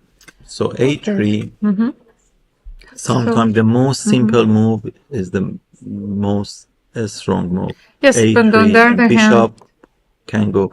Always I say the example because you like my example, so I appreciate you. To my student, I say, okay, now he cannot go to vacation because he has a job here. So after a3, he can go to vacation. Thank you for listening me. Yes. But the thing is, Amir, I still think that, you know, black has a healthy extra pawn here, and 2 minutes more on the Yes, clock. 2 So I minutes think more, that yeah. yes, better, Leila, better yes, position for black. it's a much better position for black, and she's in a pole position. Yes, we can say that she can clinch the 5th victory and finish the day as a sole leader. So what is happening on the But second the only board? things I forgot to say, Irina played very beautiful. Yeah, she has now bad position, worse position, but she played very beautiful. Conceptually, Yeah. yes, but sometimes It's not enough. Yes, because the material, is a very important factor in a chess It's game. like a poker, some bluff, she bluff, but And then, that okay. doesn't work. And then when it didn't work, you're Yeah. going home. Oh, Yes, yeah. yes. Yes. And you're feeling, so stupid. Yeah, they don't pay you with your, Well, Monica against Stavroula. I think that Stavroula, is getting closer to the victory. Maybe you can put this position second. Yes, second. Because Monica Kalzeta was another player. No, yes, get to the current position on perfect score, because Monica had 4 out of 4 till now. But as we said, I think this position was easier to play for black, and Stavroula sacrificed in exchange. And it's not easy to defend all the pawns. C2, E4, I didn't and A4. understand. Maybe I'm wrong, but why not with this rook and with queen? Okay, maybe it's not good, but it was my question because this rook is active here. Queen take. Maybe she wanted to play queen c6 anyway, attacking the e4 pawn, a4 and e4 at the same time. When you're dominated, you have to create Something. Yes, something, and the flank attack is a very good idea. Nevertheless, Stavroula defended everything. So let's have a look.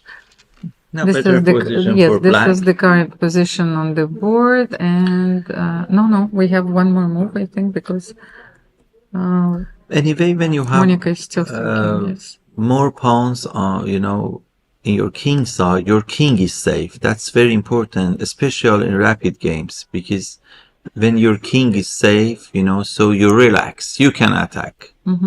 But now look, Amir, knight f5, and this is it. I think knight h4 is the huge threat Knight h4, showed. yeah. Yes, maybe Yes. with this. Yes, this Knight is knight. h4. Knight e3 is also a Knight threat, just e3 in also, case. Yes, I think, and rook g6 can also follow. So this is it. And just I saw something beautiful. Okay, just to show. This check is 2 pin. Yeah, I Yes. like it. It's both up. Reminds me of a beautiful game which I will try to show tomorrow. And Oh yeah, look! It's just to show. It's this check. It's checkmate. If we find it something. yes, black is completely winning. I think that we are about to witness this on the screen. She had it, but not enough. Check and now check. She had it, but No, but maybe need, queen no h2 need. there. Yeah, queen Yes. h2. No Of need. course, no. Yes, she played knight e3. Better. Yeah. Rook f7. Finish. Yeah. And what if I play rook g6 here? Yes. Just finish. Yes, I think Oh, this just is finish. yes, and she's done it. So I think that white is about to resign, and Stavroula will be sitting confidently in her chair tomorrow with 4.5 out of 5. So let's wait for this game to conclude, and then maybe we can move to the next board. I think that Anna Ushenina is about to win her game as well.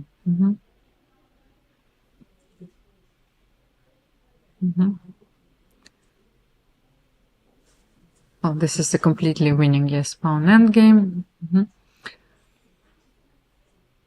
And king f5.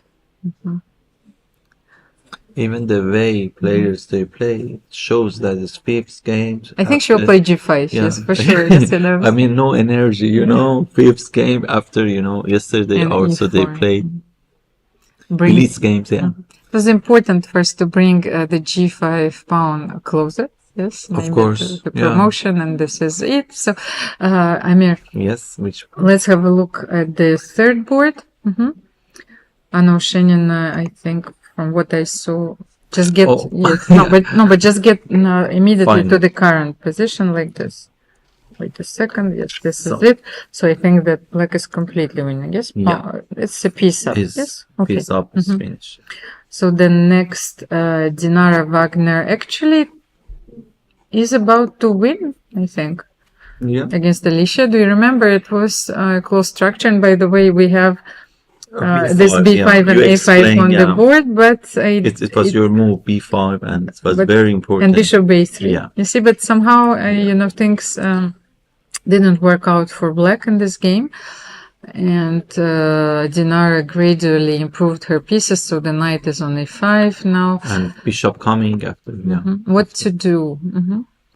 She decided. What did she? I don't know why Queen C1? Queen C2 after F4 it was finished. No, I think she played Queen C1. Queen C1. Yes. Why not F4? I don't understand. F4. F4. Cementing Yeah, it's the position just, even more. Yes. And not allowing knight G5. Yes. Yeah, because I think she doesn't want to give E4 for the knight. You mean But- knight F6? But we cannot have, Have everything, yes. together. You have to make Yeah, some to give concessions. something, Yes, you of should course. Deal something. So maybe we can have a closer look at the board. Yes, so we can have the analysis board and the players at the same time. I think black is getting down to her last 10 seconds, 7, and H4. H4, D takes H4. Because actually Dinara, she played Queen C1, Knight G5, Queen C7. She realized that she needs to bring her queen back to the 7th rank. It was a very active position. And now Queen F6 with a deadly threat, Queen F4. Yeah. So Yeah. you see the Queen F4 check. You have no time to take on G5, but maybe. No, you don't have time No, because, yeah. yes, no, Queen F6. So let's see, after ace take G5, you're actually You can- losing. your Maybe, knight on yes. F7 is hanging. Because you cannot, yes, you Check. cannot, maybe, I don't know. Oh, but- check. Yes, Yeah, this, yeah. so Check. this, maybe this. Yes, you're So right. it's a bit crazy. You're yes. right. Mhm. And you're gonna lose, yeah. But,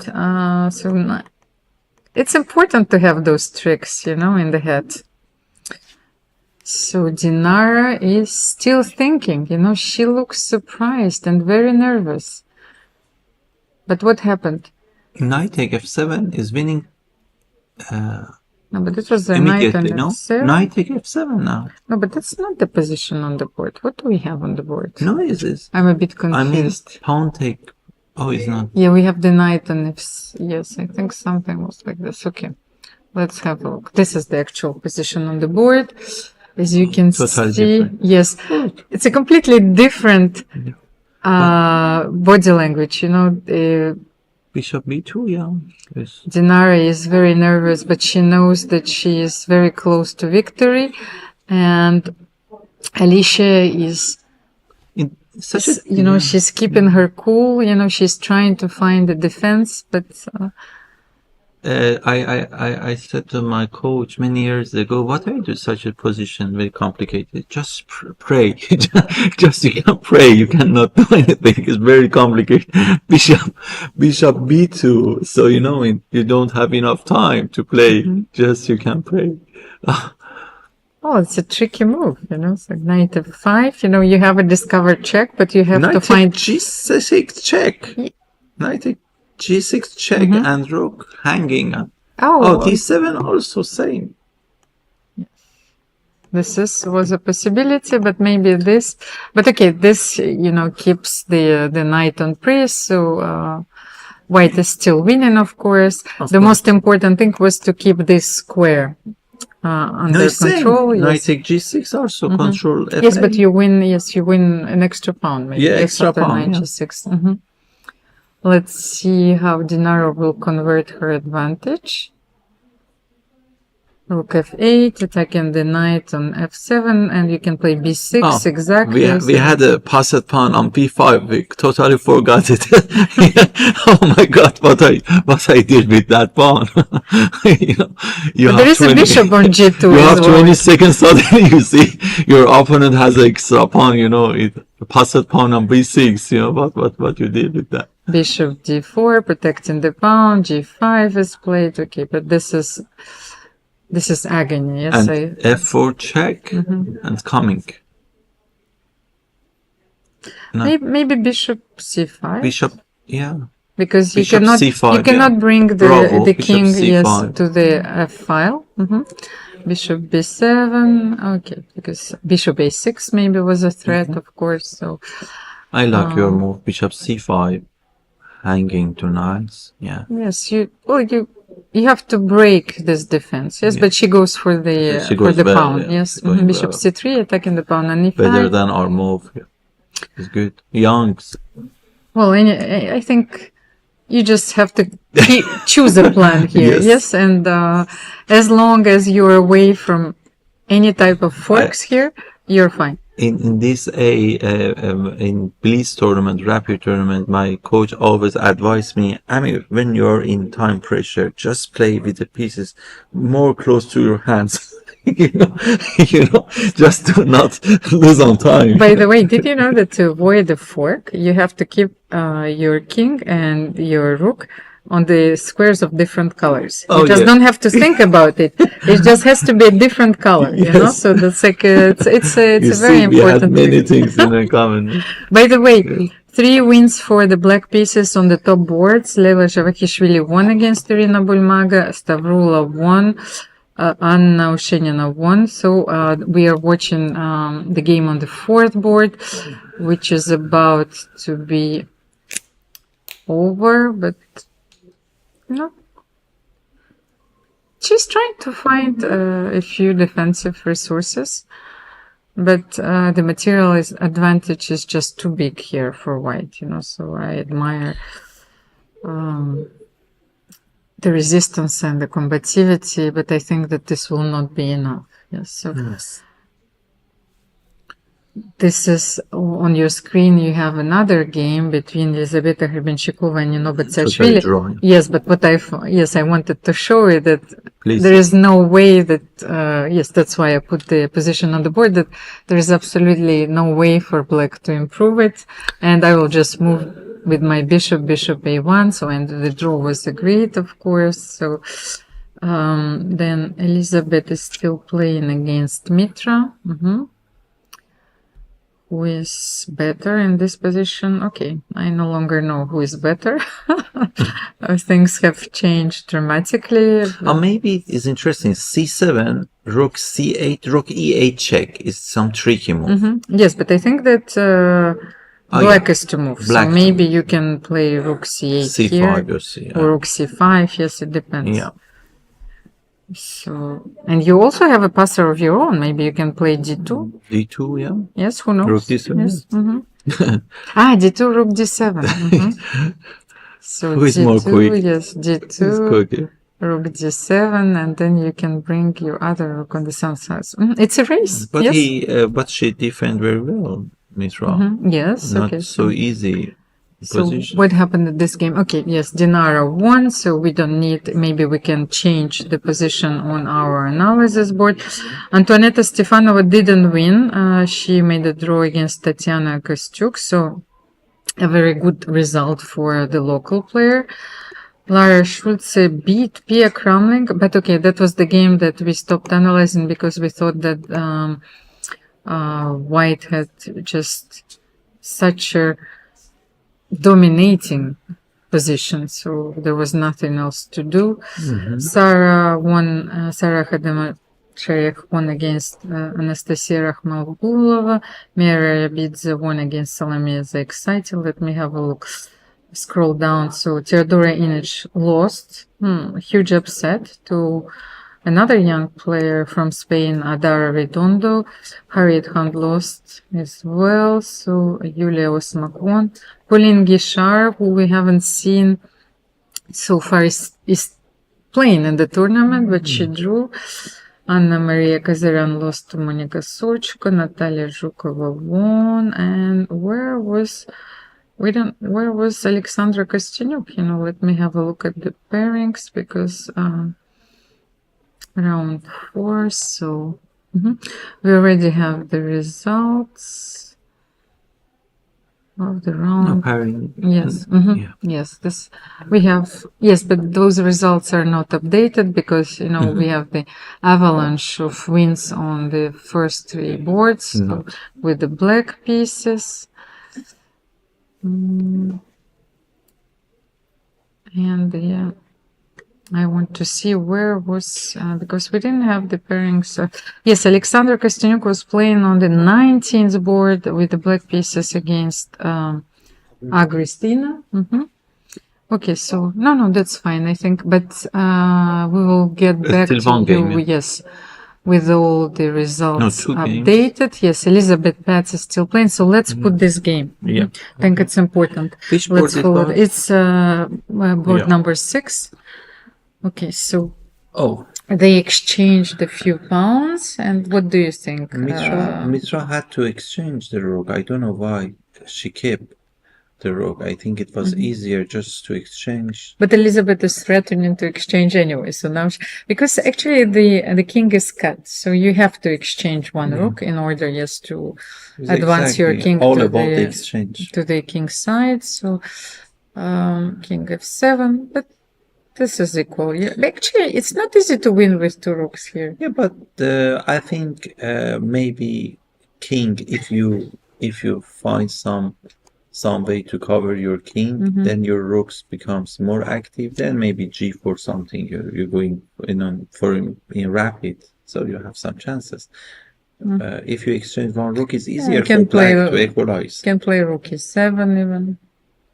So maybe she wants to avoid a passive posture. She's not sure about the evaluation. So if she exchange and maybe Elisabeth pushes f4, so she's afraid that then she will push f5, and she doesn't want to lose the h5 pawn, although this is a draw. H5 against h4 and g3. So yeah, it's there's another game which is still going on. Look at this. We have the players on our screens. They're determined, but Elisabeth knows, I think, deep down that this position is drawn. By the way, what is happening after rook g1 here? f4. You have to play f4, yes? And then check. You cannot go with your king on the 3rd, so rook g2 check. You say king c1, but then rook g1. Maybe rook g2. You cannot play king e1 because I will play rook b1. I think rook g2, king e3 take, capture the rook on c2, rook b3 check. The pawn on g3. You forget, Amir. Okay. Yes. Oh, yeah, because you cannot play rook king d1, king c1 king check, d1. perpetual check. Yes, it's a perpetual. You see, you find very quickly all tricks, even after it's the end of the day. working. It's the end of the day. Bravo. But I think that yes, Elisabeth has to admit, to accept that it's going to be a draw. Bravo, Mitra. She defended. And she well. like king d1. Yes, you can show. Yes. Oh, king e3. She goes there anyway. No, okay. that's the worst. Yes. No. Now black is better, maybe. Black King is better f2. anyway. Okay, it's drawish position, but if you want to take one side, it's black. She's thinking to take risk. You see. No, it's a draw, of course. No, but I think after like king e1, rook b1, exchange the rooks. Actually, that's why she went on e3, because could be a bit dangerous there, because she would lose her h4 pawn, but nothing to. Yes, it's a draw, and Elisabeth finishes this day on 4 points, no, or 3.5. Like, was she? Let me have a look. No, 3.5 to 3.5 out of 5. We will bring the results and the standings to you in a few seconds, I hope. So All games finish, yeah. yes, the round is over. So tomorrow, please note that the sixth round will start very early in the morning, so at 10 o'clock. Maybe tomorrow morning you're not here. Yes, so maybe they're Alojzije will Maybe replace. they are not motivated as much as now to watch. No. So I think that, chess is the most important. Yes, this is what we're all passionate about. Of course, I think that Alojzije, is also very passionate about those games. So he will replace me for a few rounds and I will be back, of course. So do we have the standings? Or for the moment, do you have the updated standings, Amir? I think that, yes, Leila Javekishvili is the sole leader of the event with 5 out of 5. She struggled in the blitz and she came back stronger. Followed by Anna Ushenina, Dinara Wagner, and Stavroula Tsolakidou. All of them are on 4.5 out of 5. And then you have quite a lot of players, a pack following them. So with 4 points. So Елизавета Hrebenshikova, Monika Kalzeta, Irina Bulmaga, Monika Sochko, Mira Rabidze, Teodora Inac, Sarah Hadem, Eileen Roberts. So all of them are getting closer, yes. Natalia Zhukova, yes, and Yulia Osmak. It's like a lot of players, yes. So I think a lot of exciting games are ahead of us tomorrow. And we will know the name of the winner after the 11th round. We had 13 rounds in Blitz. In Rapid, we have 11 rounds, so played in 2 days. So please stay tuned. I will be very happy to see you tomorrow. Pia Cramling is on your screen, right? So she's probably waiting for her daughter because her daughter Anna Kramling is also playing in this event. She has a fixed board, so if you want to watch her games, so they're going to be recorded and then analyzed thoroughly on her YouTube channel. So that's it, folks. Yes, Amir. Great. Thank you very much for following us. I hope that tomorrow you are going to be even larger audience. Yes, Sunday, don't party too hard today. Saturday night is a tough one. So I see you tomorrow. Thank you.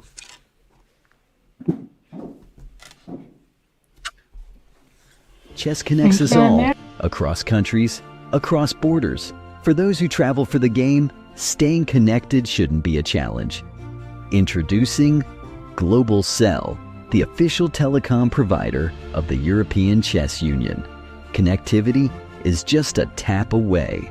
Simple, fast, and ready wherever you are, wherever the game takes you. Global Cell's eSIM works seamlessly across Europe and beyond. No SIM swaps, no waiting. Global Cell's eSIM is quick to install and reliable every step of the way. Stay connected with players, friends, and family no matter where you are.